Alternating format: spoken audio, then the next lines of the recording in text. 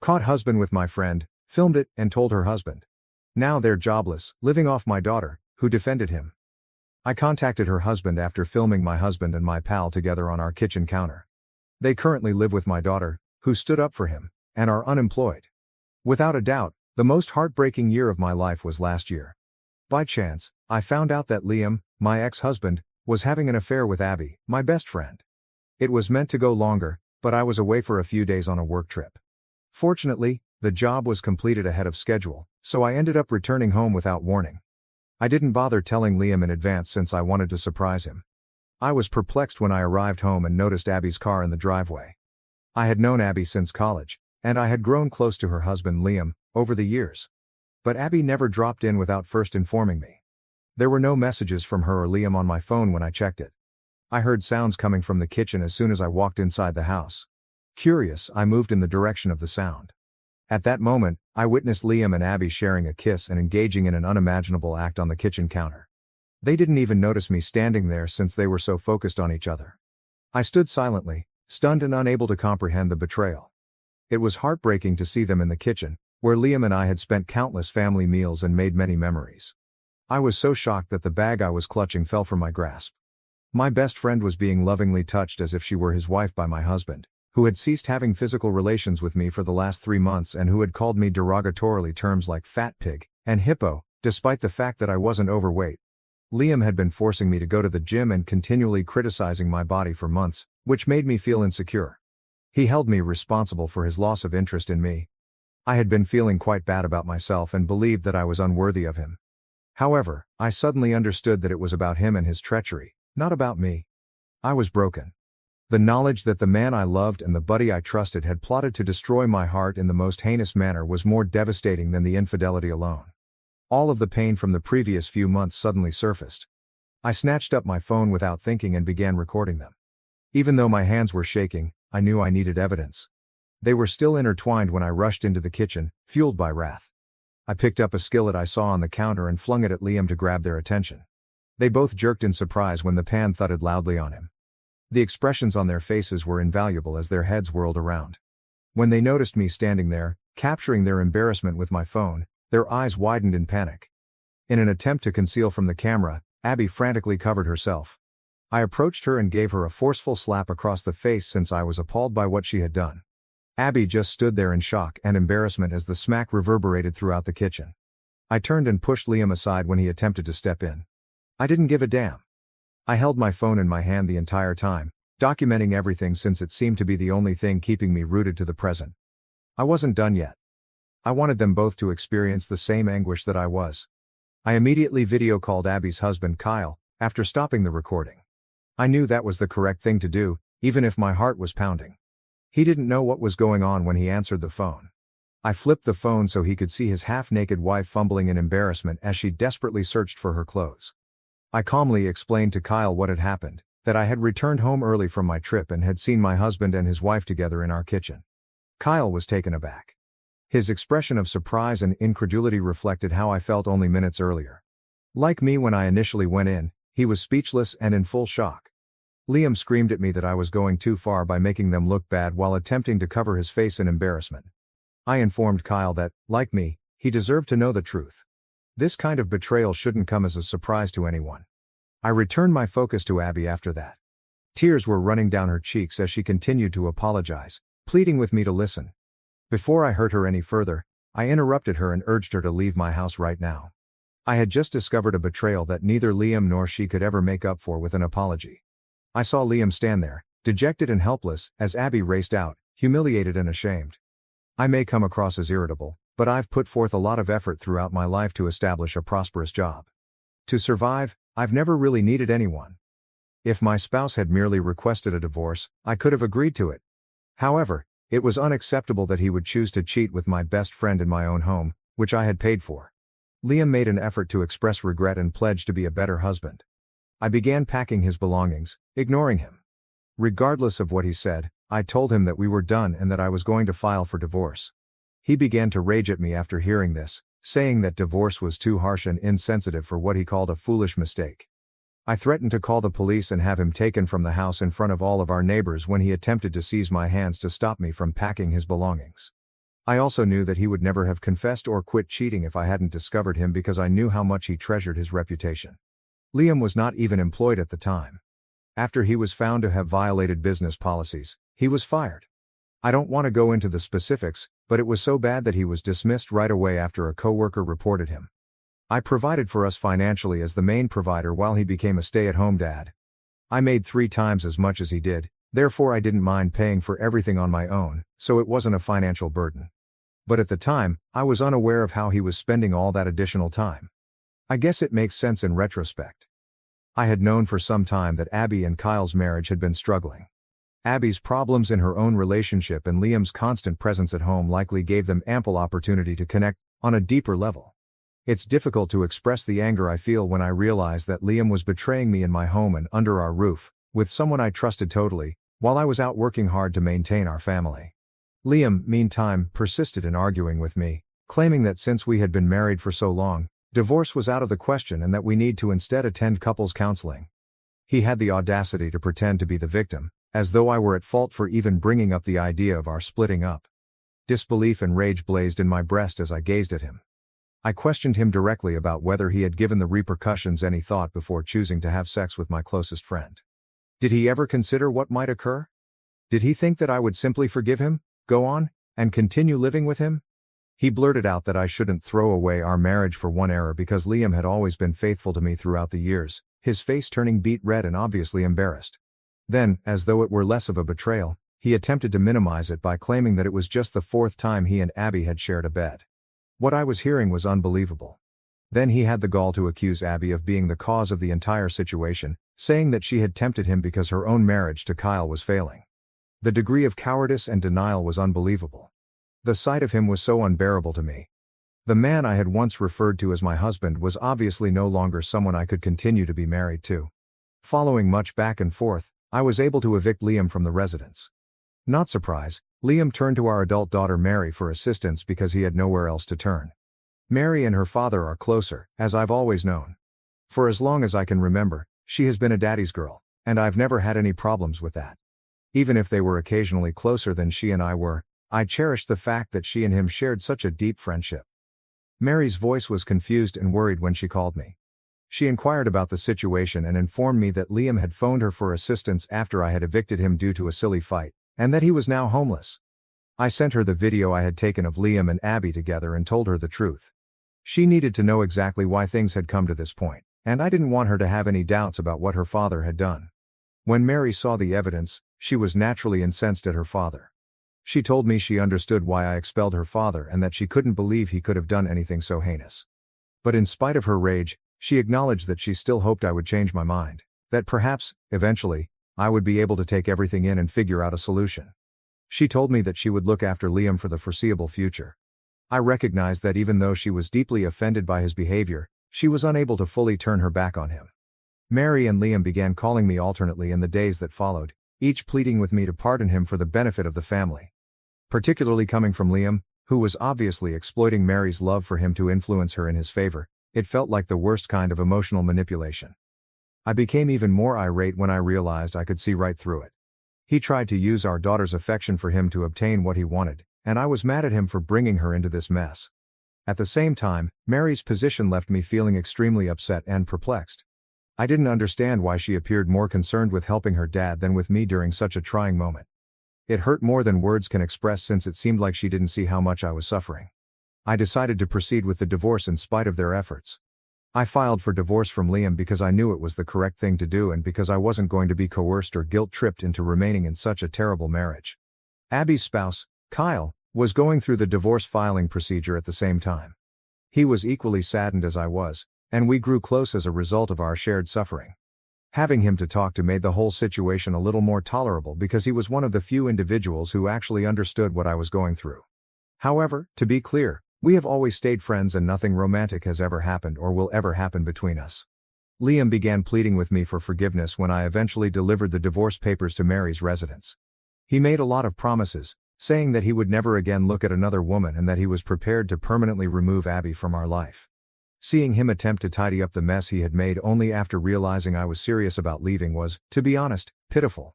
Mary, who was present when I served him the papers, asked me to change my mind for her benefit. She told me that she had witnessed firsthand how much her father loved me when she was growing up and that he didn't necessarily love that woman simply because he had accidentally slept with someone else. What I was hearing was unbelievable. I wasn't going to be influenced by her sincere attempts to defend her father and minimize the gravity of his actions. When it became clear that her father had deceived me, not just in any way, but with my best friend and in our own house, I informed her that I had nothing else to think about. After that, there was no turning back. Debating whether or not to give him another chance was a waste of time for me. I was resolved to leave him because he had ruined our marriage. In an attempt to fight with me, Mary asked if I would truly be content without him. I assured her that I would be quite content now that I wouldn't have to worry about my husband having an affair while I was working and earning money.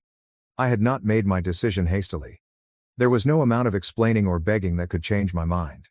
It was amazed how easy the divorce procedure was.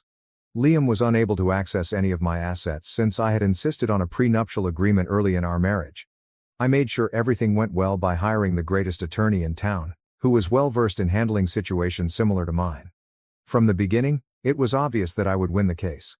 It felt like a huge burden had been lifted off my shoulders when the divorce was finally finalized. It was almost like I had been released from a jail I was unaware I was in.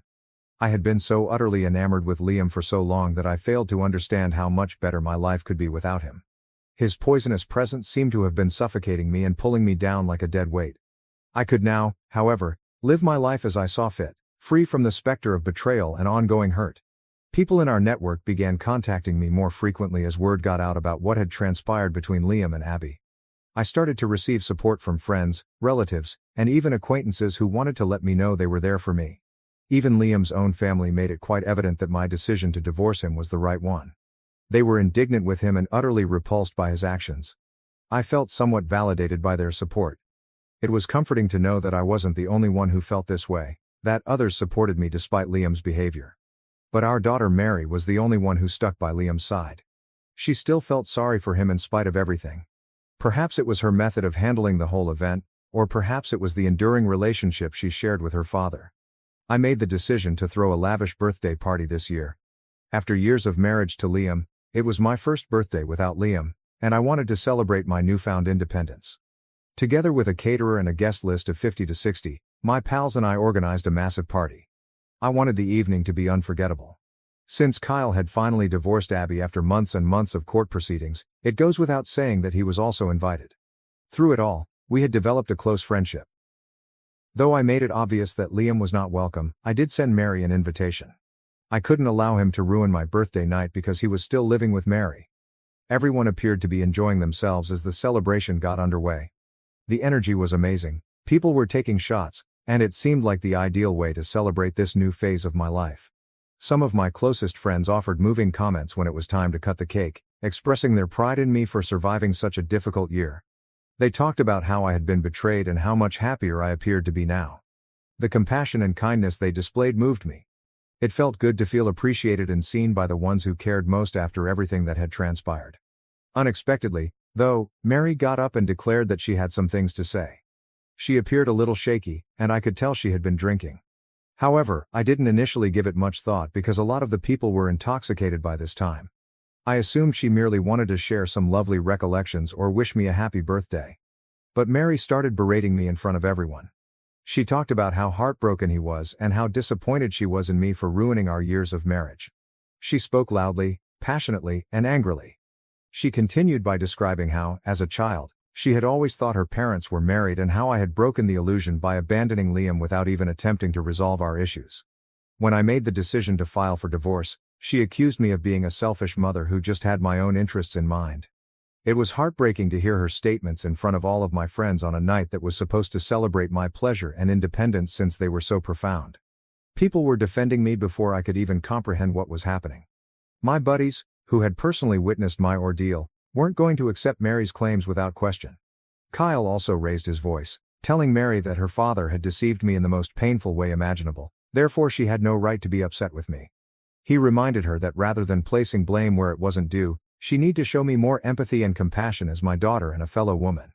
Mary, who was obviously agitated, attempted to counter, but her words were lost in the crowd's mounting annoyance. Some of the attendees were so horrified by her treatment of me, especially on a night like tonight, that they even began booing her loudly. I felt a surge of emotions at that precise moment, My eyes filled with tears as I gazed at Mary, the daughter I had reared and adored. It was me who supported this family from the beginning. Your father, Liam, moved into my home after we were married, and during my pregnancy, he never really stepped up as a parent.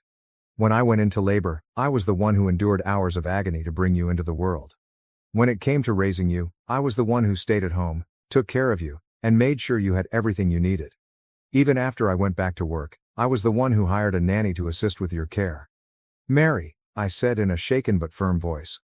I worked long hours as the main provider to give you the nice life you eventually came to love. The house over our heads, the food on our table, and all the comforts you and your father enjoyed were all made possible by my income. I went on to explain how I had used my connections to help Mary land an internship and subsequently a position when she had begun looking for work, saying, I did all of that for you while Liam did nothing. He wasn't there to mentor or encourage you in the ways that were important. You seemed to think highly of him despite the fact that he was the entertaining dad who only spent a few hours of his day with you. I've done so much for you and our family, and now I'm the one being held responsible for finally deciding to stand up for myself and end a poisonous marriage. I told her, heartbroken, that she had to go.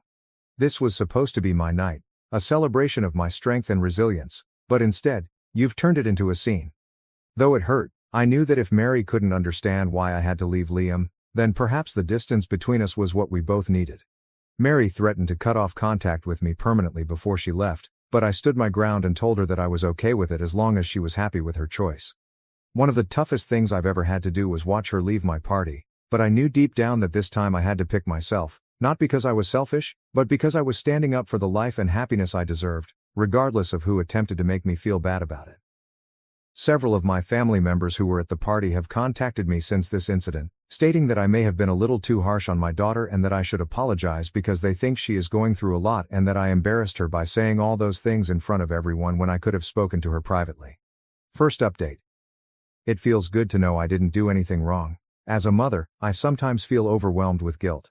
I know I made the right choice, but I still have that nagging mom guilt and occasionally question whether I should have done more to make things work with Liam, just for Mary's sake.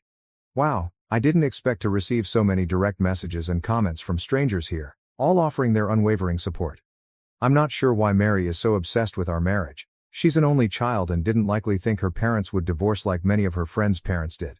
To be honest, I didn't think I would end up divorcing my ex either, but Liam's behavior left me with no other option. I couldn't stay in that situation. Second update. A month and a half has passed since my last update, and for those who have been wondering about Liam and Abby, I finally have some exciting news. As I previously mentioned, Abby and Kyle got divorced shortly before my birthday party, and the reason their divorce process took so long, in contrast to mine, was that they share 3 children and never had a prenuptial agreement. What worked for Kyle was that he had solid evidence that Abby had cheated, so she couldn't get alimony, but she and her lawyer fought hard and won child support because of their 3 children, and since Kyle makes a lot of money, the money will be more than enough to support her, and she won't even need to work, and she can likely make ends meet with a part-time job if needed. After deciding to cut off all communication with me after the party, my daughter Mary reached out to me in tears yesterday. It turns out that Liam surprised her a few days after my party by telling her that Abby and her 3 children would be staying with them for the next few weeks. Mary was taken aback because Liam had made this decision without consulting her, and since this was her place, she had to shoulder all of their costs because both Liam and Abby are unemployed. Mary, who works from home, lost all her privacy when Abby and her children moved in, and Liam encouraged her to embrace his new family, and talk about how they could all start over together. Liam and Abby would frequently leave their children with Mary to babysit without asking and go out for hours to spend time together in a romantic manner. I was incensed that after weeks of silence and the humiliation she caused me at my birthday party, Mary had the audacity to call me for help in getting rid of Liam and Abby because she was at her wit's end and needed me to talk to them and force them to move out because she was too scared to confront her dad herself. I told her bluntly that she should have thought about the consequences of siding with her cheating dad over me and that she deserved this for doing so. I also made it clear that she should never again contact me.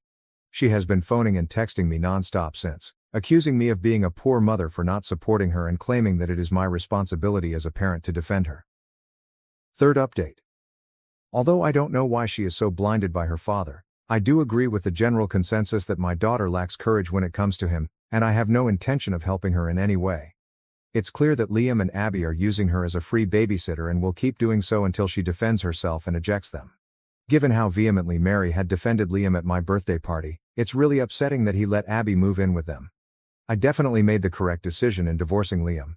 He would have carried on with his affair with Abby if I hadn't gone. As some of you suggested, I finally sent my daughter an email, and here is what I wrote. Subject: time to make a decision to marry. It's your home, and you shouldn't have to put up with Dad and Abby acting like they own it. You need to take charge and tell them they can't stay there. I'm still angry about the way you treated me, but that doesn't change the fact that you need to defend yourself right now.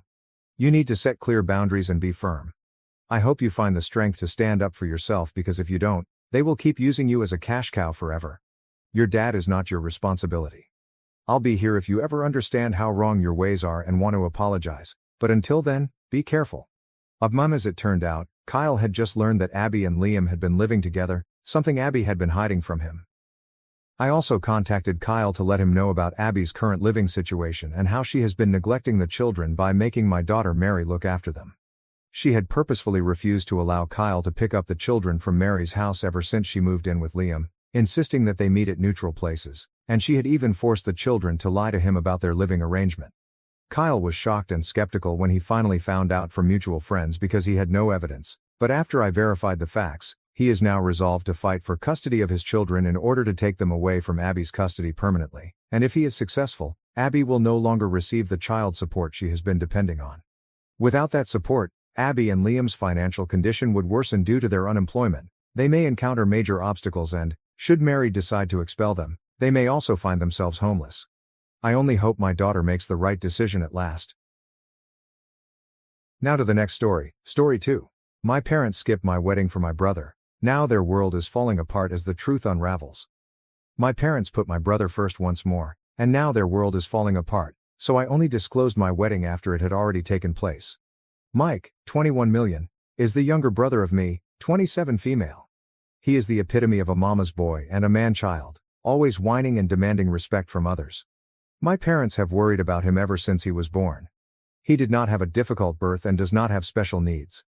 My parents totally abandoned me when he was just born. In particular, my mother changed from being a devoted mother to one of those boy moms that people make fun of online. Even though my father, 50 million, still loved and supported me, he has always been too cowardly to challenge my mother and let me win, not even once. Only my 76-year-old grandfather defended me. He never liked my siblings and often criticized my parents for their actions. He claims that we have a really particular link and that I make him think of his late wife, my grandma. I don't get to see him very frequently because he lives on the opposite side of the nation. Mike enjoys making fun of me since he knows our mother likes him. We've always been at odds because of this and his general conduct. He's a brat, pampered, and a terrible person. I can't even remember how many times I've been in trouble for stuff he framed me for or for performing things better than him. He received a scholarship to a prestigious out-of-state institution because football is his only talent. My parents said my college fund had been spent to pay for bills following a fire, so they didn't spend a single penny on my schooling. I found out years later that Mike had really received money to purchase a house and a car. Lucas and I met at my public university. There, he was the first person with whom I really clicked. I met new friends, of course, and they are now my closest pals. I was able to leave my parents' place because of them and Lucas, who had been my best friend for years before we started dating. Lucas and I are now both highly respected in our professions and make excellent money. The principal problem: a year ago, Lucas asked me to marry him. We didn't make a big deal out of it or broadcast it on social media since we're pretty private. My folks simply said, "That's nice," when I informed them, and I'm beginning to believe they didn't even hear me. With our closest friends and family, we chose a modest yet elegant ceremony and reception. Lucas persuaded me to extend an invitation to my brother and parents, but they never did. Every time I went to visit, my mother would interrupt me and begin discussing my brother's achievements and exploits, without indicating that it was a wedding. I'd had enough at one point.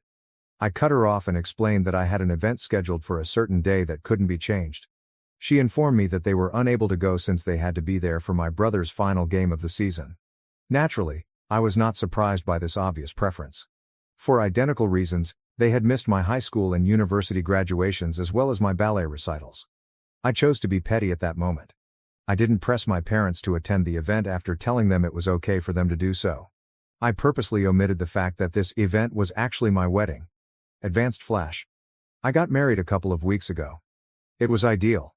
We had a great time with my family, Lucas's family, and our friends present. Everything went perfectly, and my grandpa was overjoyed to give me away. When several of my relatives questioned me about why my parents weren't present, I answered honestly that they couldn't since they had to go to my brother's game.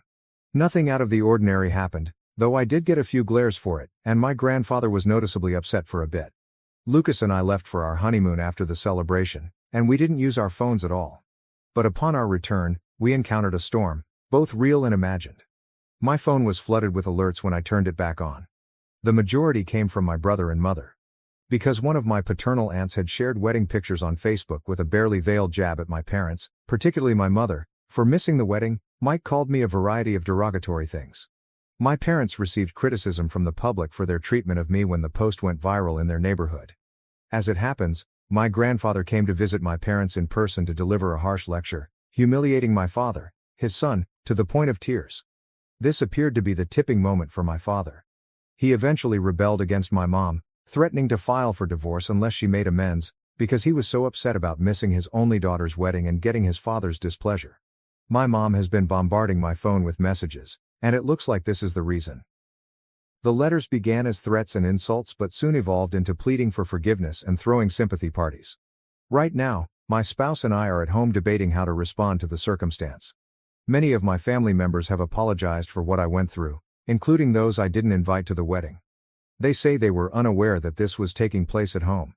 Since most of them reside in separate states or on the opposite side of the nation from my grandfather, I can't hold them responsible.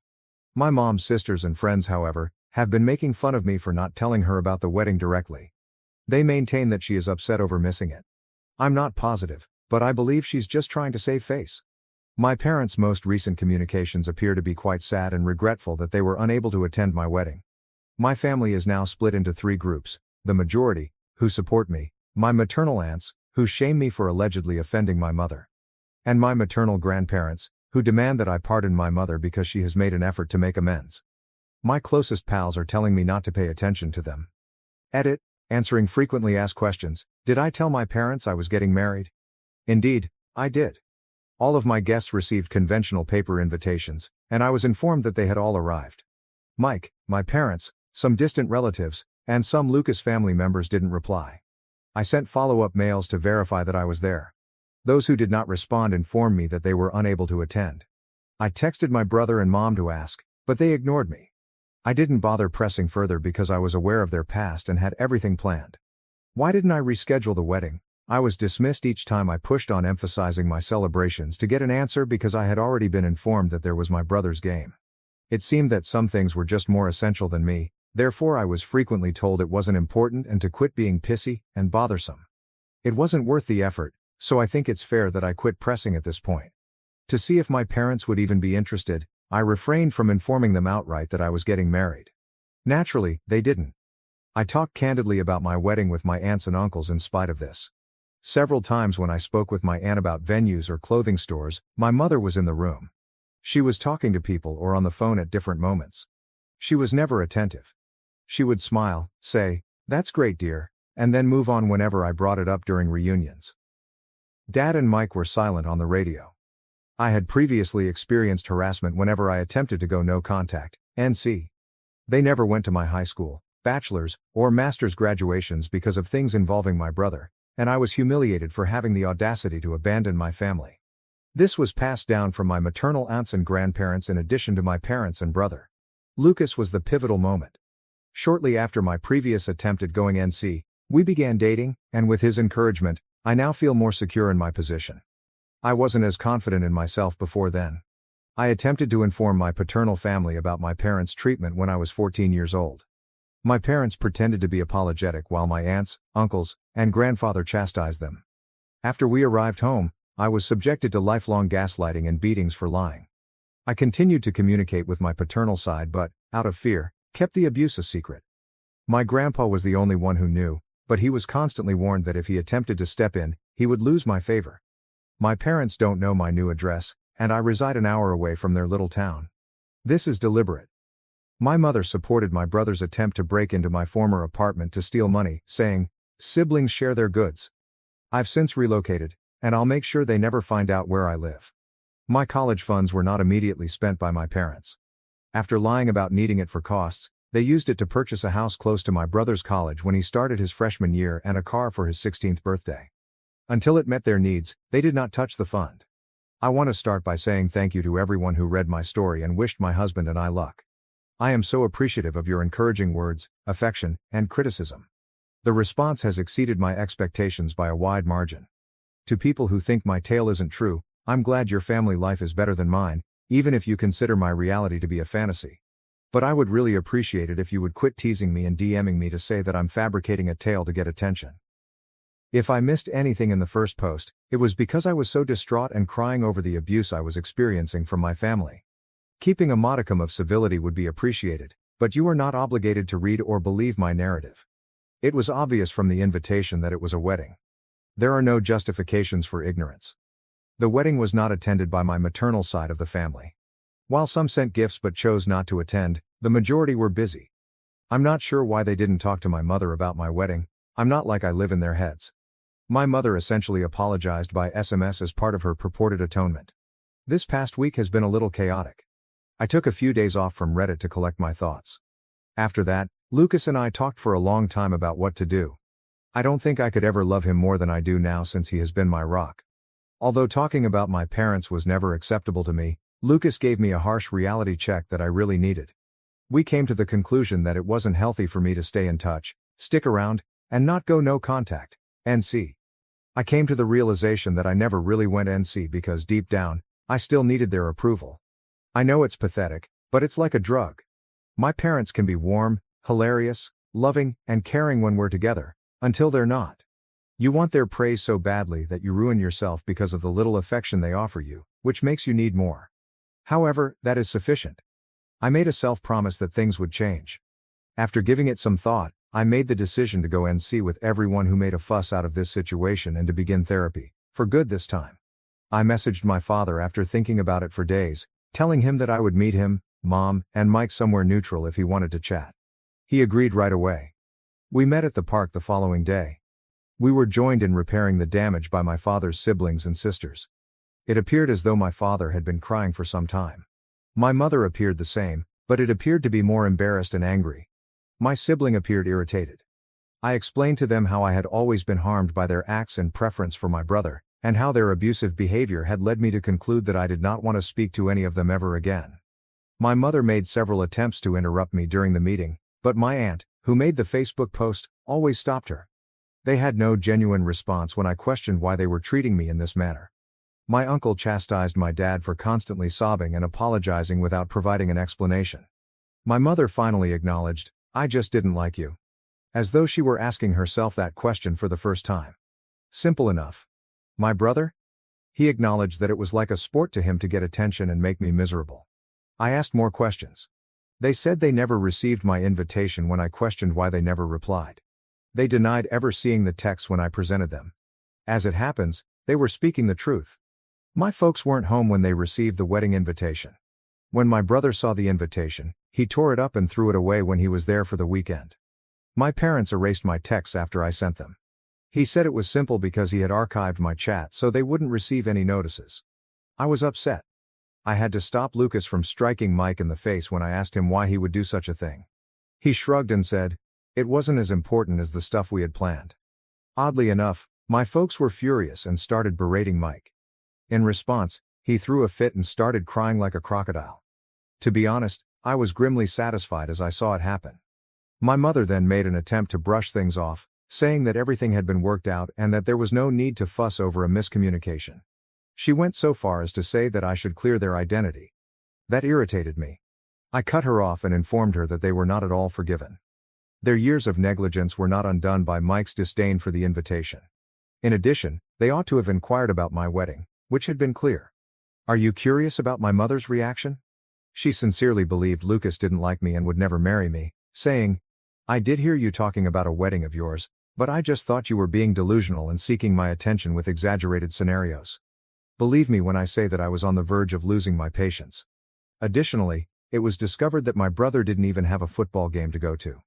In order to dodge my event, my parents made up a tale about how my husband, friends and I don't know much about football, we prefer soccer, and how I stopped asking about it when Mike made fun of me in high school. Since Lucas and I are blocked on social media and my brother has private accounts, I was unable to verify or deny the existence of a game at the time I made the original post. I foolishly believed what my parents said. But no. Do you want to know where the man-child actually went? Mike wanted to go to Disneyland, so they did.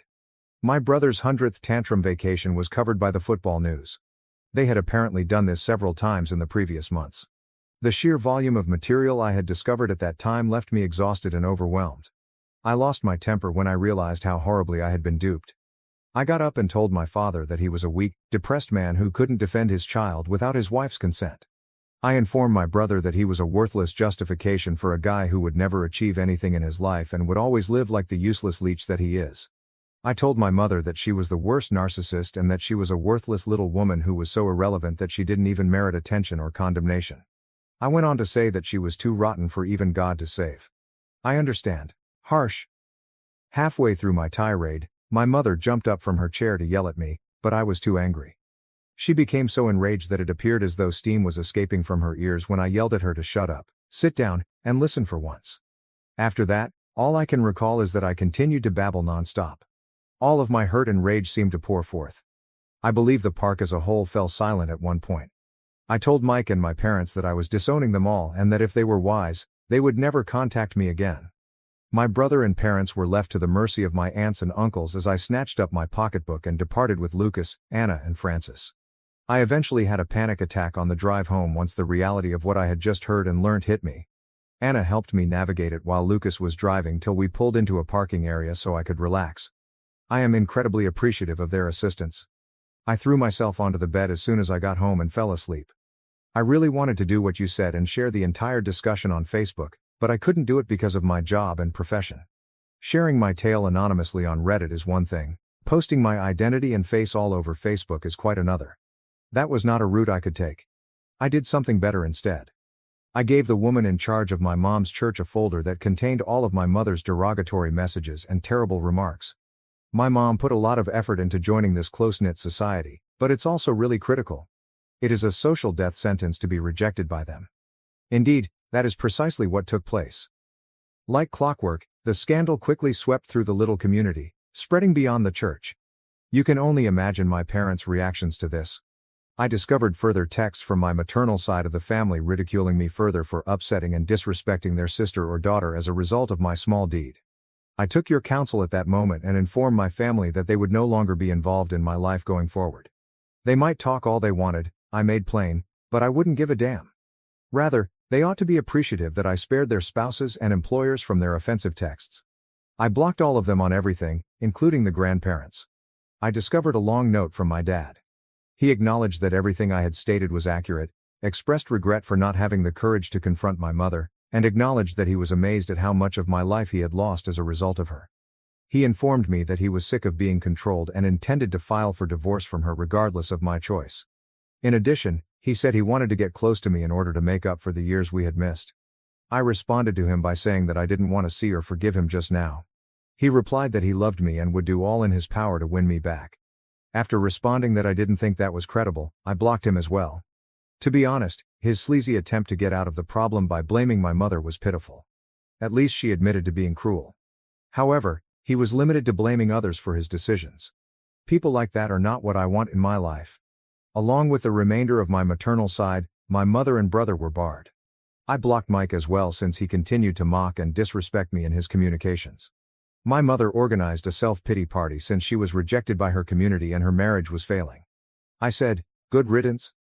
And then I blocked her as well. In order to help me, my grandfather chose to remain with us for a bit. He really is the greatest. Even though he won't acknowledge it, I can see that he is flattered by some of your remarks that he has read. A few days have gone by since, and nothing has happened. Lucas has been treating me like royalty, and I'm about to begin therapy. This is it, even though I know it's not the revenge-fueled, drama-filled update you were hoping for. If anything changes or develops, I'll keep you informed. I sincerely appreciate all of your love and support. Second story. The robot mop and the freeloading brother. Even though he never bought mop pads or utilized our robot mop, my freeloading brother stole it during one of his surreptitious trips.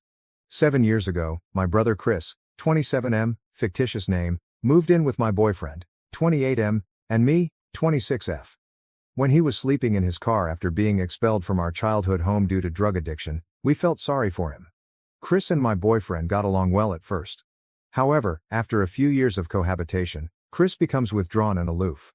I had to clean up after him while putting up with his pessimistic attitude after he quit completing chores. I informed Chris that he needed to locate another somewhere to live 6 months before the expiration of our contract. I believed we had decided to divide up the joint appliances and belongings when he finally moved out a few weeks before the lease expired. We didn't talk about our common robot mop, though. My grandmother offered it to the three of us when we were at her house years ago because she was no longer using it. Chris never helped maintain the little robot, even after we took it home. The mop was a simple gadget that you filled with cleaning solution and used with disposable mop pads. Chris, however, never switched it on or purchased new mop pads during the 4 years we owned it. My boyfriend or I were always in charge of it. We would all wake up to clean floors downstairs since I divided the cost of the mop pads and programmed the robot to run every night. Chris had been slowly transferring his belongings out for more than a month, so he hadn't returned his key. He would always arrive unexpectedly to collect boxes and personal items. At times, when we were out, we were unaware that he had been there. After giving it some thought and gathering many viewpoints, I sent Chris the following message. After giving it some thinking, I don't think the robot is yours. To help us get it home, I would love it if you could bring it to Thanksgiving. Over the years you've lived with us, we've been quite understanding. So stealing a shared appliance without asking is not only rude, but it also betrays a lack of regard for us. After years of utilizing and maintaining our robot without your assistance, we would like it returned because it belongs to us. Chris answered. Go ahead and bring that over when you get a moment. I've considered it too and I also want Grandma's TV. Thank you. I answered. Additionally, the TV was given to us especially. Why you believe that to be yours as well is beyond me. Chris retorted. Apparently, I was handed everything. While I was in the kitchen, she asked if I wanted the robot, and I replied that I did. That was the course of events. The narrative is over. What you believe to be yours or not doesn't matter to me. It doesn't become yours just because I let you borrow something because I'm not using it. I retorted, we were all present when she made the proposition, as I recall. She insisted that it was a shared household item for all of us, even though I attempted to refuse because it was still functional. Before taking it while we were out, you ought to have spoken with us if you believed it to be yours. Chris answered. You don't recall correctly. I don't need to talk about my own belongings. In addition, my boyfriend was acting shadily by removing items from the tent while I was away in the hopes that I wouldn't notice. LOL. What's different about that? Since I've grown up and don't give a damn anymore, I didn't bring it up. I want to move on from this awful chapter of my life, and if you don't, I'll do the same to you. That's when I informed him. We believed our conversation with BF about dividing up things we had in common went well. You're acting immaturely, and I don't want someone in my life who can't have a basic discussion about things we have in common. Well, I suppose that's it. It appears that our little pal won't be returning. I provided an update a few days later. I wanted to express my gratitude to everyone who left a remark on my previous post. I read all of the comments and took into account all of the viewpoints. I felt empowered by your counsel to advocate for myself and demand the return of the robot. I mentioned my text exchange with Chris in my previous post's comments. In summary, I explained why the robot belonged to us and politely requested its return. Chris basically threatened to take me out of his life if I continued to bring it up since he couldn't see reason. My amazing boyfriend could no longer stand by and watch Chris treat us badly. For privacy considerations, I won't reveal the details of his private talk with Chris. But, following your advice, BF threatened to tell the family precise details if the robot wasn't returned by Thanksgiving. Chris had a week to decide as a result.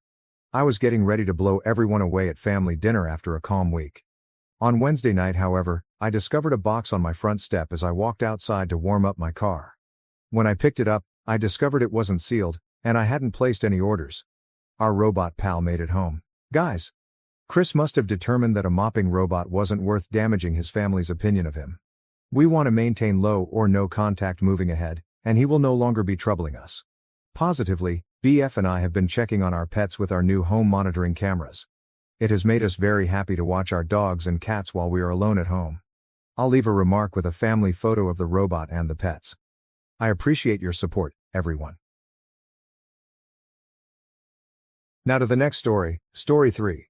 My wife brought her boyfriend home to announce her pregnancy.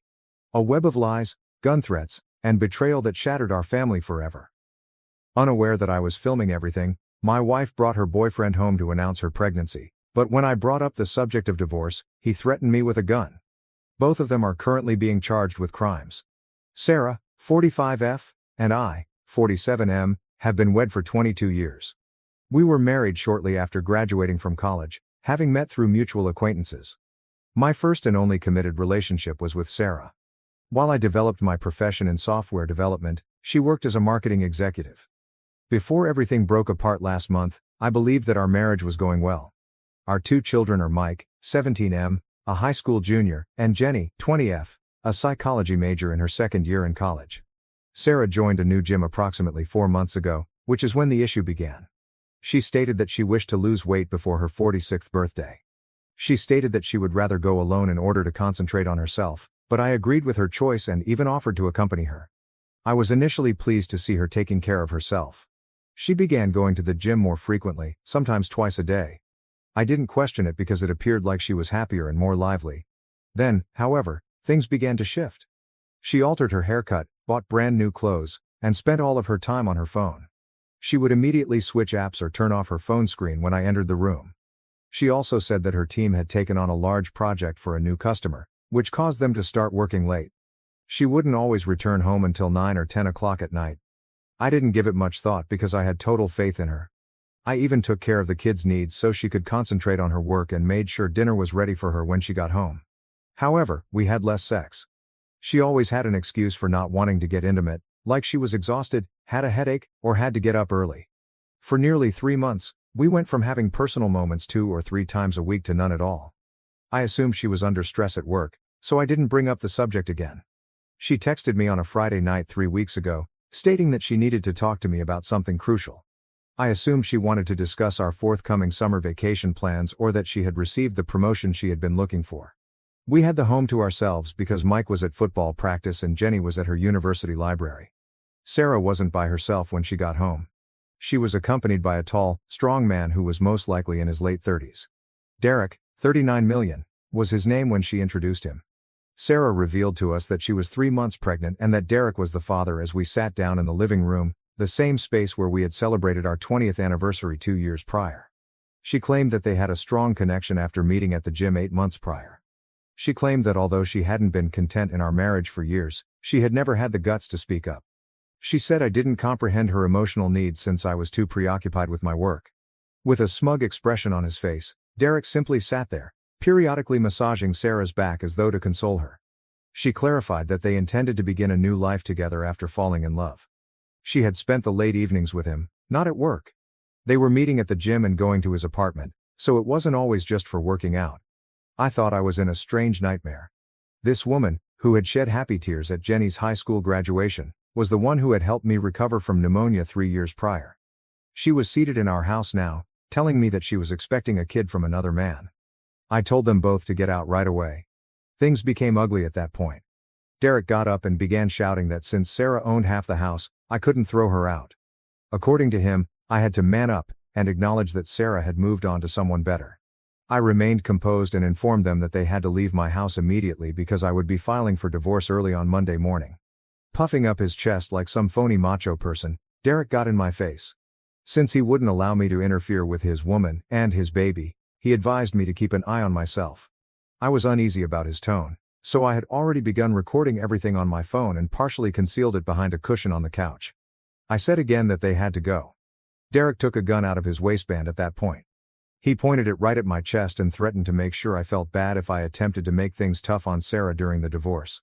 He claimed to be aware of my workplace, the children's school, and the fact that accidents happen all the time.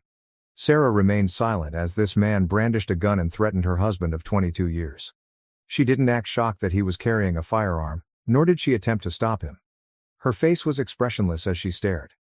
I immediately phoned the police when they left and played the recording for them. Derek was taken into custody that evening for threatening to commit a crime while brandishing a lethal weapon. Sarah was also taken into custody for her involvement in the threat. The following day, they were both released on bail. Everything fell apart when the children noticed the police cruisers outside our house when they got home. When I told Jenny what had happened, she started crying. Mike secluded himself in his bedroom for 2 days after punching a hole in the wall. He only came out when I assured him that we would overcome this together. Both parents have been phoning constantly. Sarah informed her parents that I had been emotionally distant and that she felt stuck in our marriage, so they believe I'm being too severe and should drop the charges because she's pregnant and stressed. In contrast, my parents are enraged and want me to pursue every aspect of the divorce. I filed for divorce the following morning. According to my attorney, the tape will be very beneficial for the divorce and criminal case. Sarah has been phoning and messaging nonstop, accusing Derek of manipulating her and claiming she made a horrible error. She asserted that she would never wish to harm me and was unaware that he was armed. However, the footage reveals that she didn't appear startled or afraid when he produced the firearm. I've instructed her to contact us solely through our attorneys and blocked her number. The children won't talk to her. Jenny claims that she will never be able to forgive her mother for ruining our family. In addition to failing 2 classes, Mike's football coach called to report that he had been fighting during practice. We lost 22 years of marriage because she was unable to remain faithful. I glanced at our wedding pictures last night. We were quite joyful and youthful. I now have to go in court against her for the threats charge the following week. I have no regrets about bringing charges. In my own home, no one brandishes a pistol to threaten me, certainly not in front of the pictures of my kids that hang on the wall. First update. 2 weeks have passed since my last post. I want to start by saying thank you to everyone for their encouraging words and remarks. When I thought everything was crumbling, you kept me going. Let me now explain what has transpired since then. Last week was the hearing for the threat case. My lawyer and I got to the courthouse early. Derek and Sarah arrived together, both dressed as though they were attending church. Sarah kept attempting to get my attention, but I was preoccupied with my phone. Their attorney, a slick man in a fancy suit, attempted to portray me as an angry, domineering spouse who threatened to leave Sarah bankrupt and homeless. He asserted that Derek only displayed the firearm out of concern for Sarah's security. The recording was then played by my lawyer. Everything was audible, including Derek's threats to find out where my children attended school and, most significantly, Sarah's total quiet while her lover brandished a gun to threaten her husband. Their features turned pale. The trial date was scheduled for next month by the clearly irate judge.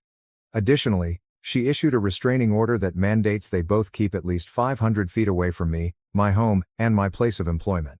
I was mistaken to believe that would be the most significant change. My door was knocked on yesterday morning. A woman in her mid-30s was standing there holding a big folder when I opened it. She identified herself as Derek's wife, Amy, 36F. Yes, you read correctly. Derek is married and has 3 children, ages 9, 6, and 12. After reading about Derek's arrest in the local newspaper, Amy learned about Sarah and the pregnancy.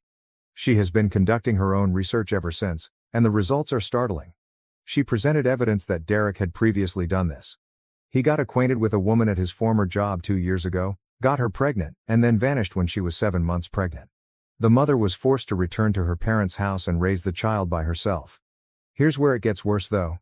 Amy showed me text messages from months ago that were exchanged between Derek and Sarah. They were scheming, not only having an affair. To obtain the majority of my assets in the divorce, they had a full plan in place. The texts indicated that they believed Sarah would receive a larger payout if they could incite me to act violently or foolishly.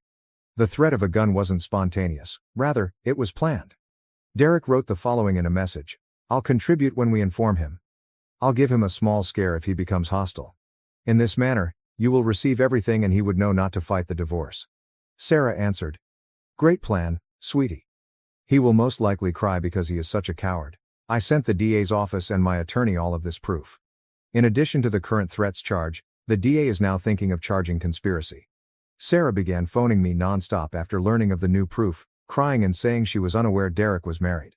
She said that he tricked her into agreeing to the entire scheme. The text messages, however, indicate otherwise. She was fully aware of his wife and children. As the other woman, she even made jokes about Amy being too stupid to notice her husband's affair. As Jenny searched Sarah's drawer for some old family photos, the situation became even more intriguing. I was unaware that she had discovered a second phone. It had communications from over a year ago. Before revealing their pregnancy, Sarah and Derek had been preparing for this for months. Because they believed that I wouldn't fight back as hard if there was a baby involved, they purposely waited until she was showing before telling me. The effect on our children has been catastrophic. Except for school, Mike still hardly ever leaves his room.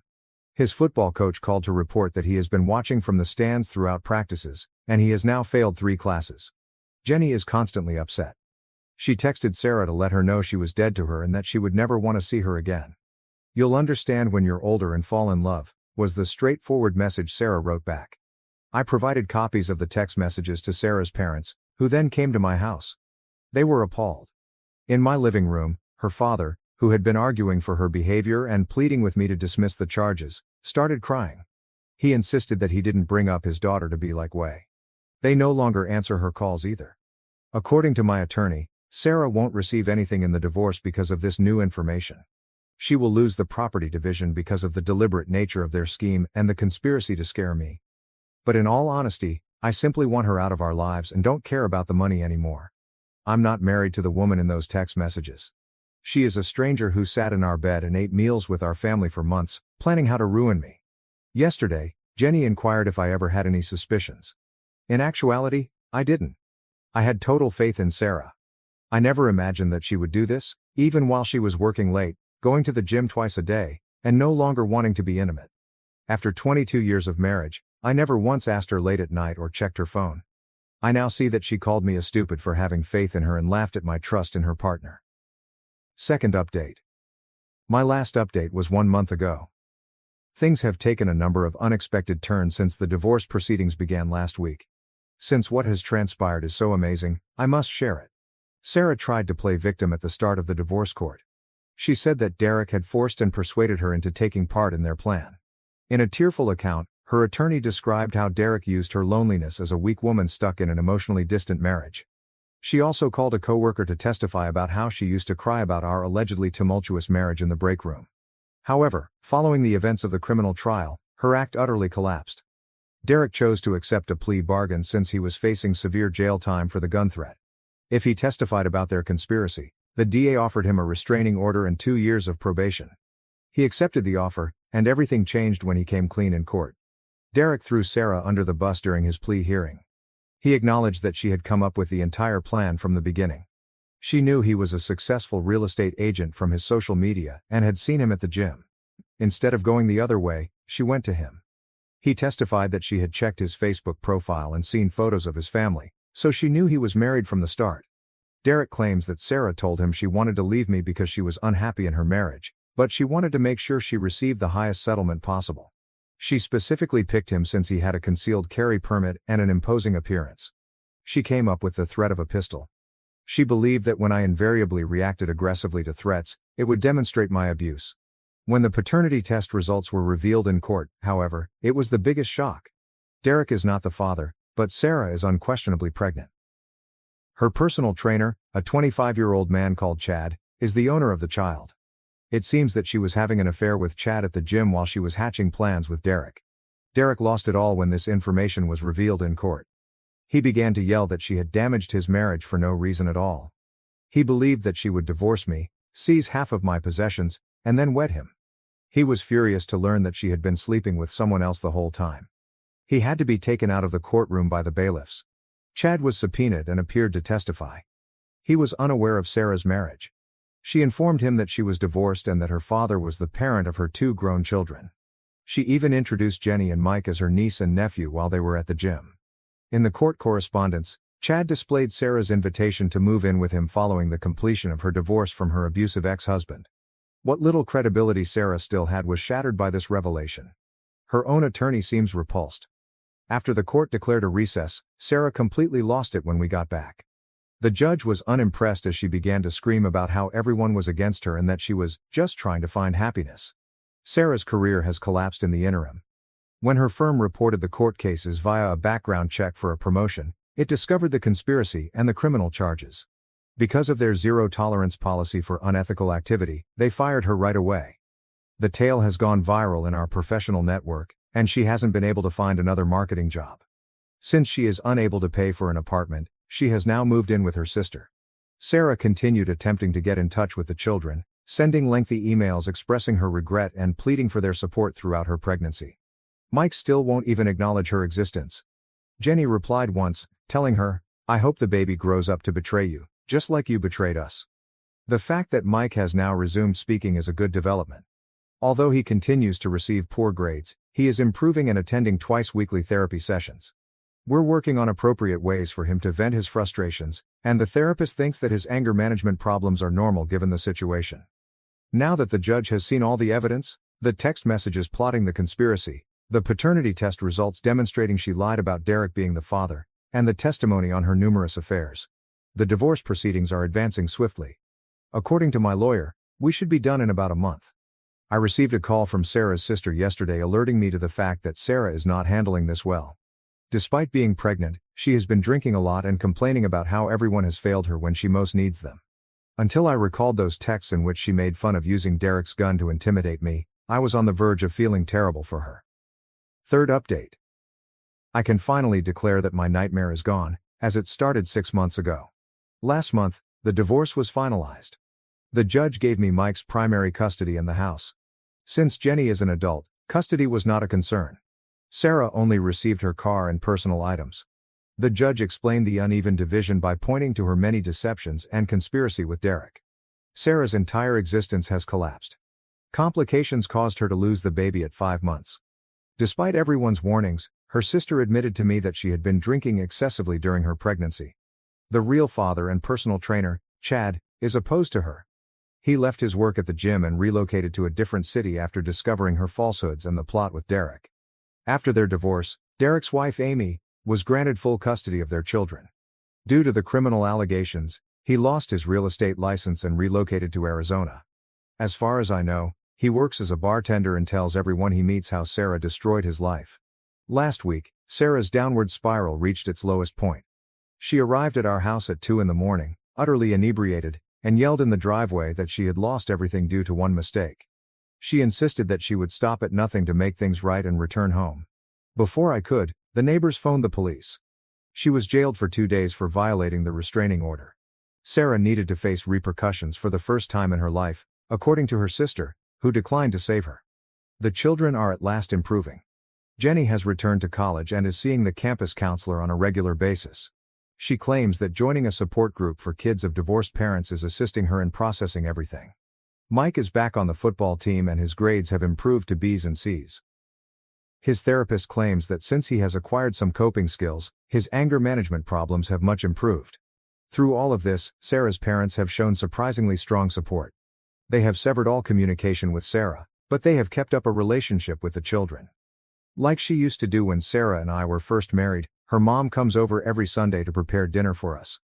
On some weekends, her dad takes Mike fishing and helps him repair the hole he punched in his bedroom wall. I've begun dating a person I met via a common friend. 3 years ago, Lisa, a 43-year-old high school teacher, went through her own divorce. We are moving extremely slowly. Since she tutored Mike in English and improved his grade, the youngsters, who met her last month, appear to like her. She is considerate of our circumstances and doesn't demand more than I am willing to provide. Yesterday, Sarah gave me a call from a new number. She claimed to be going to AA meetings and to have been sober for 2 weeks. She asked if I might think about giving her another chance. I blocked the number and hung up without answering.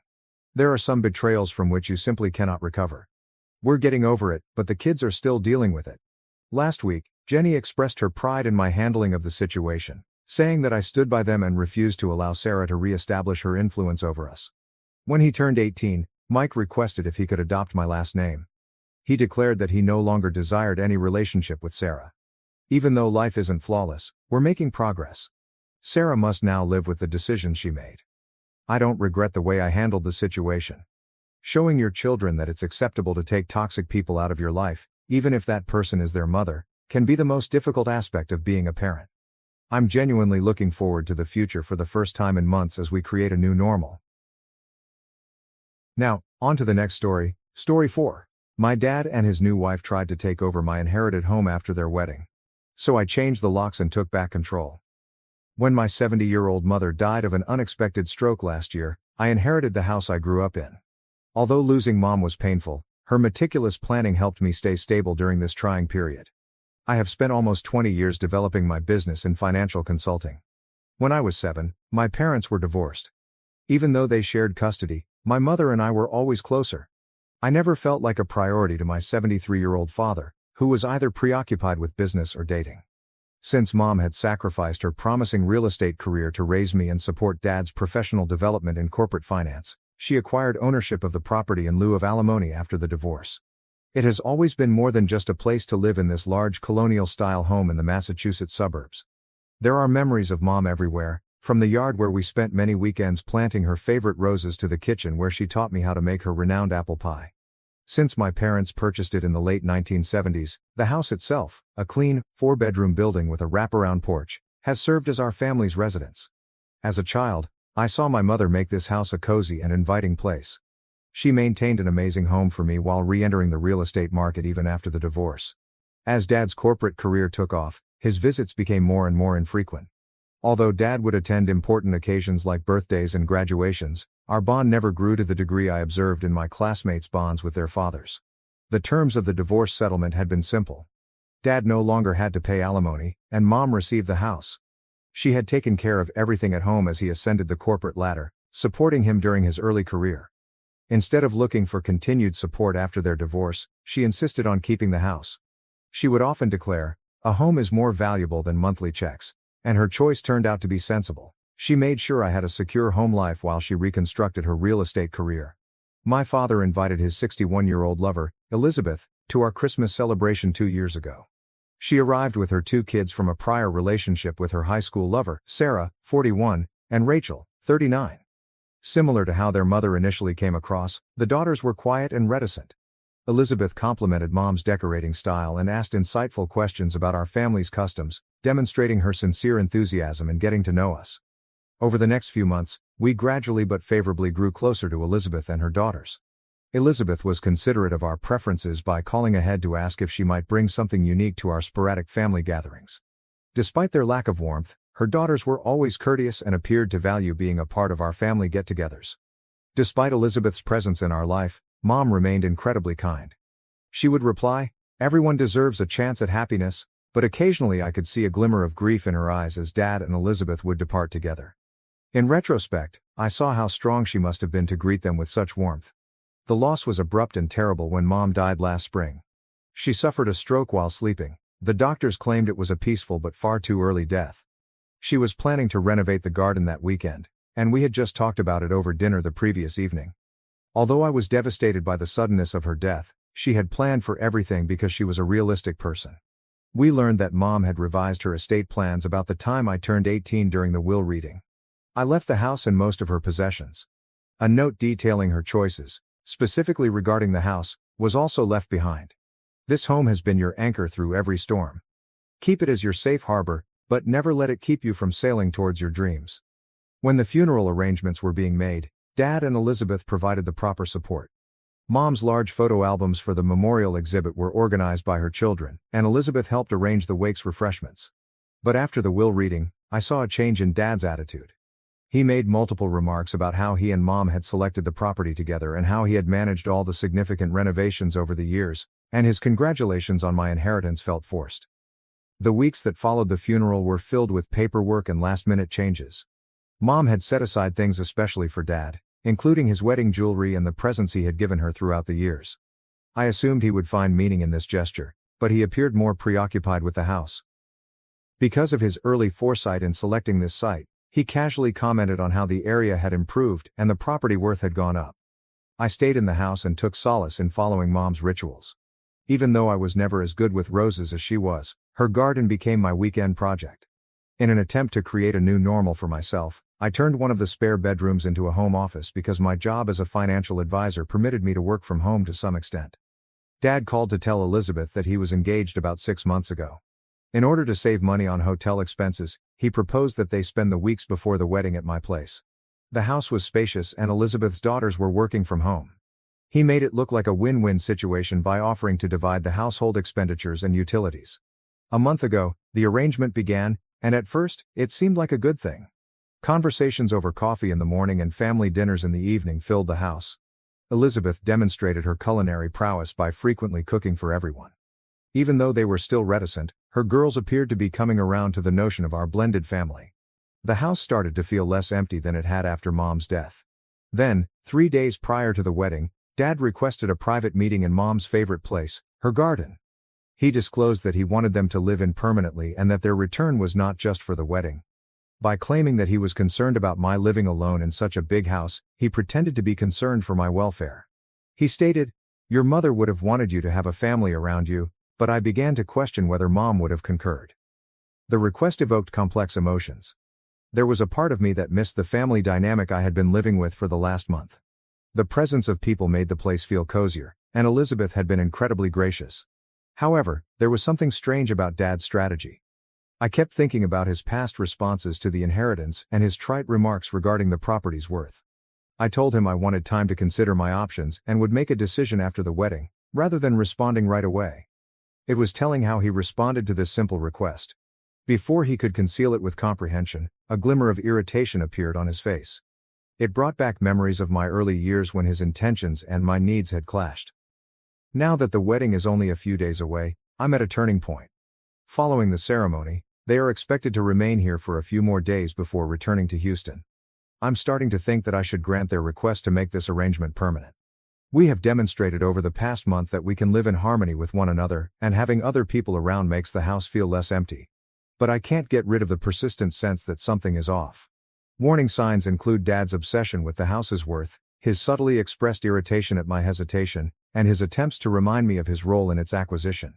Elizabeth has been flawless, almost too flawless, and I question whether their motivations go beyond simple familial ties. A part of me regrets questioning their motives. This is what healed families do after all. Join forces, help one another, and use the fragments of what was destroyed to create something new. However, there's another part of me that cautions me, maybe the one that acquired Mom's pragmatic temperament. Even though I've dedicated my professional life to assisting people in making wise financial decisions, this circumstance has me doubting my judgment. My normally clear thinking seems to be obscured by the emotional complexities of family relationships. I would definitely benefit from an independent opinion on whether my suspicions are justified or if my gut is attempting to keep me from making a grave error. Does sharing your inherited house with family cause you to feel this conflicted? Should I believe my intuition that something is off, or am I allowing disappointments from the past to cloud my assessment of the current circumstance? First update. After my last post, things swiftly got out of hand. The wedding took place at the Grand Hotel downtown this past weekend. Despite my misgivings, I assisted with the preparations and even made a courteous toast. Everything appeared to be picture perfect, and Elizabeth's daughters were bridesmaids. Around 8 a.m. on the morning following the wedding, I woke up to a strangely silent home. After the festivities, I initially believed that everyone was sleeping in. However, I discovered a hurriedly written letter on the kitchen counter, "Gone for our honeymoon," when I went downstairs to make coffee. "Return in a week." They had not informed me of their departure.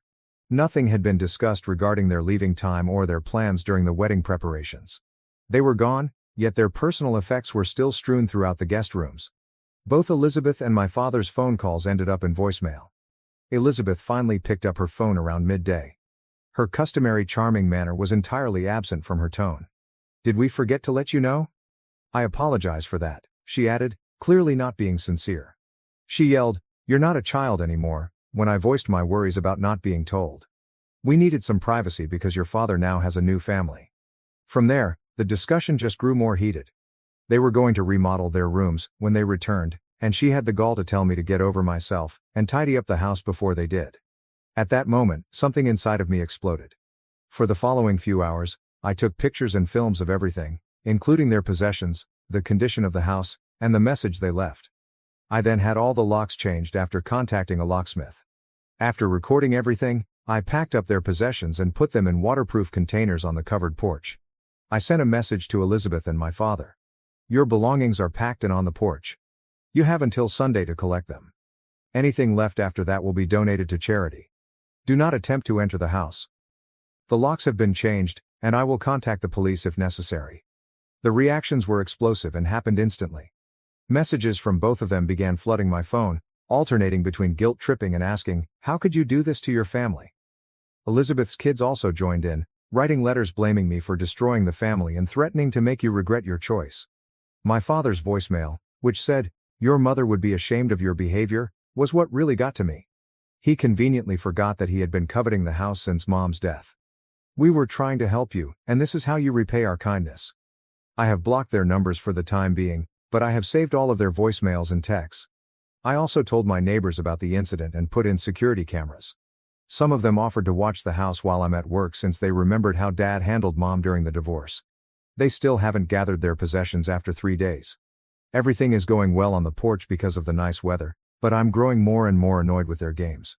I spoke with a lawyer, who affirmed that I had the right to have their possessions taken away because I had given them adequate notice. Their social media participation has been the most illuminating aspect of this experience. Ignoring my comments about gathering their belongings, they have been sharing many honeymoon pictures with remarks about new beginnings and family unity. Elizabeth even had the audacity to post about toxic people who can't handle others' happiness. Their perfect family act was simply that, a show, I see now. Their actual nature is demonstrated by the way they went from being kind and considerate to being conceited and combative when things didn't go their way. I'm glad I followed my gut and refused to accept their long-term living arrangement before getting to know them further. Even though I now realize it wasn't real, I still miss the sense of family we had when they were here. True colors show not in good times but in how people handle disappointment, Mom used to say.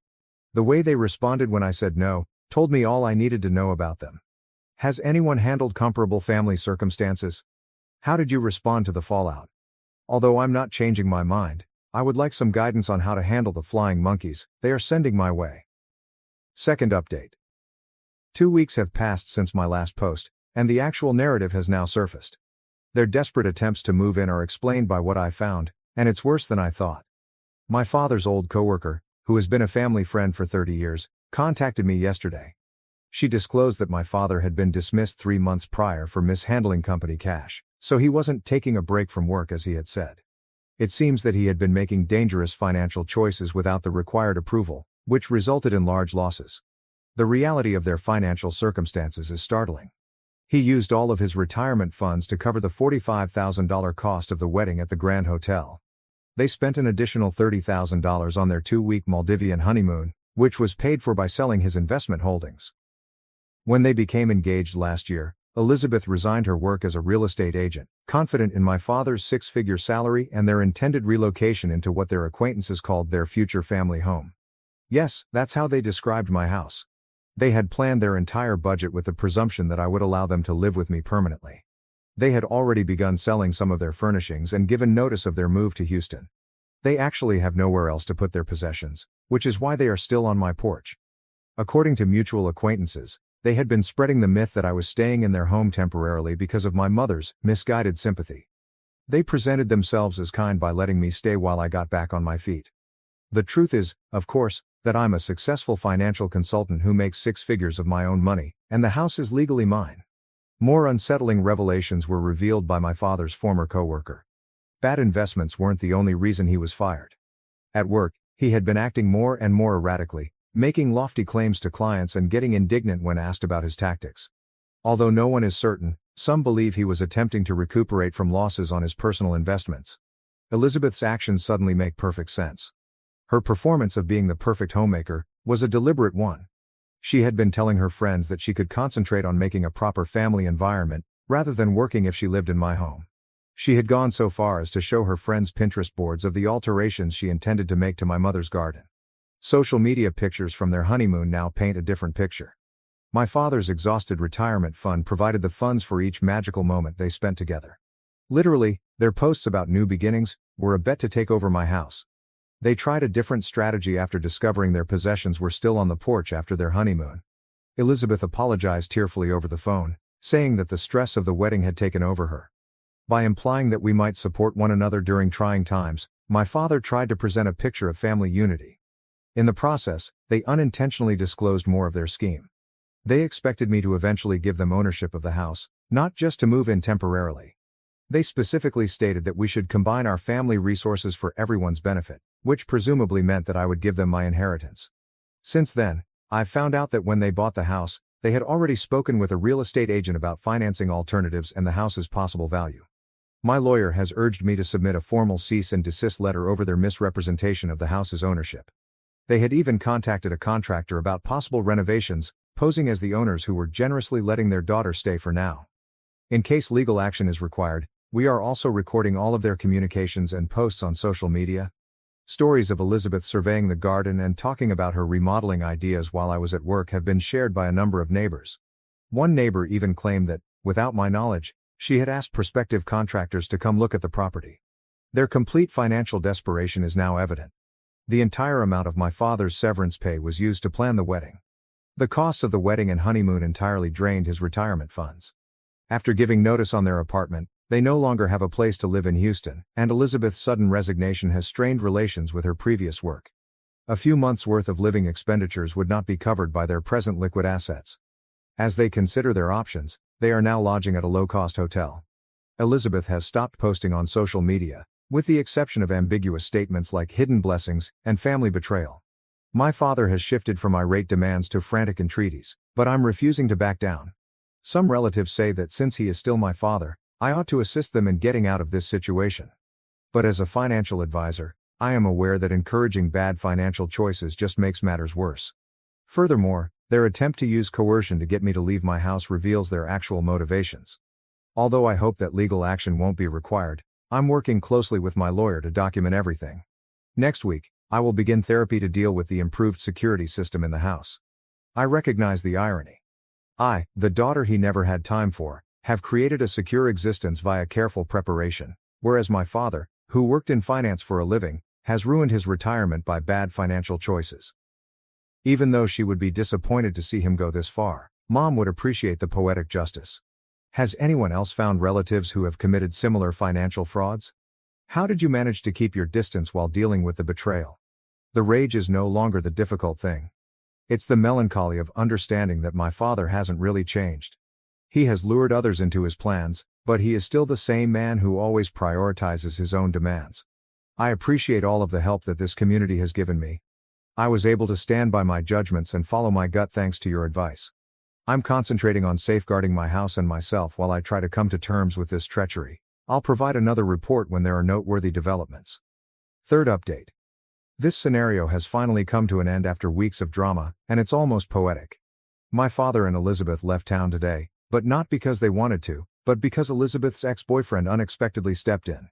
They were sleeping at a cheap hotel when we last left off, running out of money and options.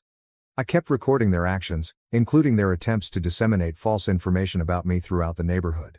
I was unaware that Elizabeth's girls had contacted their father to inform him of the terrible predicament their mother had found herself in. Michael, their father, is reportedly a prosperous Houston businessman. Over the years, he remained friendly with Elizabeth, focusing mostly on their daughter's welfare. He made the decision to step in after learning of Elizabeth's current predicament, that she was unemployed, effectively homeless, and complicit in a plot to seize my home. This developed in a pretty amazing way. Michael sent me an unexpected email last Tuesday. He said he was sorry to speak with me directly, but he needed to double-check certain information. What their daughters had told him was very different from what Elizabeth had told him. He was horrified by his ex's actions after our talk. Later on, I found out that Michael had been becoming increasingly alarmed as he saw Elizabeth's increasingly frantic social media messages. The last straw for him was learning that she had been applying for short-term loans in his children's names, which would have affected their credit scores. What followed was a masterclass in problem-solving techniques. Under certain restrictions, Michael volunteered to pay for their return to Houston. He made sure Elizabeth could resume her profession by setting her up for interviews with a number of real estate companies with which he had relationships. But in order to take advantage of these chances, she had to stop attempting to seize my belongings. The best part was seeing their meticulously crafted facade fall apart. Their social circle was informed by Michael that the story about them owning my house was a pure fabrication. In response to Elizabeth's social media posts about their family home, he even went so far as to write a kind but stern correction. After being humiliated by the revelation of his financial mishandling, my father eventually abandoned the facade. He acknowledged that their joint goal to buy my house had been a driving force behind the entire marriage and a rare moment of candor during a phone call that I recorded with his consent. Elizabeth had convinced him that they could work together to coerce me into selling it to them or sharing ownership. Elizabeth's daughters, who felt bad about playing a passive part in the plot, exposed the depth of their preparation. They posted screenshots of group chats in which my father and Elizabeth talked about different ways to control me. Among these were Elizabeth's conscious attempt to be the ideal stepmother and their well-thought-out choice to make their marriage announcement right when they knew I was most lonely. Michael's involvement included accountability in addition to financial support. He offered to pay for their first month's rent and moving costs in Houston, but only after they agreed to stop communicating with me unless I asked them to and signed legal papers admitting they had no claim to my property. Their departure was telling. Rather than offering an apology, they utterly ignored their botched attempt to seize my house by sending out a mass email to friends and relatives, saying they were going back to Houston for exciting new opportunities. As if this wasn't a retreat in shame, Elizabeth even had the gall to share pictures of them departing with statements about closing chapters and new beginnings in the captions, along with hashtags for luxury living. Yesterday, my security cameras caught them making a final drive by my house. They didn't stop, but they did slow down for a moment. Their possessions were already en route to Houston after being transferred to a storage facility at Michael's expense. It has been surprisingly quiet since. My neighbors have been tremendously supportive as they have watched this drama play out. I became aware of how frequent these circumstances are after hearing several people relate their personal tales of family property disputes. Several individuals have apologized for believing Elizabeth's stories, and the local community, which she attempted to infiltrate, has come together in support of me. I've begun going to a support group for those who are coping with family separation. It's assisting me in processing the range of feelings involved in this circumstance, including anger at their attempted deceit, lingering sadness over losing the little relationship I had with my father, and relief from their manipulation. The house feels different today, serene yet not empty. I've begun remodeling in an effort to make new memories rather than destroy old ones. Now that Mom's garden is flowering once again, I've joined a local gardening club to learn the appropriate way to take care of her prized roses. Working in the same area where she experienced such delight is helpful. In fact, this experience has helped my career. I now have a very intimate understanding of how family dynamics can affect financial decisions because I work as a financial consultant. Although I don't share my personal narrative, I'm more suited to guide clients through comparable circumstances. I recognize the irony of having to deal with a financially reckless parent while working as a financial advisor. Mom was correct when she declared that the best investment was education. I was able to identify the warning signs in their behavior early on thanks to my professional experience. Regarding the future, I'm concentrating on establishing wholesome connections. My friends that supported me during this time have grown to be like family. Even the person I'm seeing is surprisingly more interested in my business than my belongings. I've learned from this experience that family is about respect, integrity, and sincere concern for one another's welfare rather than about having the same DNA or legal titles. My mother was aware of this, which is why she took such care to safeguard my fortune. I want to thank everyone who read my tale and gave me advice. Your encouragement kept me going when I started to doubt myself. To people in comparable circumstances, follow your gut, keep a journal, and resist the need to compromise your limits out of embarrassment. Unless something important occurs, I don't anticipate posting any further updates. Now living in Houston, my father and Elizabeth are beginning a new life without access to my house or money. Every now and then, Michael updates me, mostly to make sure they're honoring their commitment to keep away. Mom would be happy with the way I handled this. Not because I was tough, but because I upheld my morals and preserved the heritage she had worked so hard to leave me. That's what counts most in the end. Now to the next story 5. My parents stole my $120,000 MBA fund for my golden sister's dream house. Justice, karma, and Uncle Jake's ruthless plan restored it all. I never imagined I'd be on Reddit posting stuff like this, but here I am. Recently, I, 28F, learned that my parents had embezzled my $120,000 MBA money to assist my sister Ashley, 35F, and her fiancé Nathan, 37M, in purchasing a home. I'm still trying to comprehend the extent of their betrayal, and the entire scenario feels unreal. Allow me to walk you through the first part of this nightmare. Dad's parents, my grandparents, were extremely well off and always placed a high priority on education. They were traditional in the finest sense of the word. They valued hard work, conserving money, and making long-term investments. I didn't get to visit them very frequently because they lived in a different state, but whenever we spoke or met, they expressed their concern for my future. Education is the one thing nobody can ever take away from you, my grandmother used to say, and now I see how ironic that is. My grandfather died 3 years ago following a brief illness. Even though it was awful, Grandma was still with us. She was the family's pillar of support, recognizing each birthday and accomplishment and sending heartfelt cards and care packages. We also lost her last year. On the day of her death, I was sitting in my apartment going over every letter she had ever sent me. I was unaware at the time that she and Grandpa had been constructing something much larger for my future, but each one included some life lessons and typically a modest check for your education fund. The allocation first appeared equitable when their will was read. My parents' savings and home were inherited. Ashley received family treasures and all of grandmother's jewelry, which was valued at tens of thousands of dollars.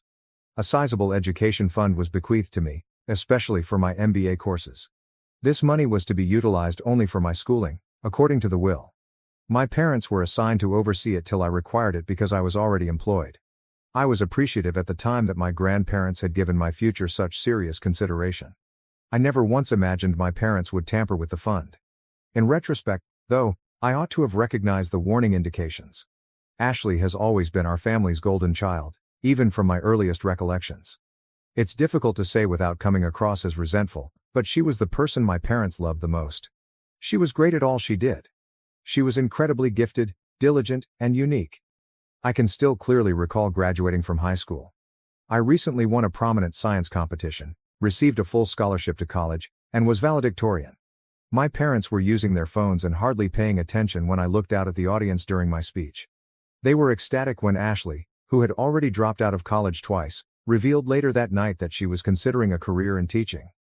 "You are simply amazing with kids," they exclaimed. I received a brief good job acknowledgement for my accomplishments that day. Continue. Throughout my life, this trend persisted. I got a position at a famous company after working hard and graduating with honors.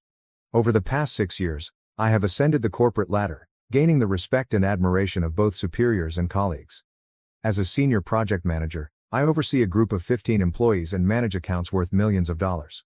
However, to my parents, I was always just the sensible one, the one who got away with it because I was naturally smart. Ashley, on the other hand, changed jobs before becoming a teacher. Nathan is the head zookeeper at our neighborhood zoo, and she is currently the kindergarten administrator at a tiny private school. I don't have any personal problems with them, and they're decent enough folks. Although they appear content and are competent in their careers, their combined income is at best meager. They had been discussing the necessity of purchasing a home nonstop for the past year. Each family meal became a debate about the cost of real estate and how they were throwing money away on rent. They would lament the unfairness of the market while admiring homes that were much beyond their means. Even though Ashley and Nathan are in their mid-30s, they are still viewed as young people in need of assistance, and my parents would nod empathetically and say things like, "You deserve a nice house," and "It's so hard for young people these days." I began working on my MBA program applications about a month ago. I had been preparing this relocation for years, so it wasn't an abrupt decision. I've done a ton of program research, strategically developed my profession, and kept up a flawless work record. I want to enroll in a prestigious program that will enable me to advance into executive leadership roles at my present employer. Every C-level executive has an MBA from a reputable university, and I'm resolved to do the same. I mentioned the education fund to my parents one evening. Because the application costs alone for prestigious MBA programs can amount to thousands of dollars, I needed to know exactly how much was accessible. My first genuine danger indicator should have been their response. "Don't worry about it," my dad murmured, shifting uneasily in his chair. My mother hurriedly added, "Just concentrate on your applications for the time being, we'll talk when the time comes."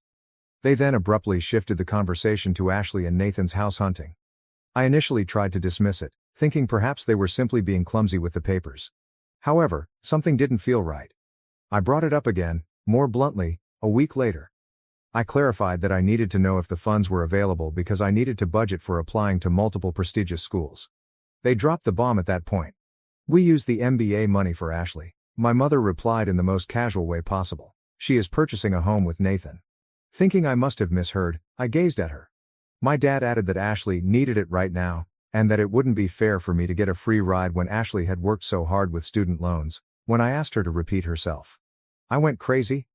I'm not proud of my response, but it was the release of years' worth of repressed annoyance. I insisted on knowing how they could harm me and how they could embezzle the funds my grandparents had set aside expressly for my schooling. The will had been clear about how that money was to be utilized, so I pointed out that it was prohibited. My mother simply shrugged her eyes, as if I were exaggerating. She said, "You'll figure it out. It's not as though you can't borrow money like everyone else." They pretended that they had done nothing wrong and that neither my future nor my grandparents' wishes mattered. I then brought up taking legal action. Even though I'm not a lawyer, it's obvious that what they did was unlawful. And what did they do, do you know? They chuckled. They laughed aloud, not merely chuckling. "With what money?" my father asked, staring me in the eye. "Even a lawyer is out of your price range." Additionally, my mother said, "Don't be silly. This is a family-run enterprise."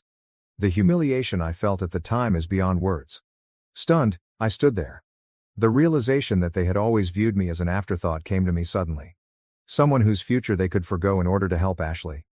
They didn't care about my financial freedom, my prosperous career, or my academic accomplishments. I would remain the underdog forever. I had trouble sleeping that night. I couldn't stop thinking about how my grandparents had trusted my parents to act morally. They were unaware of the true nature of my home life. Since it didn't seem worth it, I never told anyone about how I was treated. I mean, I wasn't being mistreated, was I? They simply didn't care about me as much as they did about Ashley. They weren't violent. I arrived at work early the following morning and asked to speak with my employer, Mr. Thompson, in private. Since I started working for the company, he has been a mentor to me, therefore he's not just any boss. He has always encouraged me to pursue my career goals and has seen me rise from a junior role to team leader. More significantly, he has experience in corporate law and keeps up relationships with leading law firms. I also intended to get in touch with my dad's cousin Uncle Jake. He is a prosperous businessman who consistently seemed to see through the partiality of my parents. Although he wasn't there much when I was growing up, he always showed genuine interest in my accomplishments and future aspirations. In addition, he is the only person in my family who has greater influence and accomplishment than my parents. Something inside of me exploded when my parents made fun of me, even though I never wanted things to go ugly. Since I've always been the quiet one, the sensible one who never caused a stir, they assumed I had no influence. However, they are going to discover that the daughter they have consistently undervalued is much more powerful than they initially thought. First update. Since my last post, which was 2 weeks ago, a lot has transpired. Things proceeded more quickly than I had anticipated following my visit with Mr. Thompson. In addition to giving me his whole support, he put me in touch with a buddy at Wilson & Partners, one of the best law companies in the city. He reminded me, this is about holding your parents accountable and respecting your grandparents' wishes, not just about money. It was enlightening to meet the attorneys. They attested to the fact that my parents' acts clearly violated the terms of the will and their fiduciary duties. Finding out that my parents might be charged with a crime for their acts shocked me the most. And the lawyers found something unsettling. Long before they told me, my parents had begun moving the funds to Ashley's account months before. Uncle Jake's intervention, however, was the true game changer. Within hours of my contacting him on LinkedIn, he gave me a call. He responded in a way that exceeded my expectations. I always knew your parents played favorites, he replied. But stealing from their own daughter? That crosses every line. Don't worry about the legal fees, I'm handling everything. Uncle Jake was more than simply a talker. He did something right away. He assembled a group of attorneys with expertise in estate law and engaged a forensic accountant to track down every penny of the pilfered money. They gathered enough proof in a matter of days to demonstrate that my parents had spent months draining the college money in a methodical manner. The initial altercation took place on Friday. I was called by my parents' attorney in an attempt to reach a family settlement. In exchange for me dropping any legal action, they promised to cover some of the MBA expenses. Uncle Jake responded harshly, saying, "You will either be charged with a crime or return the entire sum plus interest and penalties. No negotiations will take place." The response from my parents was invaluable. They began sending me mails non-stop. "How could you involve outsiders in family matters? We were going to help you eventually. You're destroying this family." Without replying, I sent everything to Uncle Jake's legal team. He then disclosed the second part of his strategy. In addition to pursuing the money, he is advocating for a thorough examination of my parents' financial transactions, implying that there may be further irregularities that we are now unaware of. Yesterday, Ashley finally spoke up. She claimed in a lengthy email to me that she was clueless about the source of the house money. "Mom and Dad said they had savings set aside for us," she wrote in her letter. "I never thought they would steal your money." She concluded by requesting that I exercise common sense and come up with a family solution. I showed Uncle Jake her email. His answer was straightforward: send it on to the attorneys. It is proof that she was aware of the money after it had already happened, but she did not try to return it. She is therefore complicit. This morning was the most fulfilling time. In a hurry, the lawyer for my parents called Uncle Jake. The forensic accountant apparently found that my parents had started utilizing their power of attorney to transfer money even before my grandma passed away. This can greatly increase the charges. Right now, my parents are making a valiant effort to turn around. Mom begged me to contact them in a heartfelt voicemail, stating that they would find a way to pay back the money. Although Dad acknowledged in an email that they may have made a mistake, he maintained that they were just trying to help the family. Uncle Jake gave straightforward advice. Avoid answering anything. Give them a panic. When you were weak, they made fun of you? Now it's their turn to feel helpless. All of this has been made possible by Mr. Thompson's tremendous assistance. In addition to producing an excellent reference letter, he has already approved my leave of absence for when I begin my MBA school. He informed me today, "You're displaying remarkable composure. Not many people could handle this situation with such professionalism. Unless my parents return the entire cash plus fines, the legal team is getting ready to bring official charges the following week." Uncle Jake predicts that in order to pay for everything, they will have to sell some assets, but in his own words, "That's their problem, not yours. Until this is addressed, I will be staying with a friend." Building security had been told not to let my parents into my apartment when they attempted to arrive. In order to record any attempts by my parents to get in touch with me, Uncle Jake also engaged a private investigator. If required, this material might be used to demonstrate harassment. Second update. 3 weeks have passed since my last report, and things have significantly worsened. At last, I am able to provide the specifics of our legal strategy's development. Much more was revealed by the forensic inquiry than we had anticipated. During our first court filing, the first bombshell was revealed.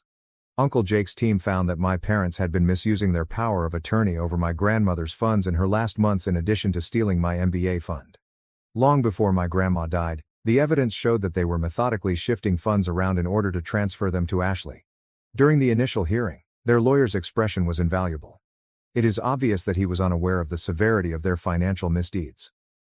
He really requested a break to speak with my parents after our legal team showed them the recorded chronology of transactions.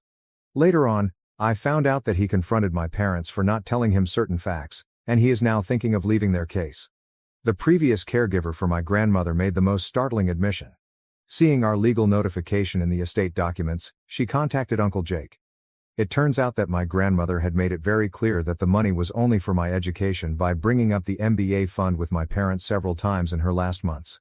These exchanges were also recorded in the caregiver's notes. She had been documenting every family conversation in a care diary. Ashley's participation has also changed in an intriguing way. She hired her own attorney after realizing the legal ramifications of accepting stolen funds. Because they expected her to support the family, this caused a serious gap between her and our parents. My parents were in a panic when her lawyer suggested that she should keep her distance from the matter. The state of the house has gotten especially disorganized. The acquisition is currently being investigated by the court since the down payment was made using stolen money. The problem has been communicated to Ashley and Nathan's mortgage lender, who is currently examining the loan application. A fraud investigation might be initiated if my parents falsified any of the financial records they co-signed. Unexpectedly, Uncle Jake's crew also discovered that my parents had been informing members of my extended family that I had consented to give Ashley my MBA fund. They seemed to have been preparing their defense in case the money transfer was questioned, as they had been fabricating this story for months. Now, a number of family members have come forward with emails and messages from my parents that support this untrue story. The deposition was the most satisfying development. My father made an effort to keep his haughty demeanor until Uncle Jake's attorney produced proof of their calculated scheme. It was quite painful to watch him struggle to describe what they had done. My mother really lost it when she acknowledged that they had no intention of repaying the money they had stolen. They have been almost hilarious in their attempts to control the damage. Despite having numerous recorded conversations with my grandmother and her attorneys, they are now attempting to assert that they were perplexed by the wording of the will. 2 of their attorneys have already resigned, so this is their third attorney, and they are frantically trying to reach a settlement. The final terms were outlined by our legal staff, who made it apparent that there was no opportunity for discussion. Every penny they took would have to be paid back, with interest that would start to accrue the day they took the money. They would also be in charge of paying for all of our legal fees, including the forensic investigation, which had become quite expensive. We also insisted that they stop gaslighting and attempting to rewrite the facts and submit a formal written admission of their misconduct. Last but not least, they would need to sign a legally enforceable contract committing them to stop communicating with me in any way. No more utilizing family members as messengers, deceptive messages, or unexpected visits. The socioeconomic status of my parents is deteriorating. Several of their acquaintances have quietly told me how shocked they are, and word has spread throughout their neighborhood. My father's golf club is reconsidering his membership, and my mother's bridge club asked her to resign as treasurer. People don't feel comfortable hanging around with someone who would steal from their own child, it turns out. Ashley's circumstances are also getting worse. Concerned about having a principal embroiled in financial malfeasance, the board of directors at her school has set a meeting to review her position. Because Nathan co-signed loan documents that may include misleading information, their place of employment is undergoing an ethics assessment. The last development is quite pleasing. Do you recall how my folks snickered when I brought up the idea of filing a lawsuit? In order to stop any more financial fraud, Uncle Jake's team recently submitted a motion to freeze their assets. Within hours, their attorney contacted them, pleading for a settlement conference. Uncle Jake is still brutal in his methods. In response to my parents' attempts to persuade him to be loyal to the family, he sent a caustic email with the entire extended family copied on it. Family loyalty? You lost any right to talk about loyalty when you stole from your daughter and laughed in her face. Get ready to face the consequences of your actions. My parents are getting really upset because I haven't spoken to them at all. They have turned to using friends and family to get in touch on their behalf, but each effort simply strengthens our allegation of harassment. Every day, their desperation becomes more apparent. Third update. 4 months have passed since my last update, and I can now finally reveal the story's resolution.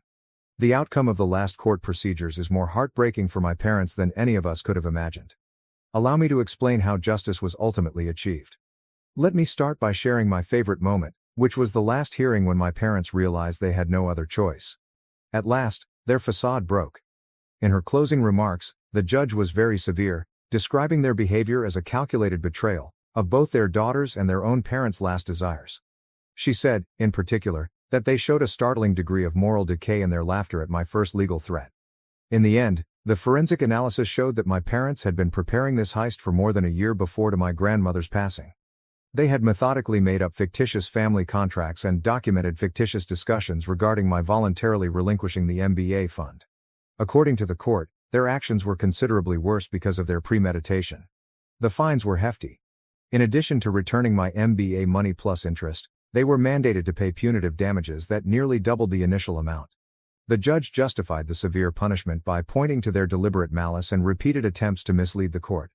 The fascinating part is that my parents had to sell their home, yes, the home they inherited from my grandparents, in order to pay these charges. Nobody failed to notice the irony. They have significantly downgraded from their previous way of life to renting a modest apartment on the outskirts of town. Their decline in society has been dramatic. The membership in the country club? Retracted. Where do they sit on different community boards? Lost. The social network that my mother built over the course of several decades has fallen apart. It turns out that upper-middle-class suburban society does not tolerate stealing from children and lying about it. The repercussions on the job have been just as bad. My father, who took great satisfaction in his business reputation, was compelled to retire early. When someone has been legally shown to have taken from their own child's inheritance, no one wants to do business with them. At local businesses, his former co-workers now steer clear of him. After leading local charity organizations, my mother was forced to leave her volunteer posts. The last straw was when they were asked to resign from all leadership positions at their church, of which they had been active members for 20 years. They've become social pariahs in their own community, Uncle Jake said. Ashley and Nathan's relationship is arguably the most noteworthy development. Their ideal home? They went crazy. When the mortgage firm learned that the down payment was made with stolen money, they revoked their approval of the loan. They are currently dealing with their own legal problems as a result of their willful acceptance of stolen funds. Ashley's career has completely collapsed. In their formal statement, the school board cited ethical concerns and loss of community trust as reasons for their unanimous decision to remove her as principal. Since the news has gone viral in the local school community, she is now having trouble finding even entry-level teaching jobs. Nathan's situation wasn't any better. He was placed on administrative leave by the zoo while his involvement in the financial misbehavior was looked into. Even though he wasn't personally responsible for the money theft, his signature on loan documents that contained false information has created ethical questions. The strain was too much for their relationship to handle. Nathan left their apartment last week. He accused her of being like her parents, while Ashley accused him of not being more supportive during the situation. They are currently in the process of calling it quits on their engagement. Uncle Jake's plan of total social and legal ruin was more successful than anyone could have predicted. He set up a family meeting when my parents attempted to make one more plea for family loyalty. Not to patch things up, but to explain what they had done in front of the whole extended family. He provided a timeline of their deceit at this discussion, detailing the false documents they produced and the lies they told different family members. Disgust was the universal response. A number of family members who had first attempted to resolve the conflict now publicly denounced my parents. The meeting essentially put an end to any remaining family support they may have had, and the most telling moment occurred when my mother's sister, who had always been one of their closest supporters, rose up and stated, "I don't even recognize who you are anymore. In my case, I've come out stronger than before. Along with significant damages, my MBA fund has been fully refunded. In addition to receiving my money returned, I was accepted into a prestigious MBA program on a merit scholarship. In his letter of reference, Mr. Thompson praised my exceptional skill and integrity in handling this problem. My employer has been really helpful. They have granted me permission to take a leave of absence from the MBA program and have even promised me an executive post after I graduate. Your handling of this situation demonstrated that you possess the strength and judgment required for senior leadership, Mr. Thompson informed me. Uncle Jake is now regarded as a real mentor. After I finish my MBA, he is already discussing possible investment opportunities with me and has introduced me to his business network. He told me, "Your grandparents would be proud of you because you've shown that you have the backbone for business." I've relocated to an upscale apartment in a gated complex that keeps my folks at bay. The doorman is instructed not to let them in and has their photos.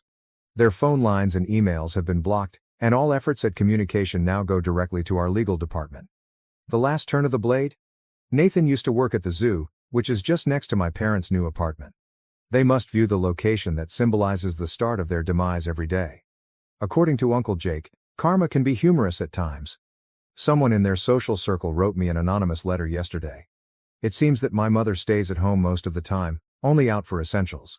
It has been reported that my father spends hours sitting by himself at a nearby coffee shop, gazing off into space. The social calendar they used to have is now absolutely vacant. I find myself thinking about my grandmother's statement, "Education is the one thing nobody can ever take away from you," as I get ready to begin my MBA school. She was correct. With her foresight and Uncle Jake's assistance, I've now not only safeguarded my education fund but also imparted a lifelong lesson to my parents. That concludes this tale. I appreciate everyone's support along this journey. I'm at peace knowing that justice has been done, even though I never wanted things to end this way. Now to the next story 6. My parents tried to sell my home for my brother's wedding. I took control, fought back, and reclaimed my life. I, 35F, recently bought my first home, marking a major life milestone. After years of diligent work and careful budgeting, I was able to finally afford a cozy place of my own. It's hardly a mansion, but it's ideal for me. A quiet retreat in a nice area. It felt great to have a property that was really mine, and it was a result of all my preparation and hard work. My parents, bless them, were ecstatic when I told them. They immediately offered to help with some small renovations, which I found to be quite amazing. They maintained that it was how they celebrated this new phase of my life and offered support. I nodded, picturing nothing significant, perhaps some new paint here, some landscaping there. However, my folks, well, they went overboard. Their beneficial visit soon turned into a regular event. They always brought a new visitor, whether it was an old woman from down the street, an acquaintance, or a distant relative. My house seemed to have become the local tourist destination. I dismissed it, but I thought it was a little over the top. They had great pride in me, especially since my younger brother, Michael, 32M, was always the golden child. They also enjoyed showing off family accomplishments. Even though he is 3 years younger than Michael, he has always drawn the most attention. He got everything he desired as a child. They would get Michael the deluxe edition of the game system if he desired one. He used all of their credit cards to buy expensive clothing.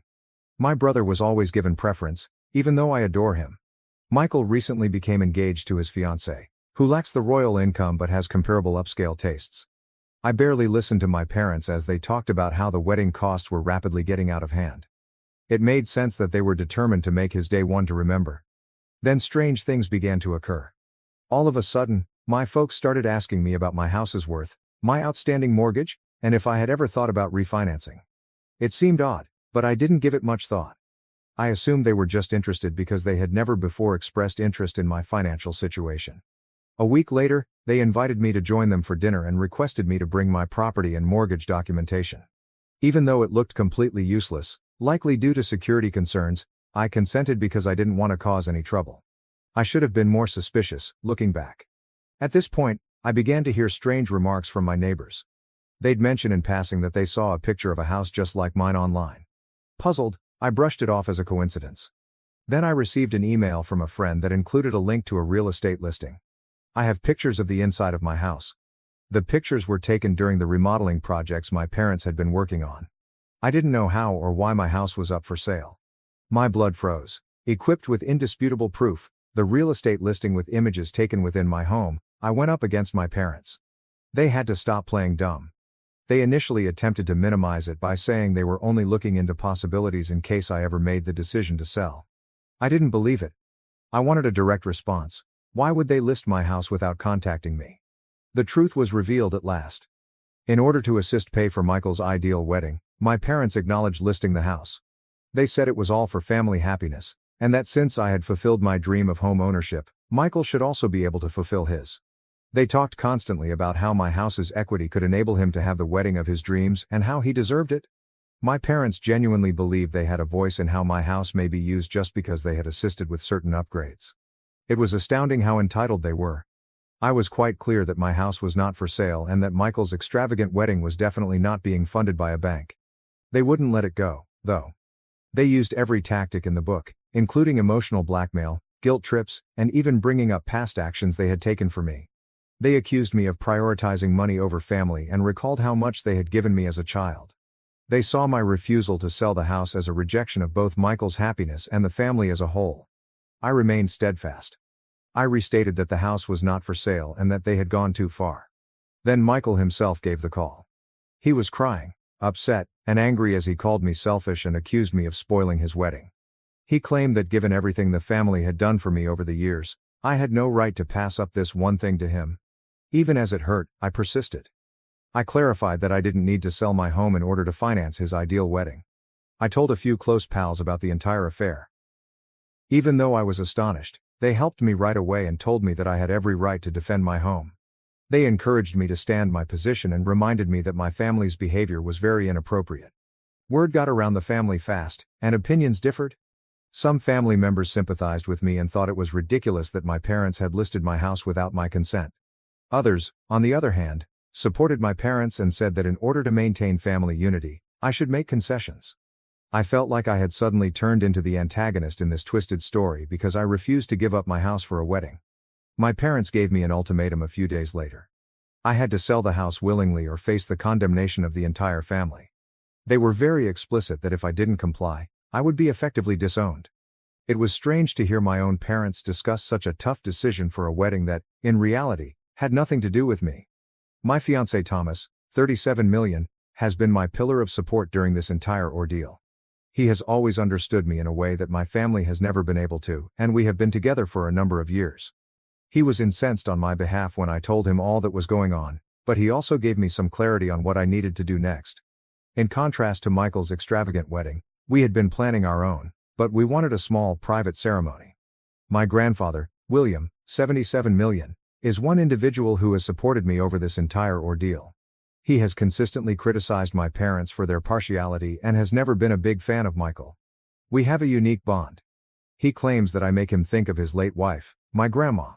Naturally, Michael tries to argue that Mom loves him more, but I don't often see him because he lives across the nation. He really is a pampered brat. When Michael received his football scholarship years ago, I learned that my parents had actually provided him with the funds to purchase a car and a house. They never gave me any money for my schooling. They said my college fund had been used for post-fire bills at Michael's university when I questioned them about it. Michael lived in luxury while I had to work through college and take out student loans. That's when I understood I needed legal advice. I called a lawyer and gave them the full rundown. The lawyer suggested a few safety measures. Even though it would be illegal for my family to sell my house without my consent, I should make sure that no locks would let anyone enter without my consent. In the event that my parents attempted additional intervention, they also advised protecting any valuables and private papers. I changed the locks and secured my documents right away, as they had advised. However, my parents didn't stop there. They began venting their frustrations on social media shortly after our altercation. In their lengthy, theatrical posts, they claimed that I had turned my back on the family, and was egotistically holding on to money that could help my brother realize his ambitions. They painted me as some cold-blooded villain, which led to a barrage of remarks from close friends and distant relatives, the majority of whom were unaware of the full context. Thomas provided the most surprising assistance. We have been covertly organizing our own wedding in spite of the mayhem. We desire something little but significant, surrounded by those who genuinely care about us. Thomas said that until everything is set up, we might not want to inform my family. They might attempt to ruin it or make it into another Michael drama, considering their history. I'm caught between wanting to protect myself and my future and loving my family as I write this. I won't allow the house to be taken away for someone else's ostentatious wants because it symbolizes everything I've worked for. However, the ongoing stress and emotional blackmail are wearing them down. I realize I'm correct, but there are moments when it seems like the hardest thing in the world to defend oneself against family. My grandfather and I are meeting with him tomorrow to talk about our wedding arrangements. He is the one person of my family who I really trust, and I am very grateful for his support. Whatever my folks throw at me next, I only hope I'll have the fortitude to maintain my position. First update. 3 weeks have passed since my last post, so I need to give you an update on my life. My family's position has gotten worse in unexpected ways. My parents eventually took down my house's real estate listing after I sent a cease and desist letter via my attorney. But their response was anything but contrite. They accused me of legal harassment and called the letter a betrayal, refusing to back down. They asserted that needless family conflict was being caused by my selfish refusal to assist with Michael's wedding.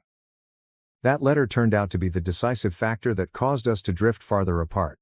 My mother bemoaned how I had turned against them, saddened that I would put money above love, but instead of accepting responsibility, they stepped up their social media campaign, posting dramatic updates that portrayed me as the monster driving the family apart over just money. The posts were sufficiently ambiguous to deceive anyone unaware of the true circumstances. Family, friends, and distant relatives soon started praising them in their comments. Some even sent me direct messages that were full of scorn and criticism. Michael made the decision to confront me directly just when I felt things couldn't get much worse. He arrived at my house without warning, furious. I had no right to keep my house to myself when the family required it for something as significant as his wedding, he claimed, adding that it had always been family property, and that I was jealous of his happiness.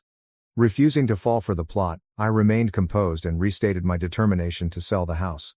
I bought it with my own hard-earned money, thus it was legally mine. He walked off, apparently much more enraged by that. The following day, my parents called with more expectations. They insisted that I grant them a sizable loan as I wasn't prepared to sell the house. As a family, they contended that I owed it to them in whatever way I could because Michael's wedding was a once-in-a-lifetime event. Remaining calm, I declined. They had nothing to do with me, and their demands were totally inappropriate. In reaction, they severed all communication with me. They stopped asking me to family get-togethers, and I soon started getting complaints from other family members that I had alienated them. It was obvious that my parents were attempting to keep me apart in the hopes that I would give in to their pressure. Although I am deeply saddened, my close friends have supported me. They never stop telling me that I'm doing the right thing, and I don't know how I would have remained resolute without their help. The real estate agent who had previously come to my house called me a few days earlier. I couldn't get rid of the sensation that this wasn't over, even though they acknowledged that my parents had finally removed the listing after receiving the cease and desist letter. One evening at home, I observed that my hair seemed different, which confirmed my fears. I could tell they were tampered with, although it was subtle. At first, I thought someone had broken in, maybe as a reprisal for the legal letter. I hired a locksmith right away to replace all of the locks. I couldn't take any chances after everything that had transpired. I didn't want to think that my own family could be this bad, but I'm beginning to notice everything. I've begun therapy in order to get through the emotional turmoil this familial betrayal has left behind. I uncover layers of manipulation and shame in each session that I was unaware were hurting me. I'm learning from the therapist how deeply embedded these family relationships are and how crucial it is to set limits, even inside the family. In private, Thomas and I have proceeded with our wedding preparations. Having at least one family member who genuinely supports us is great, and my grandfather William is helping us organize everything. We're organizing something little but significant, exactly what we both desire. There is no greater difference between Michael's extravagant approach and ours. Observing my parents continuing their slander campaign within the extended family has been the most difficult aspect of all of this. They are creating a story in which I am the egotistical daughter who cares more about money than keeping the family together. As soon as the word got out, I started getting letters from relatives I hadn't seen in years, all of whom were disappointed and accused me of ruining family unity. I've begun recording every conversation I have with Michael, my parents, and any other family members who get in touch. I want a detailed record of everything said and done in case the situation erupts again. I also feel more in control of the issue when I keep a record, as if I'm finally taking proactive measures to adequately protect myself. I'm discovering that my resolve is getting stronger despite the pandemonium. Every story they circulate and every attempt to guilt-trip me simply serves to reinforce the fact that I made the right choice. I will not allow anyone to ruin the life I have meticulously crafted for myself, not even my family. I'll provide another update as soon as I have more information to give, but Thomas and I are proceeding with our preparations. Your support matters more than you can imagine, so thank you all. Second update. Since my last update, which was 2 months ago, everything has changed. Yes, I married Thomas last weekend without telling Michael or my parents. I must tell you what transpired. Just our closest friends, Thomas's family, and my grandfather William, who proudly escorted me down the aisle, attended our lovely, small ceremony. He was so happy for us that he was glowing. When others asked me where my parents were, I just said, they had to go to Michael's game. Grandfather was apprehensive about our concealment at first, but he was totally on board with us. A storm was building as we got back from our short honeymoon, totally disconnected.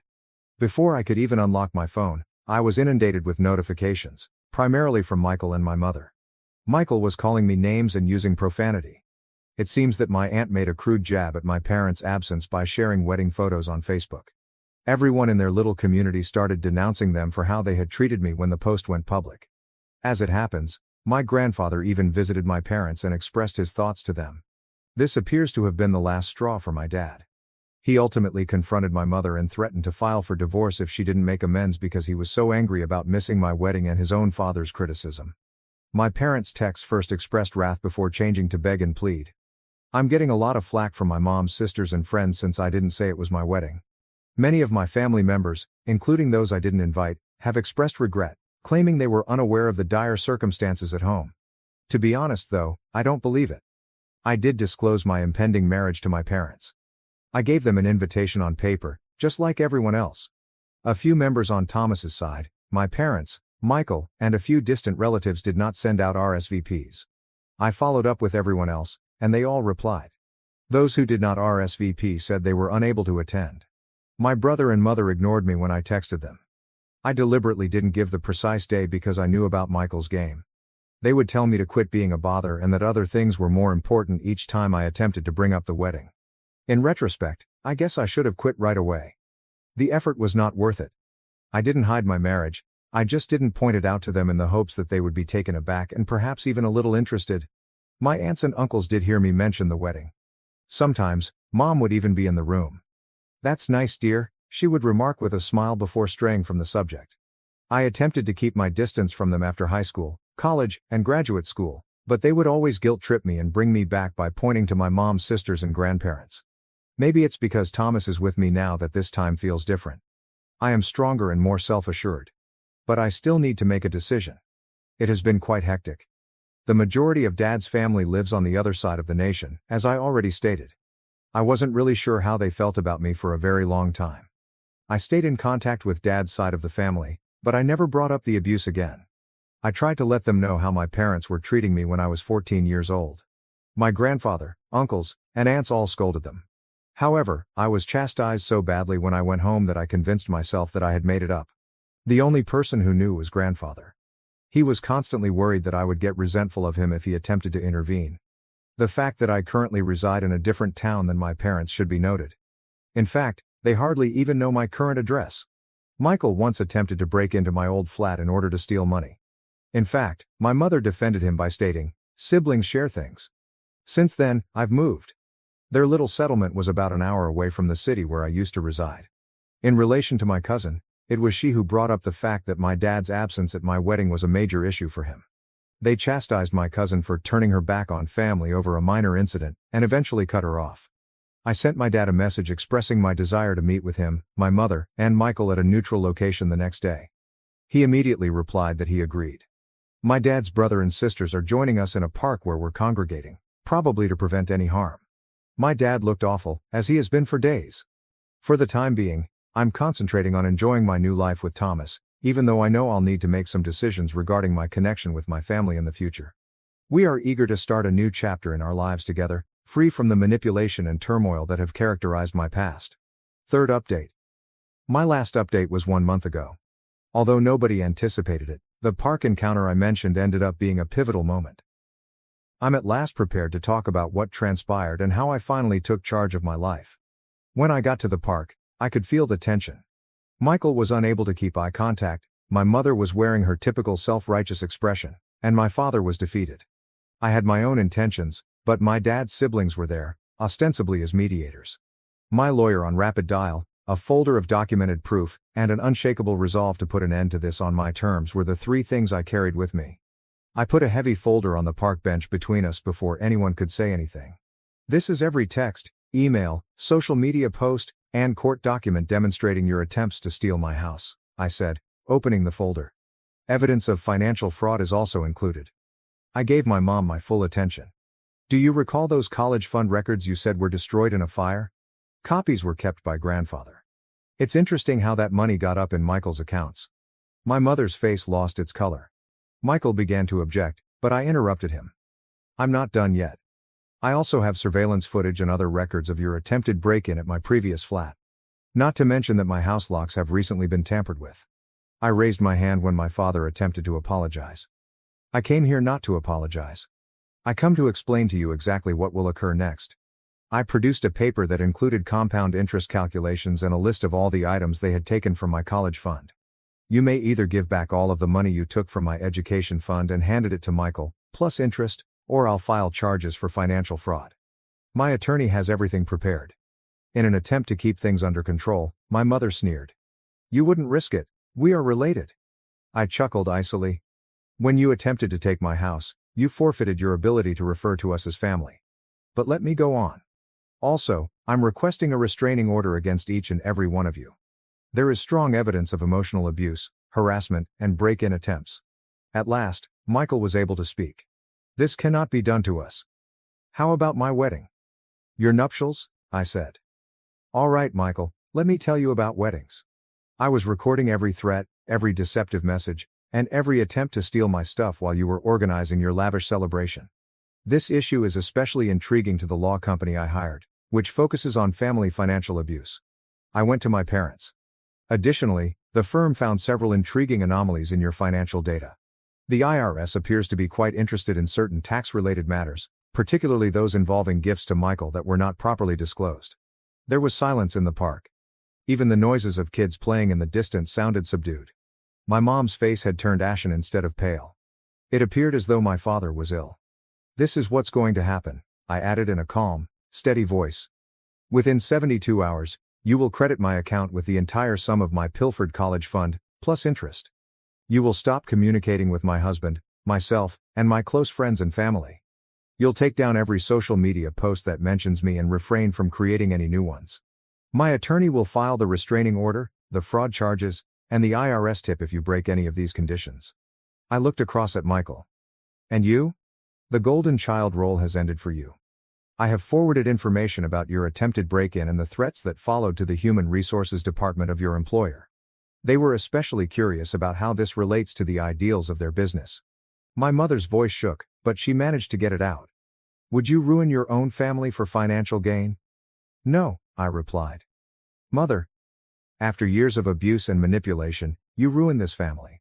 All I'm doing is making sure you can never harm me again and giving me back what you took. I got up and gathered my papers. You have 72 hours. My attorney will be keeping an eye on the move. Everything is filed if it isn't finished or if any of you try to get in touch with me. Additionally, keep in mind that grandfather has copies of all the original paperwork proving the financial fraud before you think about attempting to challenge this. My father yelled feebly, Lauren, please, as I was leaving. I made one final turn around. You had 20 years to say please, and 20 years to defend me. You were a father for 20 years. The time is up. The repercussions. The result was just what I had envisioned. The entire sum showed up in my account within 48 hours. All of my mother's social media posts regarding me were removed. Michael was placed on administrative leave by his employer while an internal inquiry was conducted. My grandfather told me that my father eventually filed for divorce. Not that we needed it anymore, but Thomas and I upgraded our home security system with some of the refunded funds.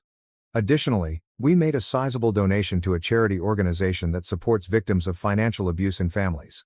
Making their manipulation into something constructive for other people seemed right.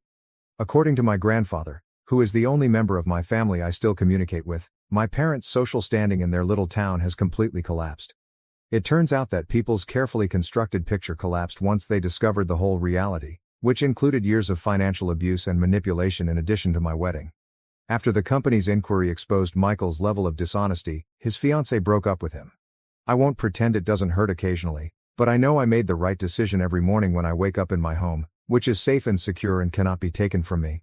Thomas and I are currently organizing a lavish honeymoon, which will be funded in part by my refunded education funds.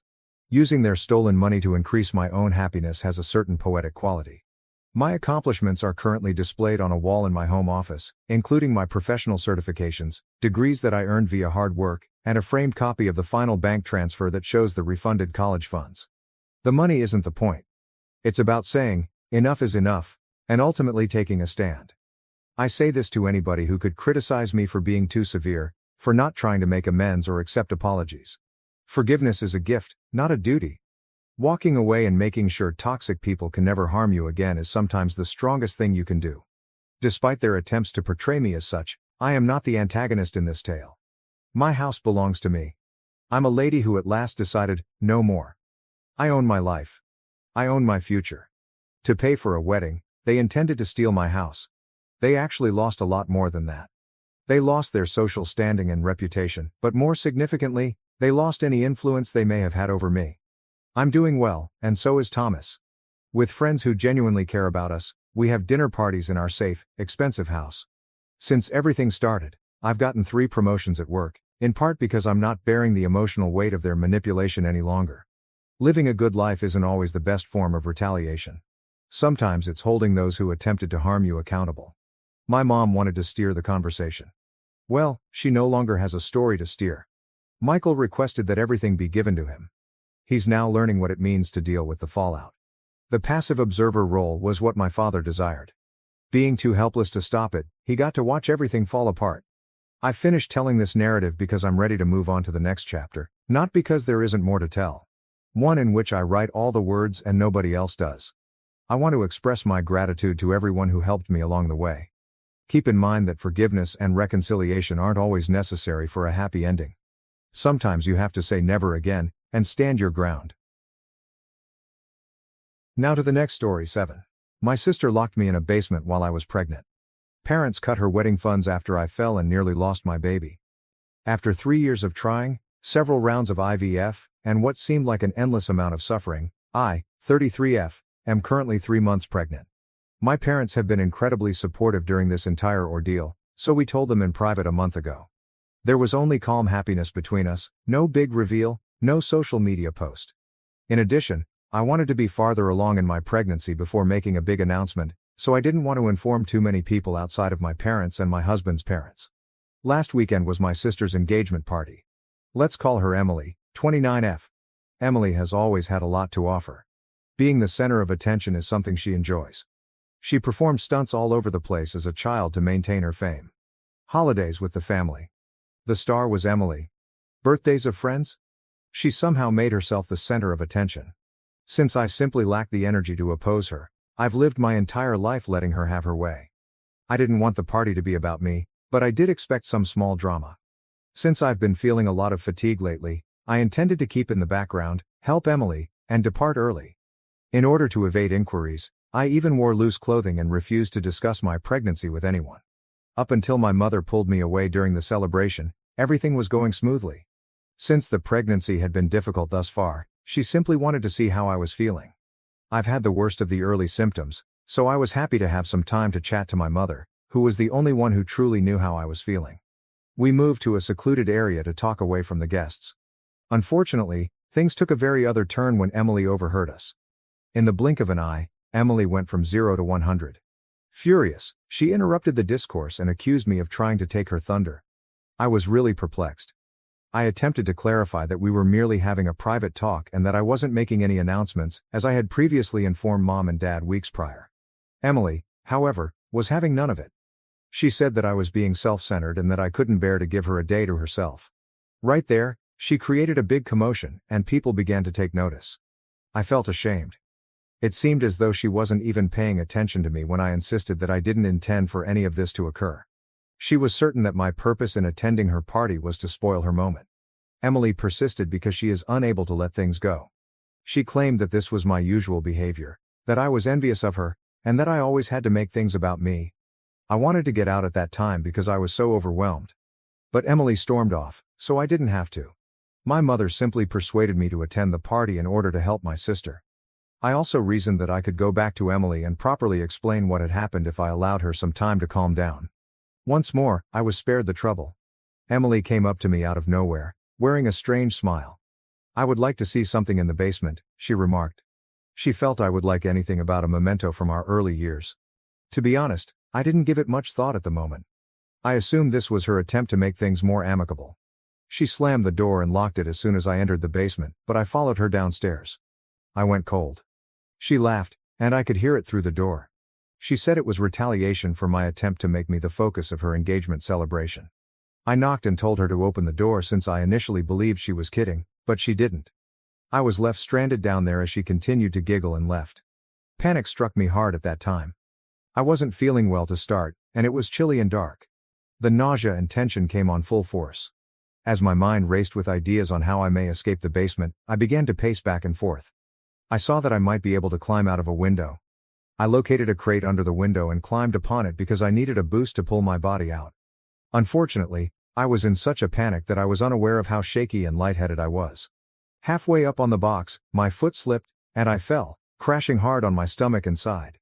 It was horrifying how much pain rushed through me.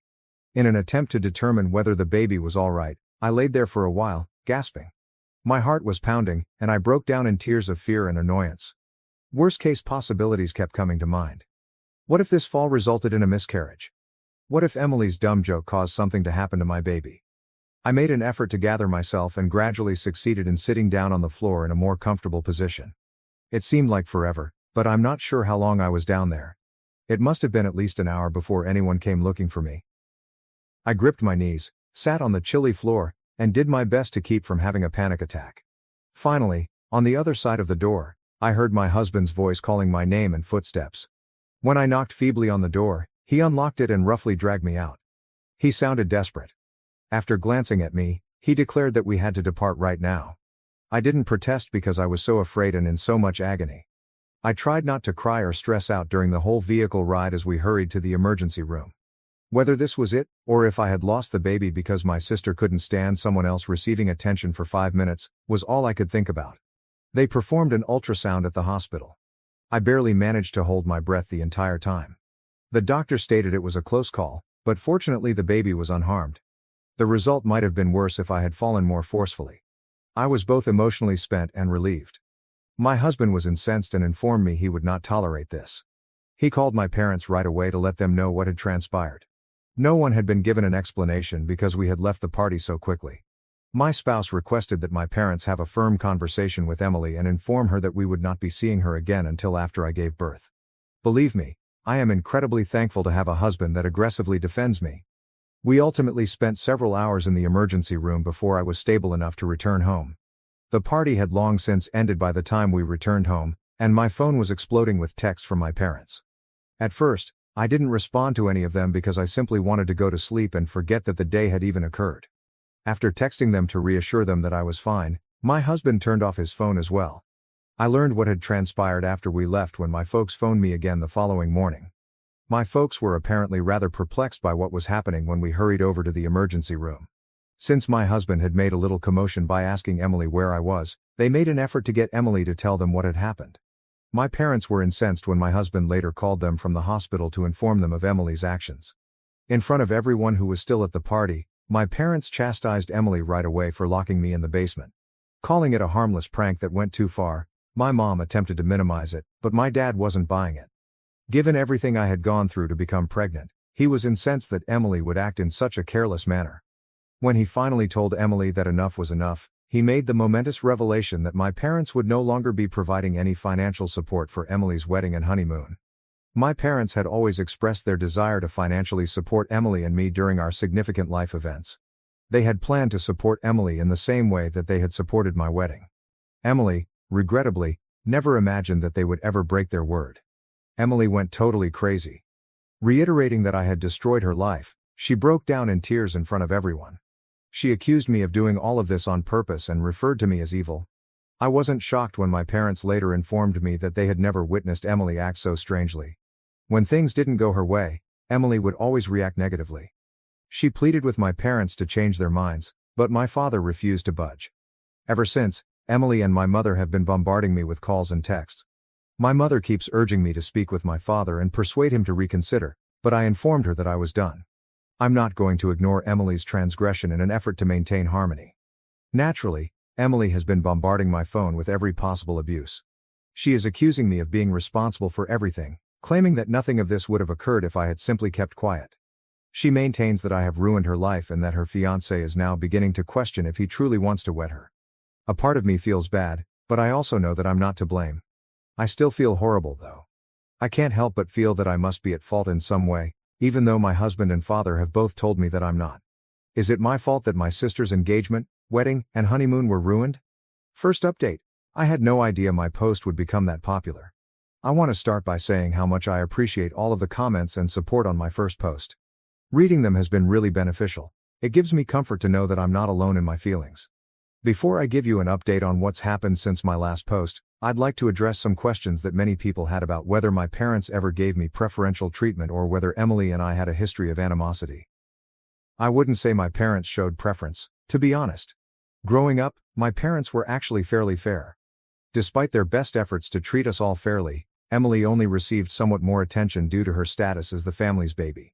But Emily seemed to become an attention seeker and self-centered person as a result of that little more attention. No matter the occasion, she was the child who would act out if someone else was given the limelight.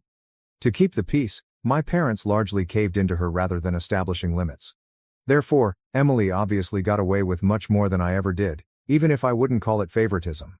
I've tried to maintain harmony between us for the majority of my life.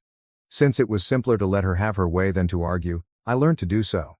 In addition, I always believed that it was my responsibility as the older sister to be the more responsible one and avoid upsetting anyone.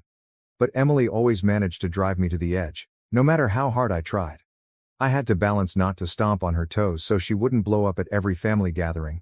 I suppose that contributes to her current sense of entitlement. The much anticipated update is now here. Emily lost it all after my parents stopped sponsoring her wedding. She accused me of stealing her moment and wrecking her life in a lengthy text message the next day. By the way, she didn't say sorry for locking me in the basement, rather, she went on to add that I took it too seriously and that it was only a joke. She went into full assault mode when I didn't answer. I staged the entire pregnancy crisis to get attention, Emily began telling everyone in the family. The rest of our family soon learned that I was pregnant when my husband hurried me to the emergency room that day, which was not something I wanted at all. I've had to deal with the rest of my family contacting me in addition to my sister's wild calls and texts. These communications were initially intended to ask how I was doing and to offer congratulations. However, they gradually started to seem strange. Many family members began questioning me about how I could pretend to be pregnant in order to undermine Emily. I didn't know what was happening. Emily, it turned out, had started circulating the rumor that I had arranged to get hurt in order to spoil her engagement celebration. She spread the word among our family members that I was some malevolent genius who attempted to ruin her life. It was quite painful when multiple family members contacted me, perplexed and unsure if the pregnancy was genuine. Ava, one of my cousins, even questioned me about whether I was fabricating the pregnancy to get even with Emily. It was crazy. My mom has been attempting to remain impartial throughout this, which genuinely feels like a betrayal, which has made matters worse. She insists that I must be the stronger one and that Emily is simply anxious about the wedding. But when my own sister is spreading false information about me at one of the most joyous moments of my life, how am I meant to be the stronger person?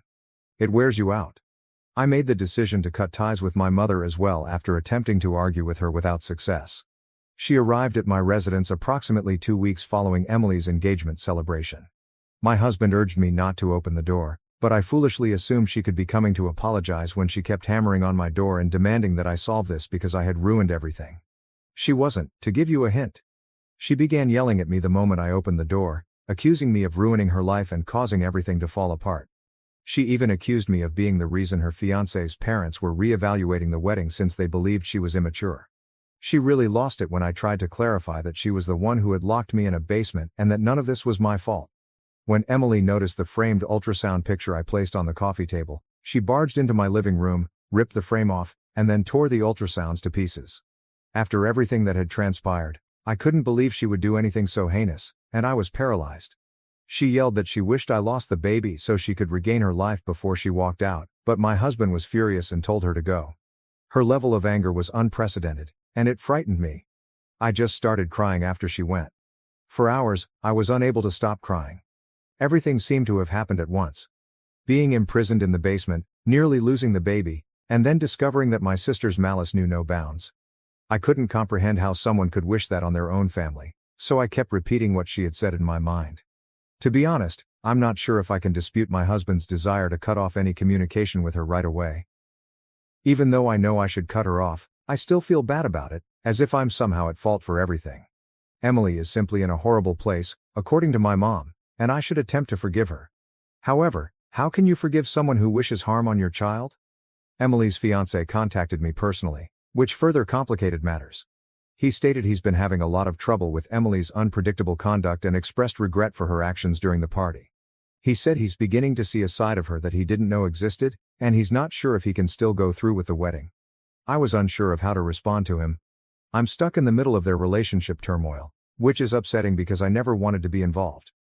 Right now, I'm unsure of what to do. For the sake of my mother, I have mixed feelings about forgiving Emily, but I'm also afraid she'll continue to harm me. I'm not sure whether she can change. I don't want to be preoccupied with worrying about what she's going to do next during my pregnancy. Right now, my baby and my health are my top priorities. We're just attempting to minimize the stress, and my spouse has been tremendously supportive. However, it still feels like things with Emily are far from over. She won't go down without creating more drama since you know her. If anything else comes up, I'll keep everyone updated. I'm not holding my breath, but right now I'm just hoping for a little calm. Second update. Hello, I haven't updated on this site in a month, but I've been so busy. I thought I'd give you all an update since a lot has happened and I've finally had some spare time. Now let me start where I left off. I was distraught for a week after Emily tore my ultrasounds and ran gone. I assume that Emily's fiancé contacted me because he was hesitant to marry her after she told him about what she had done. They had apparently started fighting frequently.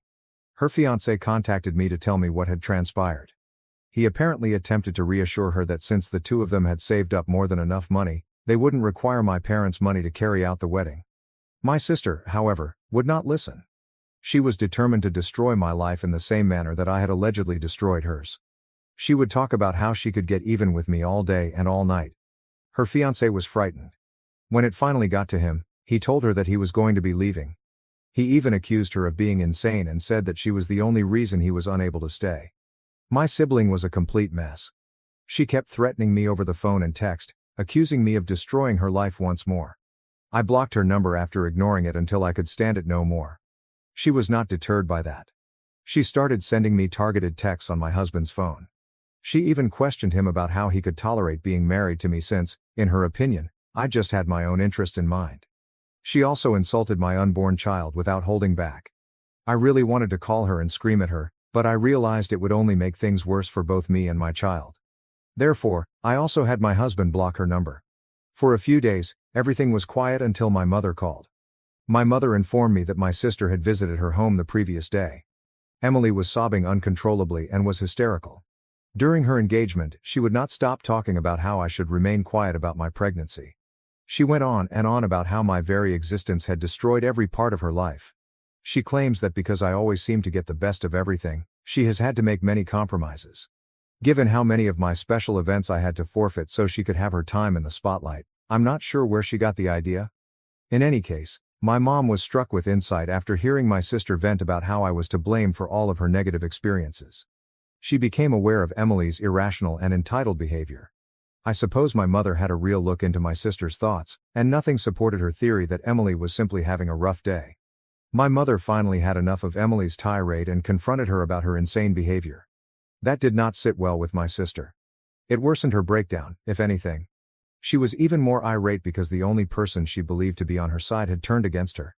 Emily apparently hurried upstairs to my former bedroom after getting up from the couch where they were conversing. Then she started destroying my room. She tore up all my certificates, smashed every trophy I had ever earned, and hurled items off the shelves.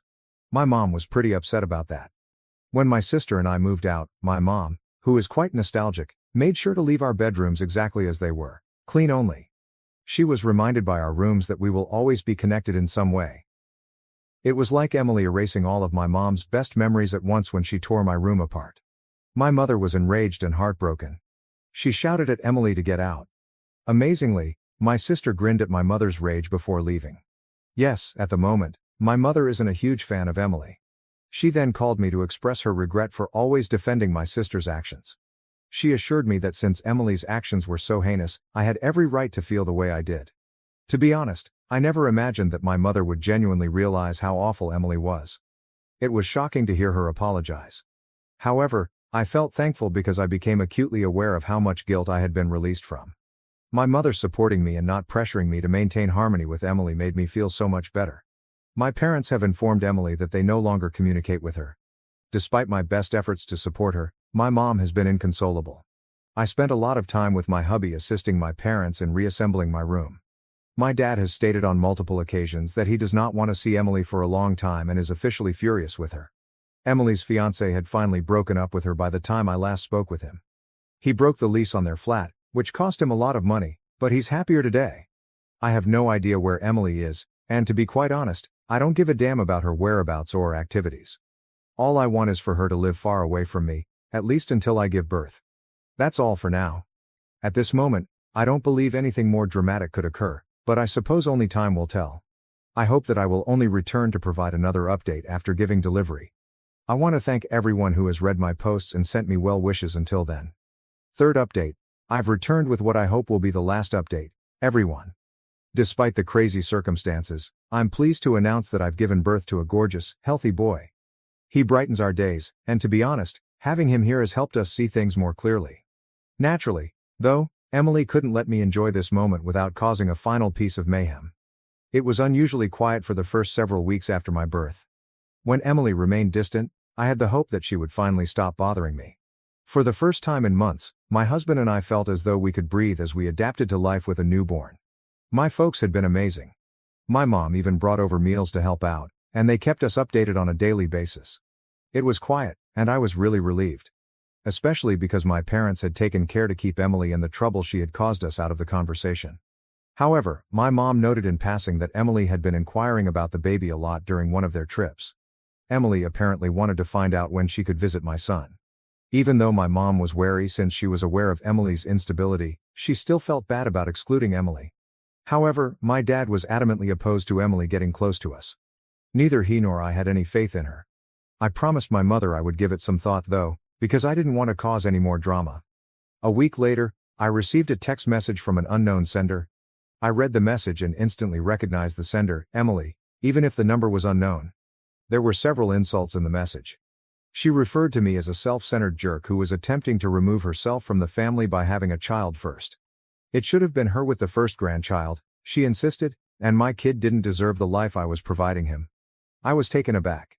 Even after all this time, her jealousy and bitterness remained strong. The last straw was a panicked call from my husband's mother one morning. I was an unfit mother, according to a letter, yes, a real letter, that someone had written her. It contained numerous falsehoods, including claims that I was mentally disturbed, that I was ignoring my child, and even a veiled suggestion that I was abusive. I had my mother-in-law give me a photo of the anonymous letter.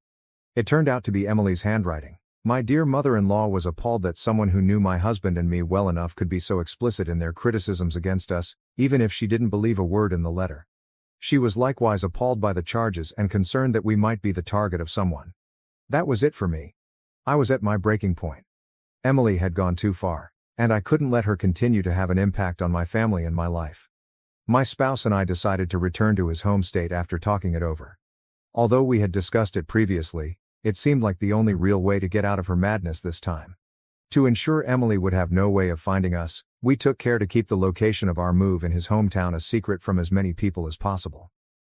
We packed up our home and made the major move over the course of the following few weeks. Despite the fact that we would no longer be close to them, my parents supported our choice. My mom was devastated that our relationship had devolved to this point, and my dad was still upset with Emily, but they recognized that we had to act in our sons' and our own best interests. Emily, meantime, is finally having to deal with some repercussions. She reportedly started stalking and harassing her ex-fiancé over the phone and in person after he broke up with her. She nearly immediately broke the restraining order he had issued against her.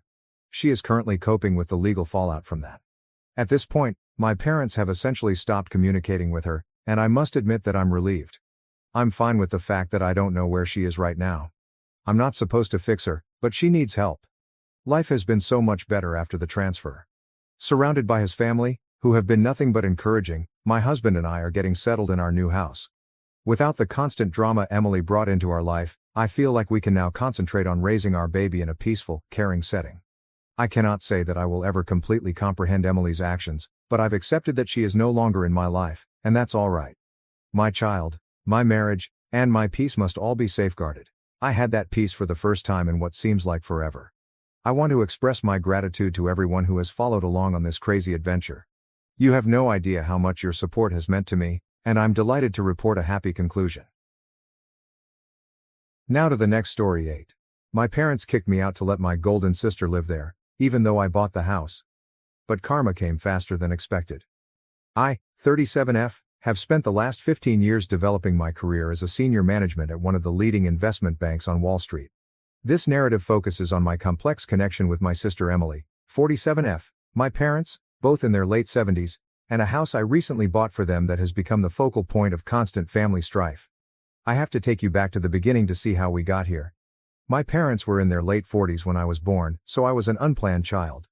My mother would frequently tell me that they already had Emily, who was 10 years old at the time, and that she was more than enough. She did not say this with malice, but rather in a tone that somehow made it worse. She would say, "We didn't plan for you," as she was arranging Emily's extracurricular activities or putting together her college application paperwork. These innocuous comments, which served as a constant reminder of my position as an afterthought in our family, shaped the background of my early years. I might not even be here if it weren't for my maternal grandparents' persistence.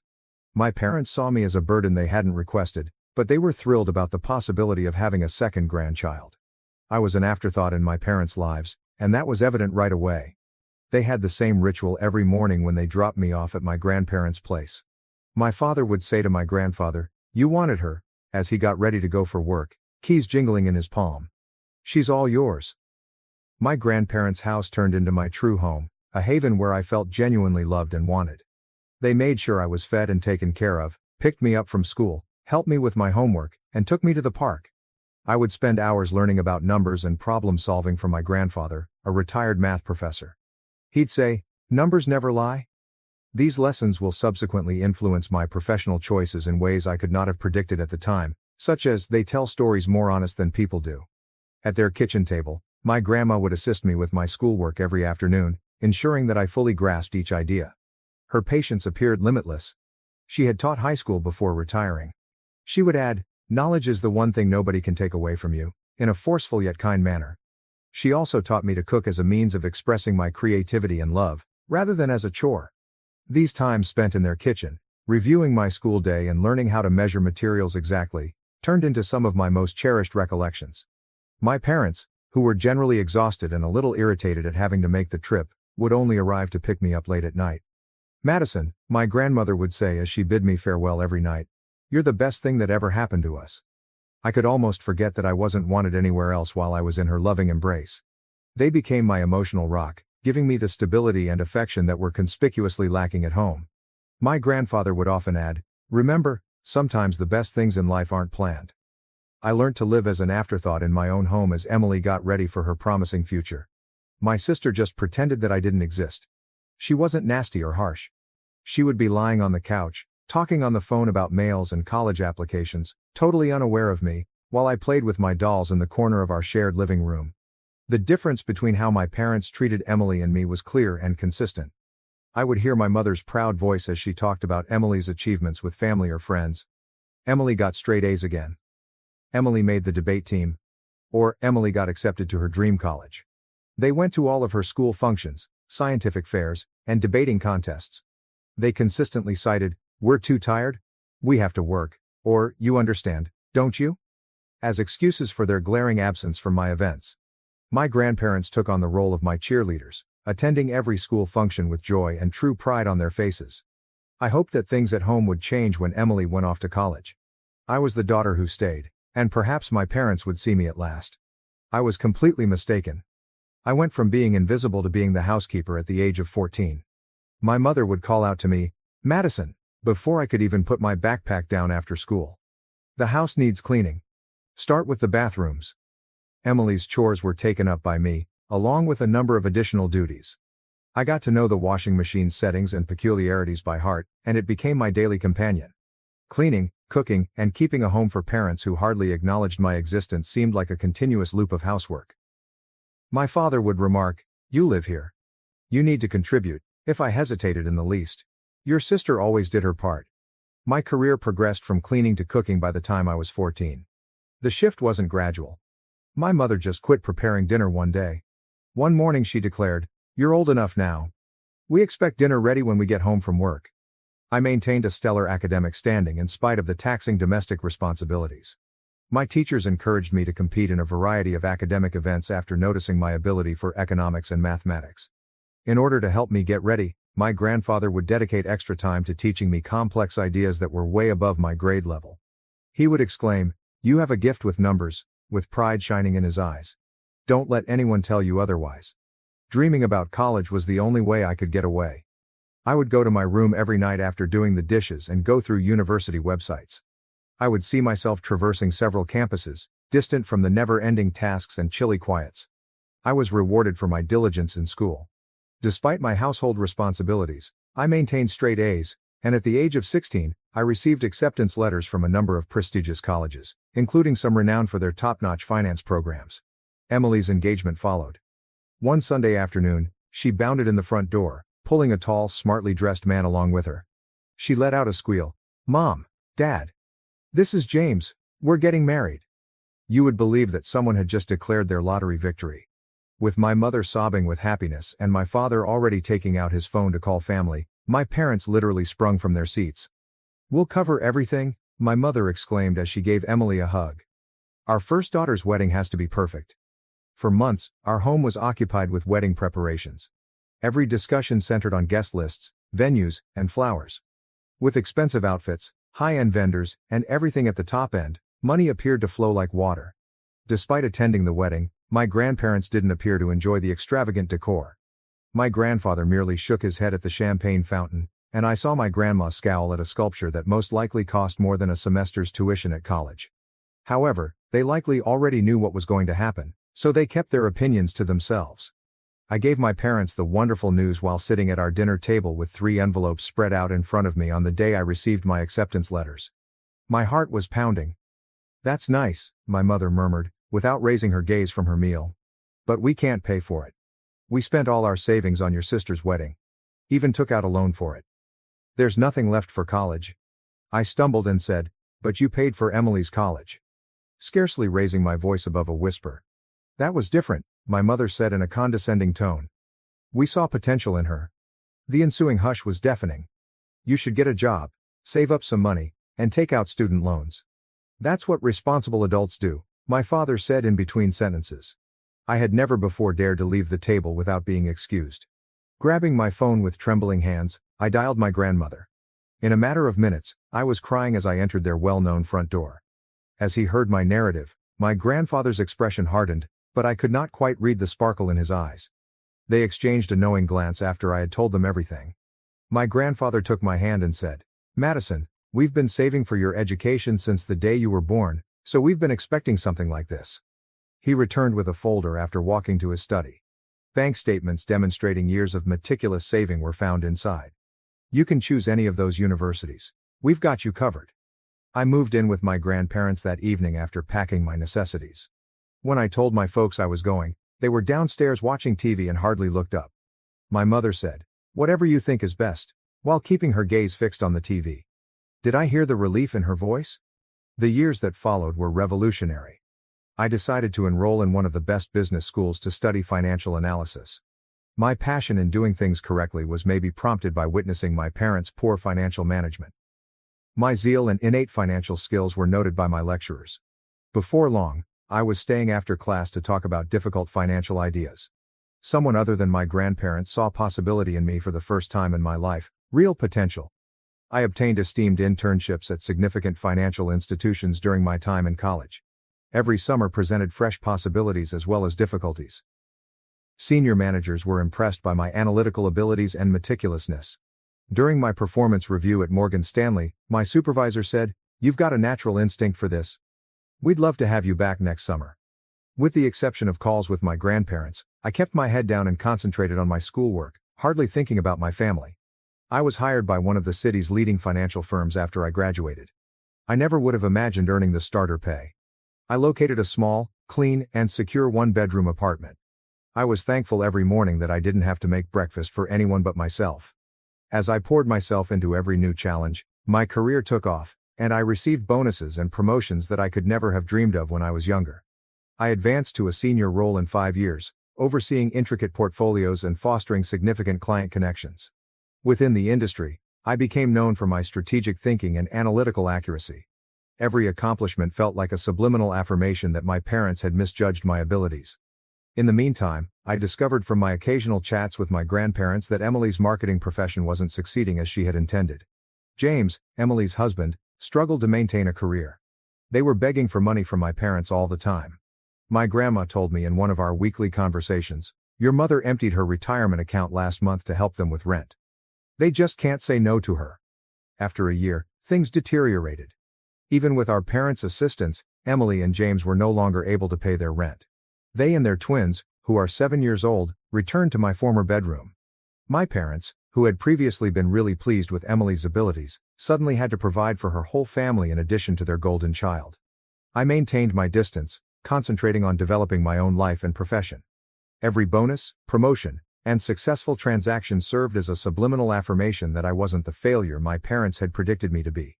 I had substantial investments and money by my mid-30s, which included enough for a down payment on a home of my own. Then everything was different. My grandfather died unexpectedly after suffering a severe heart attack. It was a tragic loss. He was the father figure who had supported me when no one else did, and he had been more than just a grandfather to me. After that, my grandma, who had spent more than 50 years with him, seemed to lose her spark. She followed him less than 2 months later. In every significant sense, they had been my biological parents, and suddenly they were no longer with me. Behind me at the funeral home, I heard my mother's voice while I was setting up my grandmother's funeral. "Madison, do you want some help with the arrangements?" She was standing there when I turned around, looking older and more worn out than I had remembered. A part of me wanted to tell her to go, but I refrained because of her face. "Sure," I said to myself.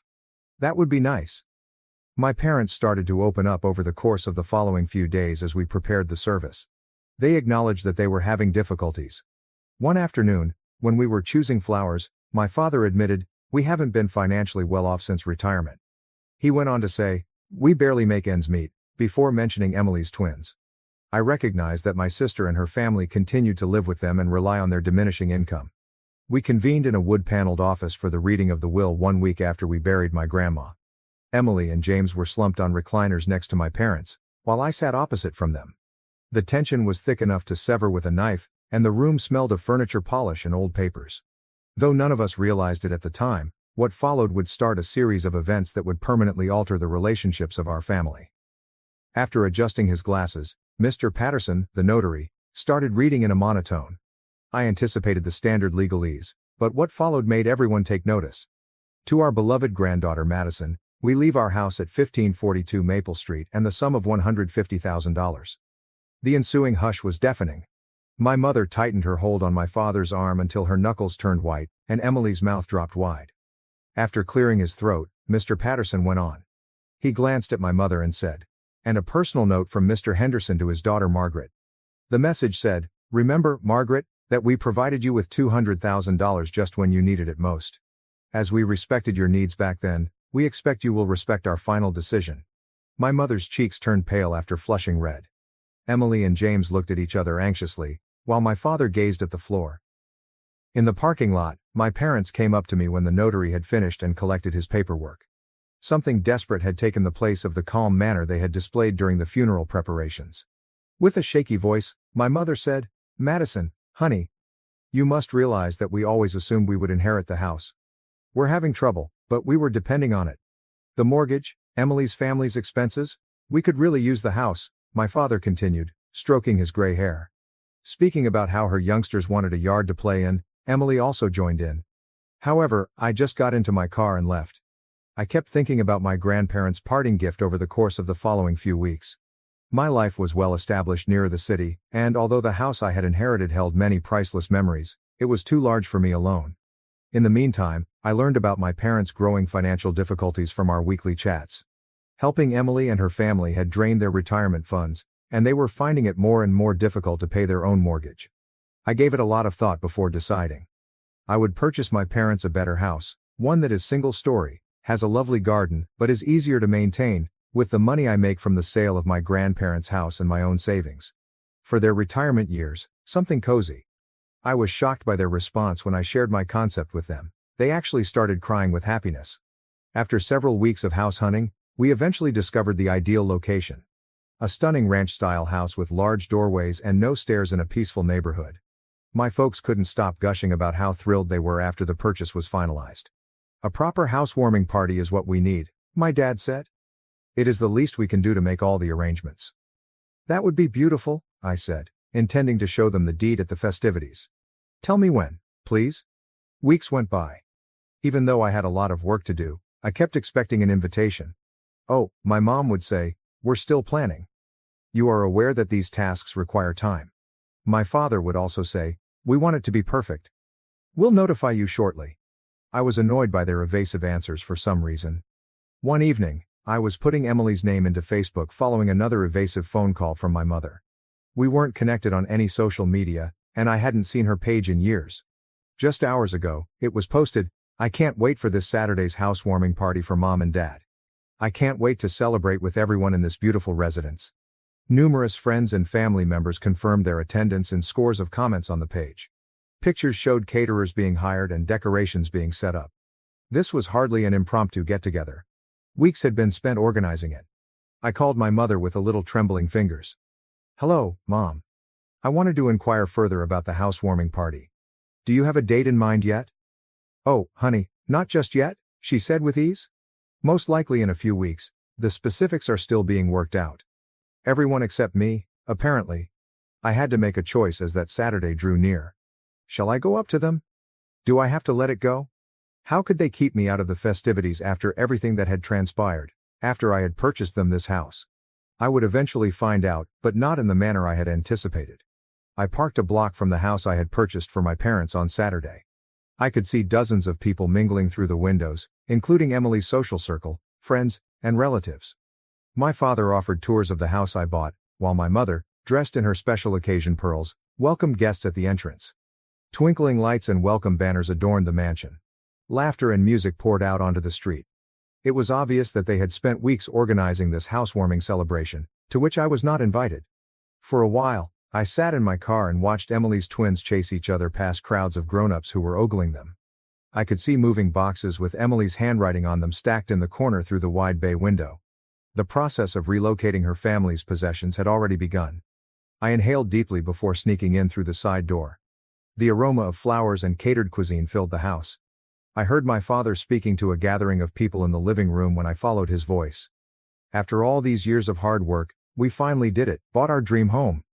My mother excitedly added, don't forget about Emily. She helped so much with the down payment. Such a wonderful daughter, always thinking about family first. Unlike some people, she went on. In response to a question about me, she said, our younger daughter hasn't helped us at all. Too busy with her career to care about family. Heat sprang to my face as I stood in the doorway. Everyone jumped when I said, actually, I think you've got that backwards. There was a dead silence in the room. My dad was the first to recover, grinning tightly. Madison, what a surprise. Especially since you forgot to invite me to the housewarming party for the house I bought, I said as I entered the room. The quiet grew longer. His shoes quickly piqued Emily's husband's curiosity. Inquiring as to why everyone appeared so distressed, one of the twins pulled at Emily's sleeve. You bought it, yes, but it's ours now? You can't expect eternal gratitude, my mother said with a hint of abrasiveness. With the heads nodding around him, my father added, that's right, gaining confidence. And frankly, you're not welcome here. This is a family gathering. And Emily and her family will be living here too, my mom said. They've already sold their house, it's all arranged. The twins need a stable home. I extracted a folder from within my bag. I remarked, you seem to be confused about something, and held out the ownership and deed documents. This house belongs to me. I never signed it over to you. The color of my mother's face changed from pale to ashen. My father began to ramble on about his responsibilities to his family. Emily's self-assured grin broke when she became aware that her preparations were failing. Despite my shaking palms, I continued. I was planning to give it to you tonight, maintaining a firm voice. I thought this could be a fresh start for all of us. Instead, you've shown me nothing has changed. When my mother said, "You can't do this," her voice became a screech. "We're your parents." "No," I said softly. "You're just the people who gave birth to me. My real parents, my grandparents, taught me that family means more than blood. They also taught me about finances, which is why I own this house and you don't." I turned to speak to the astonished visitors. "I'm sorry, but this party is over. This is my house, and I'm asking everyone to leave." My parents, Emily, James, the twins, and all of their guests departed in tears. From the porch, I observed them driving off one by one until the street was deserted. In the yard, the ornamental lights continued to sparkle mockingly. Inside, half-empty drinks and discarded food plates covered every surface. The house, which was supposed to be my gift of reconciliation, ended up being the last straw in our relationship. A few weeks later, I found out that they had purchased an apartment using the proceeds from the sale of their previous home. 3 generations crowded into a 2-person apartment when Emily, James, and the twins moved in with them. They tried calling me all the time at first. Their voicemails varied between angry accusations. "You've become so heartless, just like your grandparents warned us you would." And guilt-tripping, "How could you do this to your own family?" I disabled their social media accounts, emails, and phone numbers. As a reminder of everything that went wrong in our family, the house is now empty. I have an appointment with a real estate agent tomorrow. It's not worth attempting to cure everything. Like old photos in a dusty album, some relationships are better left in the past. When I eventually have kids of my own, I've made a self-promise that they won't ever need to win my affection or vie for my attention. In contrast to my parents, I will love my kids just as much and without conditions, just as my grandparents loved me. Every heartbreaking reality about my family was exposed that Saturday night. I had not been invited to the housewarming celebration my parents were throwing when I arrived at the house I had purchased. Dozens of visitors, catered food, and, most telling of all, moving boxes with Emily's handwriting strewn around were all visible through the windows. My father proudly declared, "After all our hard work, we finally bought our dream home," as I sneaked in through the side entrance.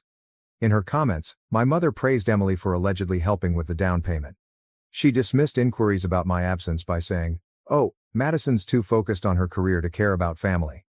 The incident encapsulated every insult I had experienced as a youngster, every instance of favoritism toward Emily, and every instance in which I had been regarded as an afterthought. I had never before experienced such clarity as I stood in the doorway, witnessing my parents rewrite history by preparing to relocate my sister's family onto my land without even asking me. "Actually," I said, causing the room to quiet down, "I believe there was a miscommunication regarding the buyer of this house." I could tell everything I needed to know about their actual emotions from the expressions on their faces. Amazement, humiliation, and then indignation. My mother was the first to recover, her voice piercing with a sense of entitlement. "What's done is done. The house is ours now, and Emily's family needs the space." I took out the ownership documents and the property deed. "No, the house is mine. I never transferred ownership to you.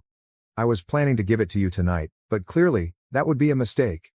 "You can't do this," my mother said in a terrified tone. "We're your parents, we have rights." "The only rights you have," I said quietly, "are the ones I choose to give you. And right now, I'm choosing to ask everyone to leave my property."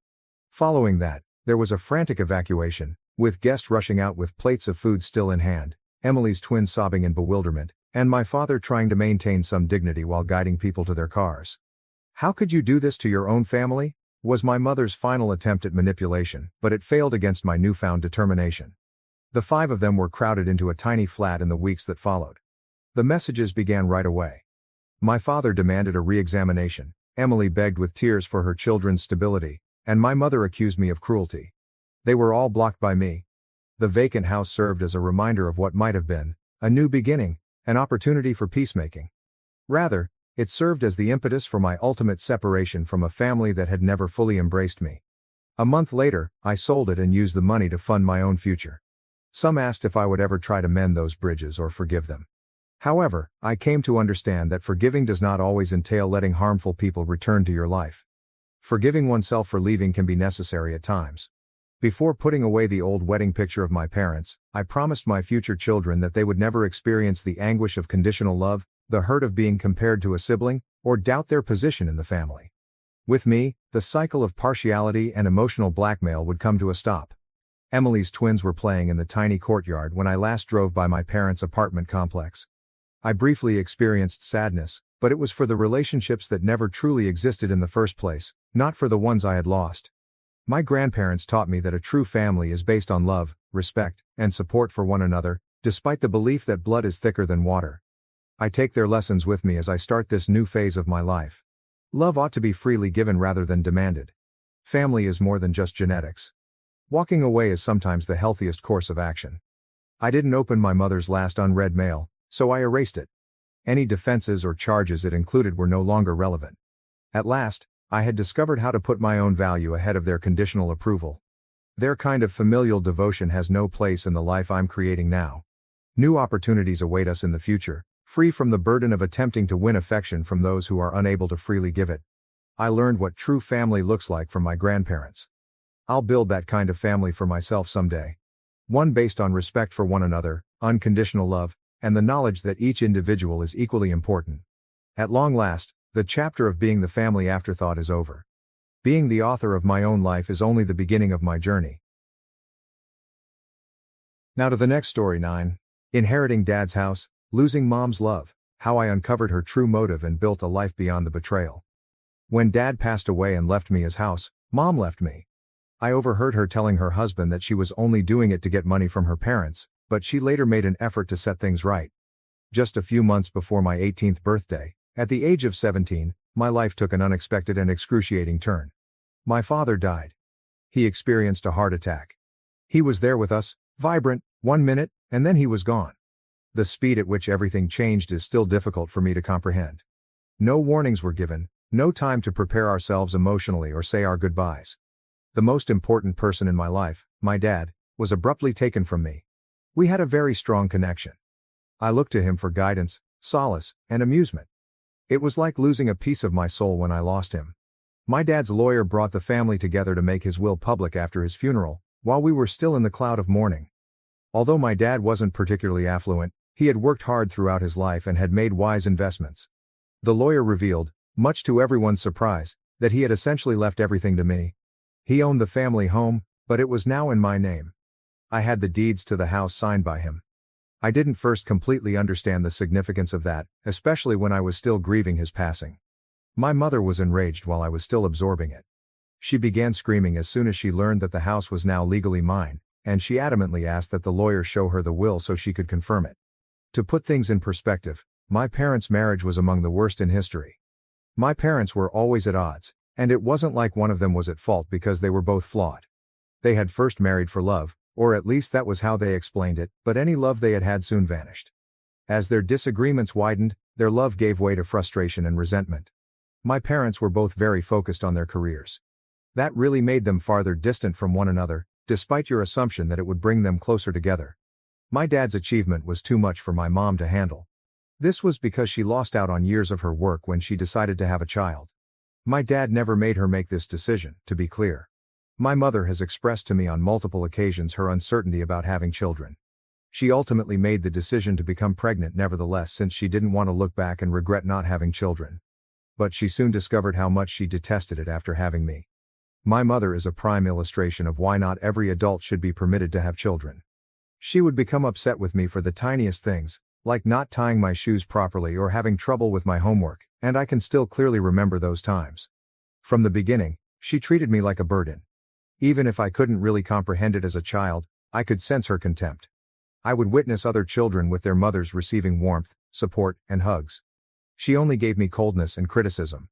My mother treated me badly because she was frustrated with her own life. I couldn't help but feel like I was in the way. Due to health problems and pregnancy complications, my mom had to take a few years off from her job after giving birth to me. She blamed me for her inability to work, which she detested. My dad was the one providing for the family at this period. He believed that this would be the ideal chance for my mother to connect with me, but it never did. My mother chose to remain emotionally aloof throughout this time rather than attempting to connect with me. She would frequently tell my dad and I that she wished I had never been born because she wasn't suited to be a mother. As a result, my dad would threaten to divorce her throughout a number of arguments with her. My mother would threaten to take me away from him as a form of punishment for him abandoning her, rather than taking her to see a psychiatrist. My mother was obviously unhappy with the way things had gone, both in her marriage and as a mother. My mom frequently left me alone without any concern or attention by zoning out for hours, watching TV at home, or going out with her friends. She made no attempt to hire a babysitter. I was left to my own devices most of the time. During her few visits, she made it apparent that she had no interest in taking on the duties of a typical mother. I don't recall her ever preparing a decent meal for me because she detested cooking. Pizza rolls, mac and cheese, and other frozen foods that didn't require work made up the majority of my diet. That was all I knew for a long time. Since I was too little to understand any better, I didn't mind at the time, but now I see how neglected I was. It was more than just missing home-cooked meals or a good hug. The most painful part was the emotional abandonment. I immediately discovered that I should never complain to my mother about anything. Every time I attempted to communicate my wants or sentiments, it would backfire. She would reprimand me and act as though I was solely to blame, never accepting responsibility or making an effort to make things right. I found it easier to suppress my emotions and keep her from getting upset. I was always trying to avoid upsetting her, always trying to blend in, and always walking on eggshells. I was deeply scarred by the reality I had to live with. Unlike my mother, I felt appreciated and seen by my father. He was undoubtedly the best of the two, but I wouldn't say he was the ideal parent. He had his shortcomings too. He really liked hanging out with me, unlike my mom. He never gave me the impression that he was acting out of duty. It made all the difference because he truly cared about being in my life. As I began to mature, our home underwent a transformation. In the end, my mother returned to work, although she never fully reclaimed the esteemed position she had held before to her leave. She detested having to rebuild her career after feeling that she had already paid her dues and had to start over. It wasn't any easier to be the target of her hatred, even though I could somewhat understand her frustration, losing years of professional advancement and feeling stuck in her situation. I ended myself spending a lot of time alone myself after my mom started working again. I would get home from school, prepare a basic lunch, and complete my assignments. It became a habit, and to be honest, by then I was accustomed to getting by on my own. I had essentially come to realize that I couldn't count on my mother to provide me with much emotional or physical support. My parents still tried, though. My dad and I would go out to supper together on some evenings. My mother never came. As though she were an outsider in her own family, she maintained a distance from them. My dad and I would discuss everything at those dinners. I would tell him everything about my school life, my friends, or whatever was on my mind, and he would tell me about his job, occasionally the fascinating projects he was working on, or office drama.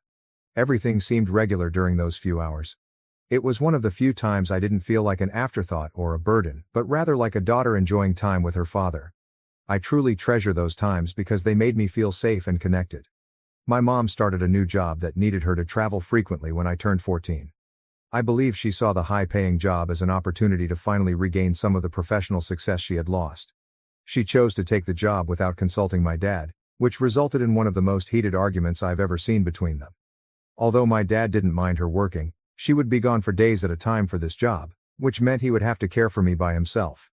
Their voices reverberated throughout the home as I listened to them quarrel late into the night. I was the primary point of disagreement. I detested that. I detested being the cause of so many of their arguments. I went to my dad's study later and assured him that I could take care of myself while he was at work and that he didn't have to worry about me. I reasoned that perhaps my parents' relationship would improve if I could only demonstrate that I wasn't a burden.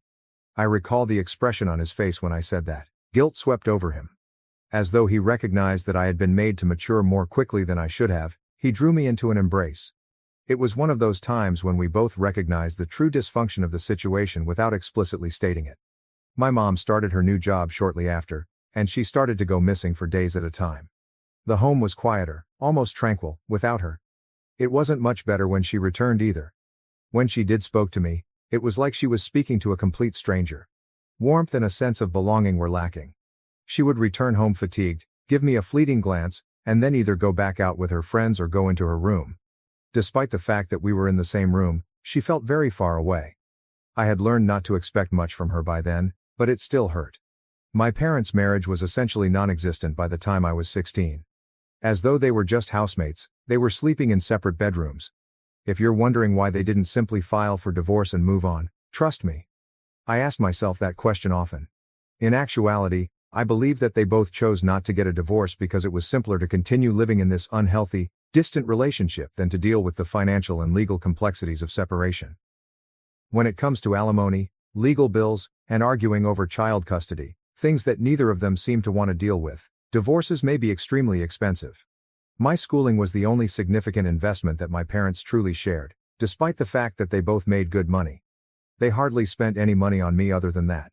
Other than the home expenditures, they didn't have much money to divide because my dad owned the house. They didn't have to quarrel over little matters. They lived under the same roof, but had largely independent lives, each with their own food and car. For my part, I would receive money from my dad each week, which would be plenty to pay for groceries and school lunches. I didn't really anticipate much more, and while it wasn't much, it was sufficient for me to handle. I had gotten used to being in the background while they were preoccupied with their own problems and grievances. As I approached my 17th birthday, I made the decision to celebrate my birthday in a way that was authentic for once. My birthday had always been somewhat of a non-event until that point. Unless I reminded him, my dad, bless him, had a tendency to forget my birthday. He would try his best to get me a cake once I did, and we would either have a low-key dinner or celebrate in private at home. However, it was never more than the two of us. I wanted something bigger this time. I wanted to have a true party and invite my friends over. To my surprise, my father concurred. He helped me organize it and thought it was a terrific idea. Naturally, my mother declined to go. She simply stated that she didn't want to be part, without even bothering to offer an explanation. I honestly didn't give a damn. I had been emotionally and physically accustomed to her absence by that time, so I wasn't bothered by the idea that she wouldn't be present. I finally received what I wanted for the first time in my life, a birthday celebration filled with joy, laughing, and friends. It was ideal for me, but it wasn't ostentatious. For a second, I was truly joyful. I had finally come to terms with the fact that my life was what it was, flaws and all. However, that fleeting moment of happiness was quickly eclipsed by tragedy, as if the universe couldn't bear to see me pleased. It seemed unreal when my dad died. My mother still detested me, and here I was, only 17, inheriting the home we shared. She made it obvious how much she detested me since she couldn't accept that my dad had given me the house. After the will reading was finished, she yelled at me for hours, claiming that I had manipulated my dad throughout the years and that she was the true owner. Then she modified her strategy. She began attempting to persuade me to put her name on the house's deed. Fortunately, my dad's parents, my grandparents, defended me. They ensured that I couldn't be influenced by my mother. Since she was never a decent wife to my dad when he was living, they made it apparent to her that she didn't deserve his house simply because he was dead. If she attempted to compel me to alter the deed, they even threatened to take her to court. My mother became enraged and threatened to leave me. She claimed that because I was self-centered enough to refuse her the house, she intended to prove to me that I couldn't live without her. She seemed to be trying to convince me that I couldn't support myself, as if losing her would also make me realize how much I depended on her. My paternal grandparents refused to give up. They promised to take care of me in the event that my mother left. In contrast to her, they promised to support me through anything, not only until I was 18, but for the rest of my life. My mom followed through on her threat and left within 2 or 3 weeks after my dad's death. My dad had loved and collected comic books for years, but my mom threw out his whole collection before she left the house. It was her last act of retaliation. It is obvious that she did it out of spite, in some perverse manner, to harm me, to destroy him, and to hold me accountable for any resentment she may have had inside. When I was nothing, she said, I would come crawling back to her in a few years. At a time when I was already feeling totally lost, her words were poisonous and intended to tear me apart even more. She left me as though I had no significance to her. It was hard for me to comprehend that she could leave so simply, so soon after my father's passing. I felt as though I had lost both of my parents in a matter of weeks, and the burden was unbearable. As promised, my paternal grandparents moved in with me. They made every effort to give me support and stability during this period. My grandparents were calm, loving people who understood how much I was in pain. They set aside their own suffering to support me, despite the fact that they were also hurting. I was simply trying to get by day in the meanwhile. My mom's desertion made me feel even more alone, and I was already grieving over the loss of my father. I was unable to completely comprehend what was going on around me, as if I were living in a fog. I made myself get out of bed, get dressed, and go to school every day. I knew I needed to complete my education in order to be someone in my life, even though I wanted to shut down entirely when I was still in high school. I couldn't get my mother's words out of my head. Without her, I would be nothing. I vowed to myself that I would work hard and make sure I succeeded for the rest of my life. My maternal grandparents also made it a point to see me often during this very trying period in my life. They were incensed that their daughter had left me after my dad's death and were just as astonished and horrified by my mom's behavior as I was. They actually bore a great deal of responsibility for it. I've put a lot of effort into creating a life for myself over the last 5 years. I persevered through it all, graduating from college last year with honors, cum laude, and landing a fantastic career in information technology. Being able to work remotely has made the position an incredible opportunity. Given everything I've been through, this flexibility has allowed me to travel the world while still working, which feels like a dream come true. I never imagined that I would be here, leading a life that seemed so full of possibilities. But I managed to get through those difficult times somehow. The house my dad left me has been a blessing in more ways than I can list, and I still reside there. I was able to save a substantial sum of money that I would have otherwise spent on rent in addition to having stability during my time in college. I was able to graduate from college debt-free thanks to the money my father gave me and some assistance from my paternal grandparents. Since starting my career, I've been gradually making the house more uniquely mine by remodeling each room. Every improvement I make to the house makes me feel as like I'm taking back and personalizing the space that has so many memories, both happy and sad. Even though they have now returned to their own house, my paternal grandparents still frequently visit me. We still have a close relationship, and I try to see them as much as I can. They were there for me when I needed them most, and for that I will always be thankful. In all these years, my mother had never once gotten in touch with me.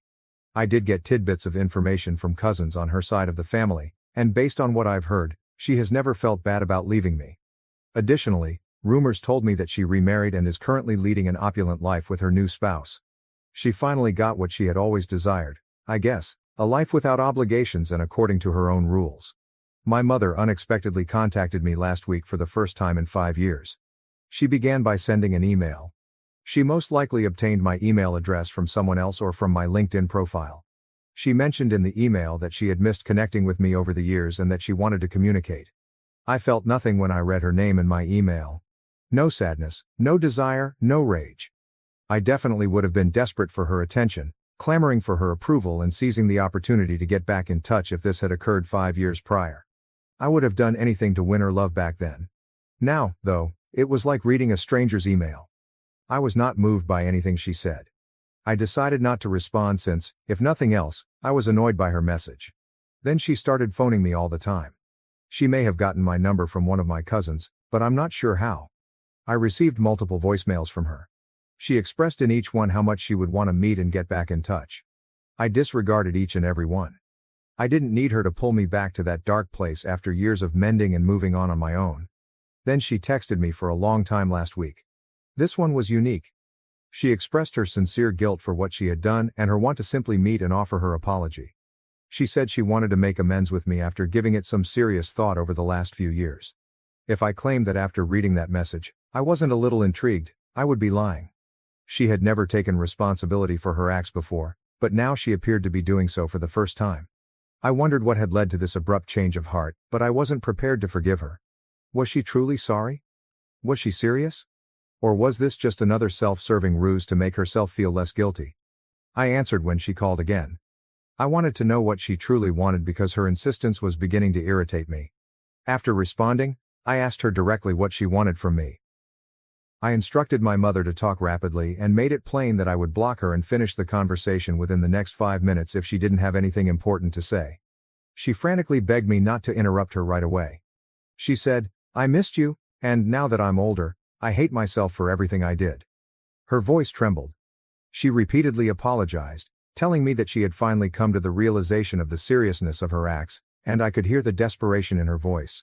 She continued by saying that while it was clear that she understood if I didn't want a relationship with her, her true desire was simply to meet with me. I wanted to explain why I did what I did all those years ago, she stated. As though there were some rationale for leaving me out of the question. I couldn't resist laughing. She had given me enough justifications to last a lifetime. I informed her that I didn't need any closure from her because I had already come to terms with the situation as it was. I didn't care, so I didn't need to know why she did it. However, she insisted that I at least join her for supper. She assured me that she would never disturb me again if I didn't agree with her and that I could block her or go. She was so desperate it was almost disturbing. I wasn't comfortable with it. There was a strange feeling. Why now? Why was she now so keen to make amends after being silent for 5 years? Now, the same woman who had cursed me and said I would be nothing had reappeared, pleading for one opportunity to give an explanation. I couldn't get rid of the thought that this abrupt change of heart was about something else. Everything looked too premeditated, too abrupt, as though she had a secret agenda. I smelled something fishy, but I couldn't identify it. I chose to comply even though it was against my better judgment. I simply wanted to find out the true purpose of this. I reluctantly consented to join her and her new spouse for supper. The meal was held at my mother's new home, and I could tell right once that she was leading a very different life. The home was extremely opulent, with pricey artwork, sumptuous furniture, and sophisticated accents all over. Bill, her new spouse, appeared sufficiently amiable and kind. We engaged in small talk after his kind introduction, but the entire situation felt uneasy, as if there were enormous unsaid tensions between us. As I walked past the bedrooms during dinner to use the restroom, I couldn't help but notice them. They seemed like they were from a luxury catalog because of how exquisitely designed they were. The pictures that lined the walls attracted my attention even more. Images of my mother and Bill grinning together while visiting far-flung places across the globe. They appeared content and relaxed. I was saddened to see that. She never acted that way toward my dad and me. Her smile with us was unlike anything I had ever seen. I was taken aback by the contrast, which evoked emotions I had previously suppressed. I heard Bill and my mother conversing in low tones as I was making my way back from the restroom. Since they hadn't noticed me approaching, I stopped and tried to listen to what they had to say out of curiosity. My mother was telling Bill how much she detested seeing me and how much I reminded her of my father at that point. I felt sick to my stomach.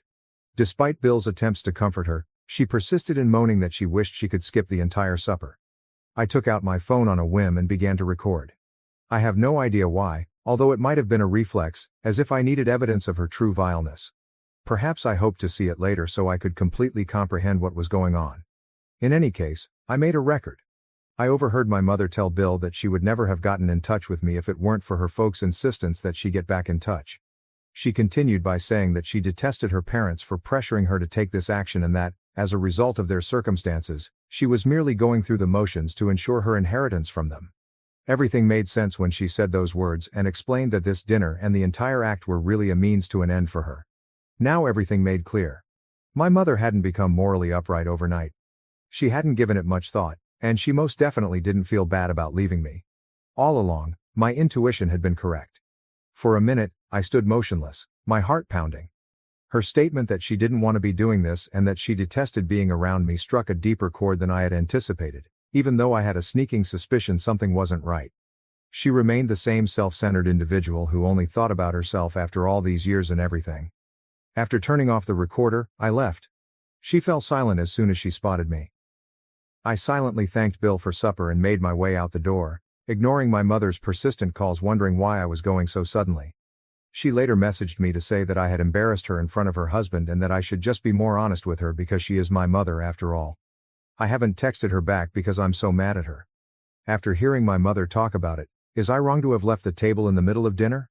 First update. I want to make it clear that I have always accepted my mother for who she is, which is why I didn't go straight to her in her home after hearing what I did. To be honest, I wasn't overly surprised by it. I was correct to suspect that she had a hidden agenda from the beginning. In fact, I'm happy I got to meet her and have that tape. Tomorrow, I'm going to confront my maternal grandparents about it and find out the truth. Second update, I told my maternal grandparents everything when we met. They initially expressed a happy surprise at my mother's desire to get back in touch with me. However, their faces immediately changed when I played the tape of her telling Bill that the inheritance was her only motivation. While my grandmother apologized to me, my grandfather appeared enraged.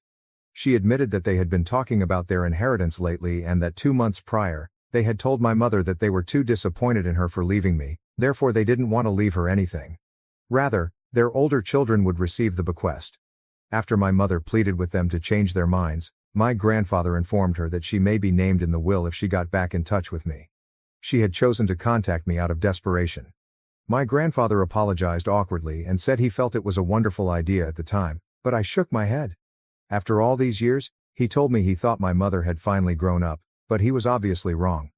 I told him not to put the blame on himself, but that my mother is merely self-centered and that he and my grandma should have known better. Fortunately, I saw her right away and wasn't duped. Rather than giving my mother her portion of the fortune, my grandfather vowed to give it to me instead. Third update. Not even a day after I spoke with my maternal grandparents, my mother called and yelled at me. I knew this was my opportunity to exact revenge on her and let everything out, so I hadn't intentionally blocked her. She said I should have spoken to her first and screamed at me for letting her see her parents. She threatened to destroy my life and said I had no right to confront Grandpa.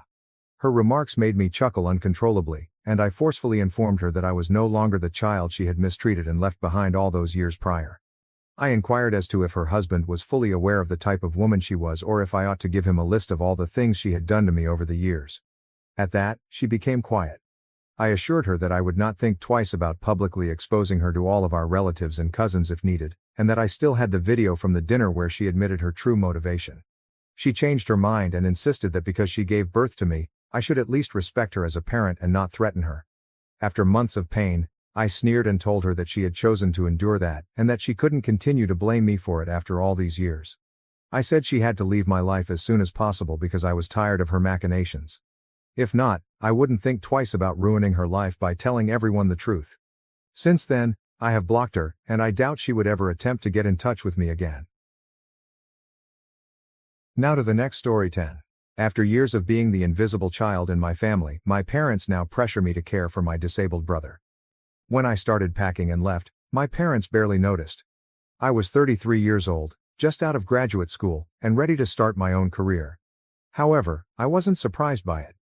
I had spent my entire life as the youngest of 5 children. I mean significantly younger when I say youngest. Diana, the next oldest, is 7 years older than I am.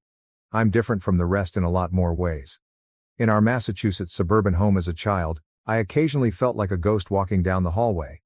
With therapy appointments recorded on many calendars, medication regimens displayed on the refrigerator, and the incessant sound of someone in crisis, our home was always in a state of organized chaos. I was left to handle this pandemonium by myself because my siblings were constantly taking care of their own problems.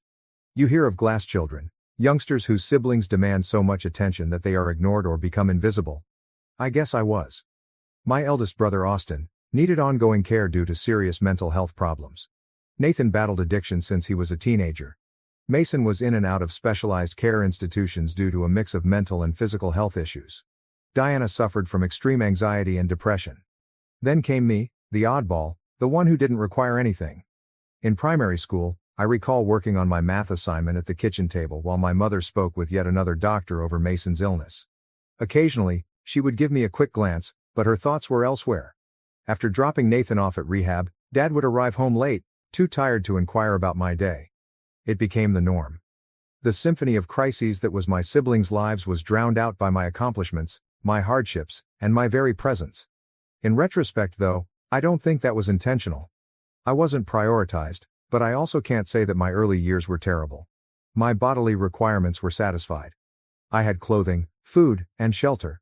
However, I didn't exist emotionally. No one asked how my day went or whether I needed homework assistance. When relatives inquired about all the children, I received the most attention in the form of the occasional, "Oh, Catherine's fine." It was out of necessity that I learned to amuse myself. My haven was our finished basement. My most dependable companions turned out to be video games. At least they recognized me and gave me rewards for my efforts. Books offered a way to enter imaginary realms where being normal wasn't a bad thing. I used to lose myself in imaginary worlds when Austin was having another episode upstairs, Nathan was going through withdrawal in his room, Mason was in the hospital again, and Diana was in her therapy sessions. I guess it was a survival strategy, although I didn't know at the time. I remained anonymous while honing my self-sufficiency skills. I wasn't required to volunteer as a caregiver, unlike some others who had ailing family members. All of that was handled by my parents. By the time I was 12, I was able to prepare my own meals, not because I was trained, but rather because occasionally people were too preoccupied with the most recent catastrophe to remember to eat. I taught myself how to manage my school calendar, wash the laundry, and live a quiet life. School presented a different kind of difficulty. When teachers found out that I was the youngest in the troubled family, they would occasionally give me that pathetic look, expecting me to be just another troublesome kid. However, they appeared somewhat let down when I proved to be a quiet, decent student, as though I wasn't living up to the family's reputation. By submitting assignments on time, never raising my hand until asked, and avoiding participation in groups or teams that may call for parental engagement, I also made myself invisible there. Rebecca and Jennifer were my saviors by the time I was 13. The one elective in middle school where I felt free to express myself without fear of criticism was painting class, where I first met them. We connected over that implicit understanding, even though their homes weren't flawless either. In addition to Becca's mother battling illness, Jen's parents were going through a difficult divorce. We didn't need to tell each other why we felt unheard or unnoticed. We would spend hours at one another's houses to avoid the drama in our own families. In an attempt to outdo her mom's house, we would raid Jen's pantry for the snacks her dad kept sending. On Becca's good days, we would assist her mother in the garden, feigning to make miraculous medicinal concoctions with the herbs. We would hide in the basement of my house, where the commotion upstairs seemed far away and muffled. There were new challenges in high school. The problems my siblings were having appeared to get worse every year. Austin attempted suicide twice and was admitted to the hospital. Nathan participated in 3 separate treatment programs. Mason's condition deteriorated to the point where he required placement in a long-term care facility. After graduating from college and returning home, Diana's room next to mine turned into a dark, anxious place. My relationship with my parents stayed distant throughout it all, but my relationship with Jen and Becca strengthened. We had our ups and downs, just like any other adolescent, but we remained close. We grew skilled at making up our own family customs, such as marathons of movies on the weekends, covert birthday parties, and late-night cookie baking sessions when one of us was having trouble falling asleep. It was not even a question when it came time to apply to colleges. We would go together, of course. We decided on a public university that provided courses for every interest we had. To be honest, though, it had nothing to do with academics or school. Our modest family and the only steady relationships we had ever known had to be preserved. For the first time, college felt like a breath of new air. Being 3 states away from home made the incessant hum of family crises seem like a faraway background noise. I poured myself into computer science lessons and found a universe where problems had obvious answers and logic and order were in control. We continued to live together in our apartment while Jen pursued marketing and Becca decided to pursue pre-law. We were inseparable for years. We strategically chose to go to a new area after college in order to look for work in a tech center that would provide prospects for all of us. We established our lives in a modest apartment building, some distance away from the mayhem we had previously experienced. We were now able to concentrate on ourselves rather than balancing the burdens of our families, which had been a burden for years. It was freeing. My software engineering career took off. At a promising business, I began as a junior developer and worked my way up through weekend and late-night tasks. Every promotion felt like confirmation that my prospects of succeeding had not been ruined by being the odd one out, the unseen one. In just 5 years, I rose to the position of senior software engineer, managing my own group and making important choices. I stopped communicating with my parents shortly after, and they hardly noticed.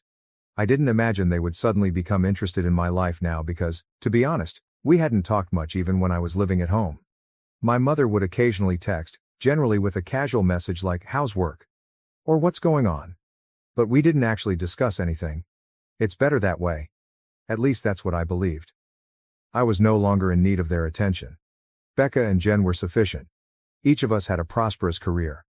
Jen was doing well in marketing, Becca had recently become a partner at her law company, and I had advanced in the software industry. We each had our own goals and lifestyles, and for once, I didn't feel like the kid left behind. I was rather proud to have started a small family of my own. When my mother called last year, that began to alter. Thanksgiving was a few days away. I knew something was awry when her name appeared on my screen because I hadn't spoken to her on the phone in over a year. Questions were always raised by phone calls. She last got in touch with me to let me know about Mason's most recent hospital stay. She immediately got to work asking me what time I was leaving for Thanksgiving at home. I was, to put it mildly, perplexed. First of all, I was unaware that they were even celebrating Thanksgiving because we rarely honored holidays. I can count on one hand how many times we celebrated Thanksgiving and Christmas in a traditional manner as children. When we did attempt, it was generally when someone was in difficulty, like the year Austin lost it over the turkey or when Nathan got drunk and got into a fight with Dad. In short, our family did not celebrate holidays. They were just another day of handling emergencies and preserving the fragile equilibrium that prevented our home from collapsing. 3 years had passed since the last family get-together, which had ended with 2 ambulance calls and a police visit. We then decided in silence to cease acting like we could undertake everyday family activities. It was so strange to hear her ask such a question, considering our long-standing tradition. I told her I wouldn't be attending. For months, Jen, Becca, and I had been organizing a ski vacation. With 3 days' notice, I couldn't possibly cancel it. We had previously scheduled time off from work, purchased new ski equipment, and paid for the cabin rental. Aside from that, I couldn't afford a last-minute flight ticket during holiday prices because I lived 2 states away. I attempted to explain, but my mother didn't get it. She pretended that I was being deliberately challenging and guilt-tripped me by saying that she would be by herself because Dad was spending Thanksgiving with Mason at the institution where he is enrolled. Apparently, she would be alone most of the day while Dad was away. She depicted herself sitting by herself at a table that was deserted, while everyone else had somewhere to go. See, I got it. I understood why she wanted company, but she gave me 3 days' notice. Nevertheless, she began to imply that I didn't care about the family when she got upset when I informed her again that I couldn't make it. She said I was self-centered, had forgotten my origins, and had abandoned them, as I always had. I was aware of the irony of that final charge. After she hung up, I sat there for a while feeling a weird mixture of bitterness and remorse. Where had they been for me all those years, even though I felt guilty for abandoning her? When did I get my college degree? When did I get promoted for the first time? When did I purchase my first vehicle? Suddenly, I was the bad guy for not dropping everything to go home after months of not hearing from them. I combed over my previous communications, searching for anything I might have missed, any indication that they were interested in getting back in touch, any effort to establish a rapport. However, nothing was present. Thanksgiving is not mentioned. You didn't say you wanted to come see me. They didn't care about me until they needed me for something. What confused me more than anything was that it was just a last-minute guilt trip. Later that evening, I tried to be tactful when I contacted her. We had another vacation planned, which we had done for years, so I told her I wouldn't be able to make it for Christmas either. I mentioned that I would love to catch up once the year ended, and that perhaps we could arrange something beforehand the next time. She didn't answer. Not surprisingly. However, after a few days, the weird feeling that had infiltrated my stomach persisted. In hindsight, I think that phone conversation was only the beginning of something much bigger, something I didn't anticipate. At that time, however, I had no idea how far this issue would go. First update. I thought things would settle down after that odd Thanksgiving talk. However, a week or so later, my father texted me. I never get texts from my dad. When his name appeared on my phone, I thought it must be something serious because he tends to talk too much. However, what I read when I opened the message was unbelievable. I'm stopping your college payments if you don't come home for Christmas. I genuinely burst out laughing. 3 years prior, I had received my degree. There was nothing left to stop with the college payments. In an attempt to be lighthearted, I first believed that he could have confused me with Diana or another of my siblings. I assumed that would be the last word on it. Maybe check your bank account. 3 years without payments have passed, I said. Nevertheless, my phone buzzed once more a few hours later. The message was longer this time around. Yes, my father was really angry. He continued by accusing me of being self-centered, of failing to appreciate the sacrifices my parents had made for me and my brothers, and of leaving the family. At this point, I just gazed in awe at my phone. I had never once made a request of them. To be honest, I was unaware that they believed they were covering my education expenses. All of my costs, including tuition, had been covered by Grandma. She wanted my parents out of that part of my life, away from any influence they might try to have, and to be honest, I was delighted she had. My father was trying to put me through this whole guilt trip, and it seemed completely unexpected. I inhaled deeply before answering. I'm sorry you feel that way, but Grandma paid for my college. After the holidays, I'm happy to catch up, but I already have Christmas plans. Naturally, it didn't end the way I had hoped. Instead, he became more focused. He started talking about how the family was supporting me, how I was rejecting them, and how I didn't care about them twice. I was just finished by now. It was so absurd. I had been living alone for years. When I left, they barely noticed, and now, all of a sudden, I was leaving the family because I wouldn't be visiting for Christmas. I grew more irate the more I considered it. I wanted to brush it off, to ignore it. They hadn't gotten back to me in months. They hadn't inquired about my well-being or whether I needed anything. But I was supposed to abandon everything and rush home the moment they needed something. To vent, I called Jen and Becca. As usual, they got it right away. It sounds like your parents are just trying to use you to boost their own mood, Jen said. They don't really care whether you're there. Becca, who is always straightforward, expressed precisely what I was thinking. Screw them. They just want to feel like they've fulfilled their role as parents by getting you home for the holidays. You owe them nothing. I decided to sleep on it that night before responding to my father once more. I didn't want to make a mistaken statement. However, my phone buzzed again as I laid there attempting to let it go. My father sent me another note, this one chilly and succinct. "If you don't come home, don't bother coming back at all." I froze as I gazed at the screen. How did we arrive here? From practically disowning me over Christmas to barely communicating with my own father. I felt like I didn't belong in that house, and I wanted to lash out at him for all the times they had ignored me. I just switched off my phone instead.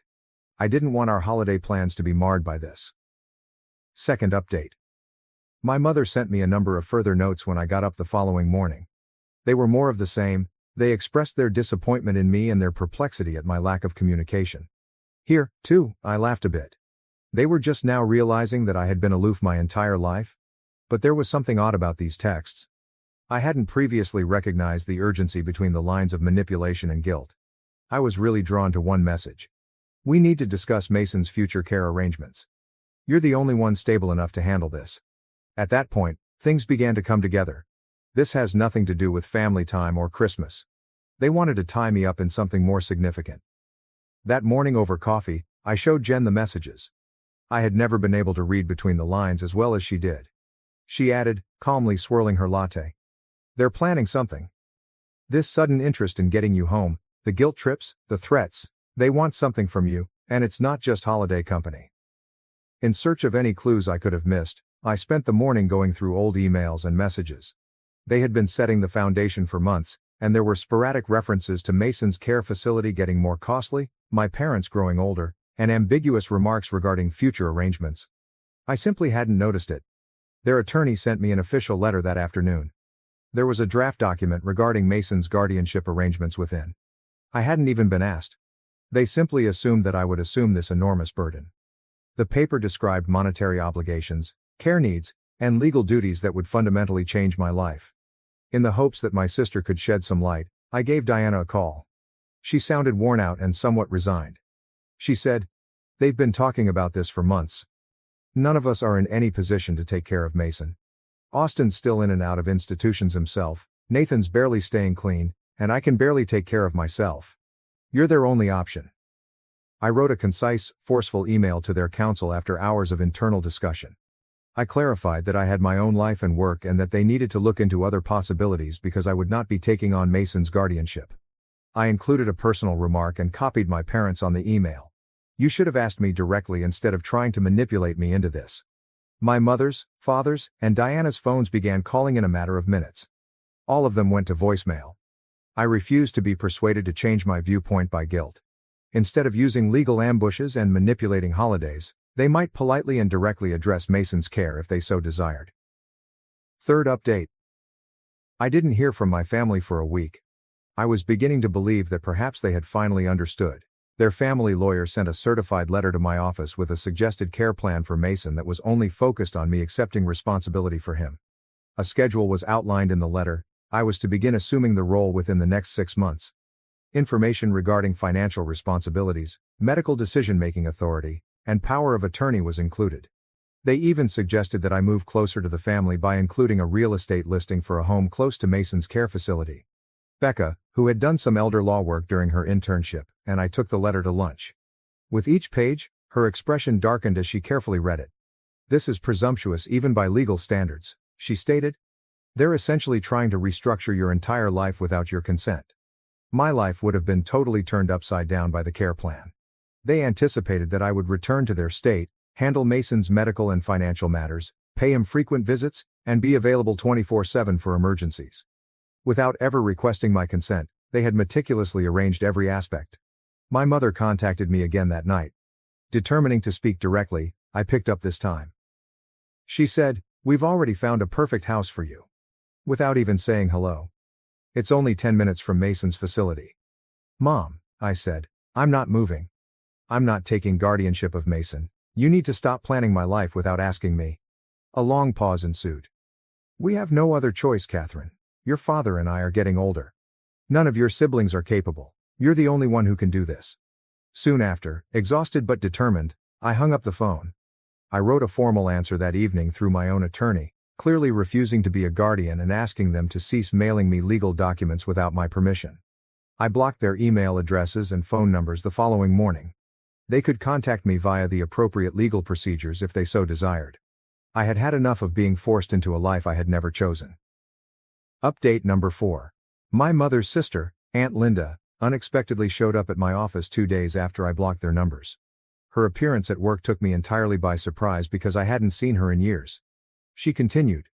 "Your mother asked me to give you this." As she passed an envelope over my desk. A handwritten letter in my mother's recognizable cursive was inside. It wasn't one of her typical guilt trips. She told me something this time that she had never told me before. According to the document, my father was given an early-stage dementia diagnosis 6 months prior. Mason's deteriorating health was the cause of his recent hostile behavior, his sudden obsession with holiday get-togethers, and his last-ditch efforts to ensure his future care.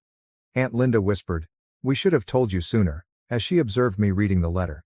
"They're both scared, Catherine. Your father's condition is progressing faster than expected."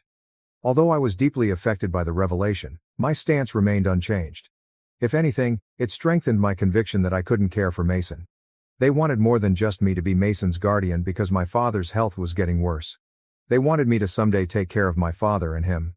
I replied succinctly, expressing my condolences for Dad's diagnosis while restating my choice.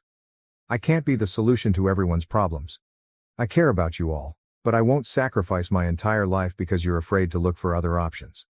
Aunt Linda accepted the answer and said she would deliver it. She stopped at my office door before she left. "They love you, Catherine. They just don't know how to show it without needing something from you."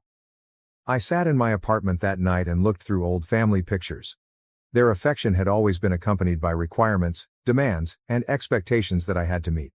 Love is insufficient at times, particularly when it only manifests when something is required in return. Fifth update.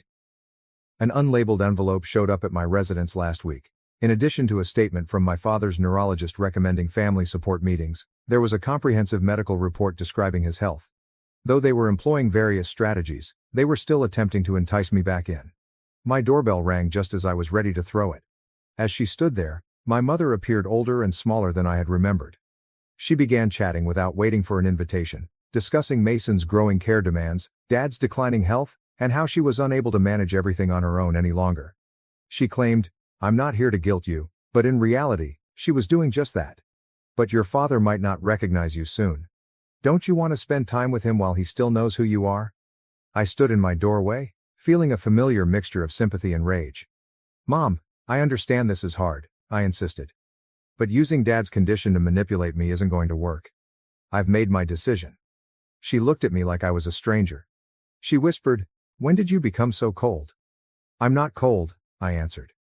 "I'm protecting myself from being pulled into a situation that will destroy the life I've built. You had years to build a relationship with me, to show interest in my life.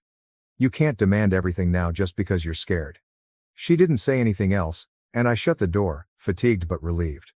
I contacted Jen and Becca that evening, feeling thankful once more for the family I chose instead of the one I was born into. Sixth update.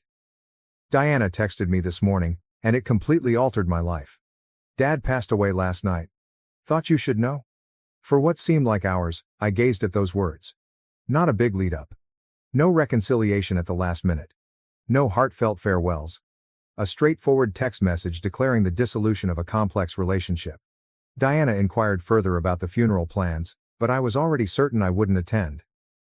I knew that being there would merely be another chance for manipulation, not because I was angry or spiteful.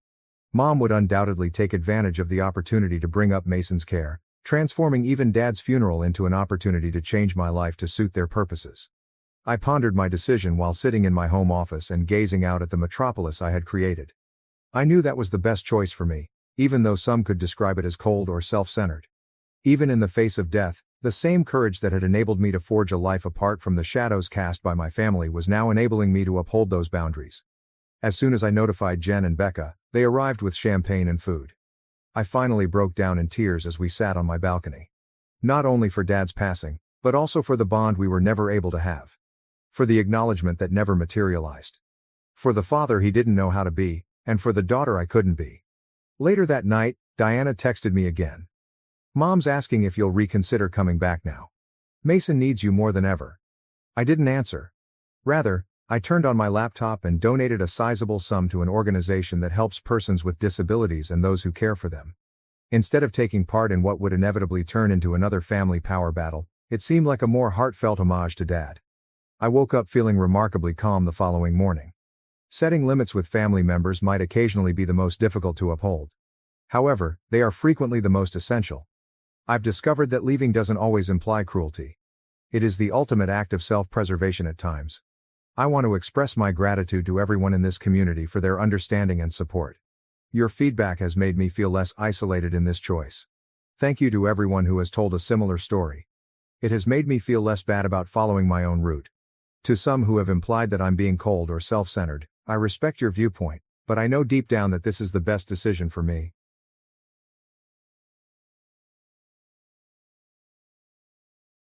Thank you for watching. If you haven't subscribed yet, please do so and hit the notification bell to stay updated with more shocking real-life stories happening around you.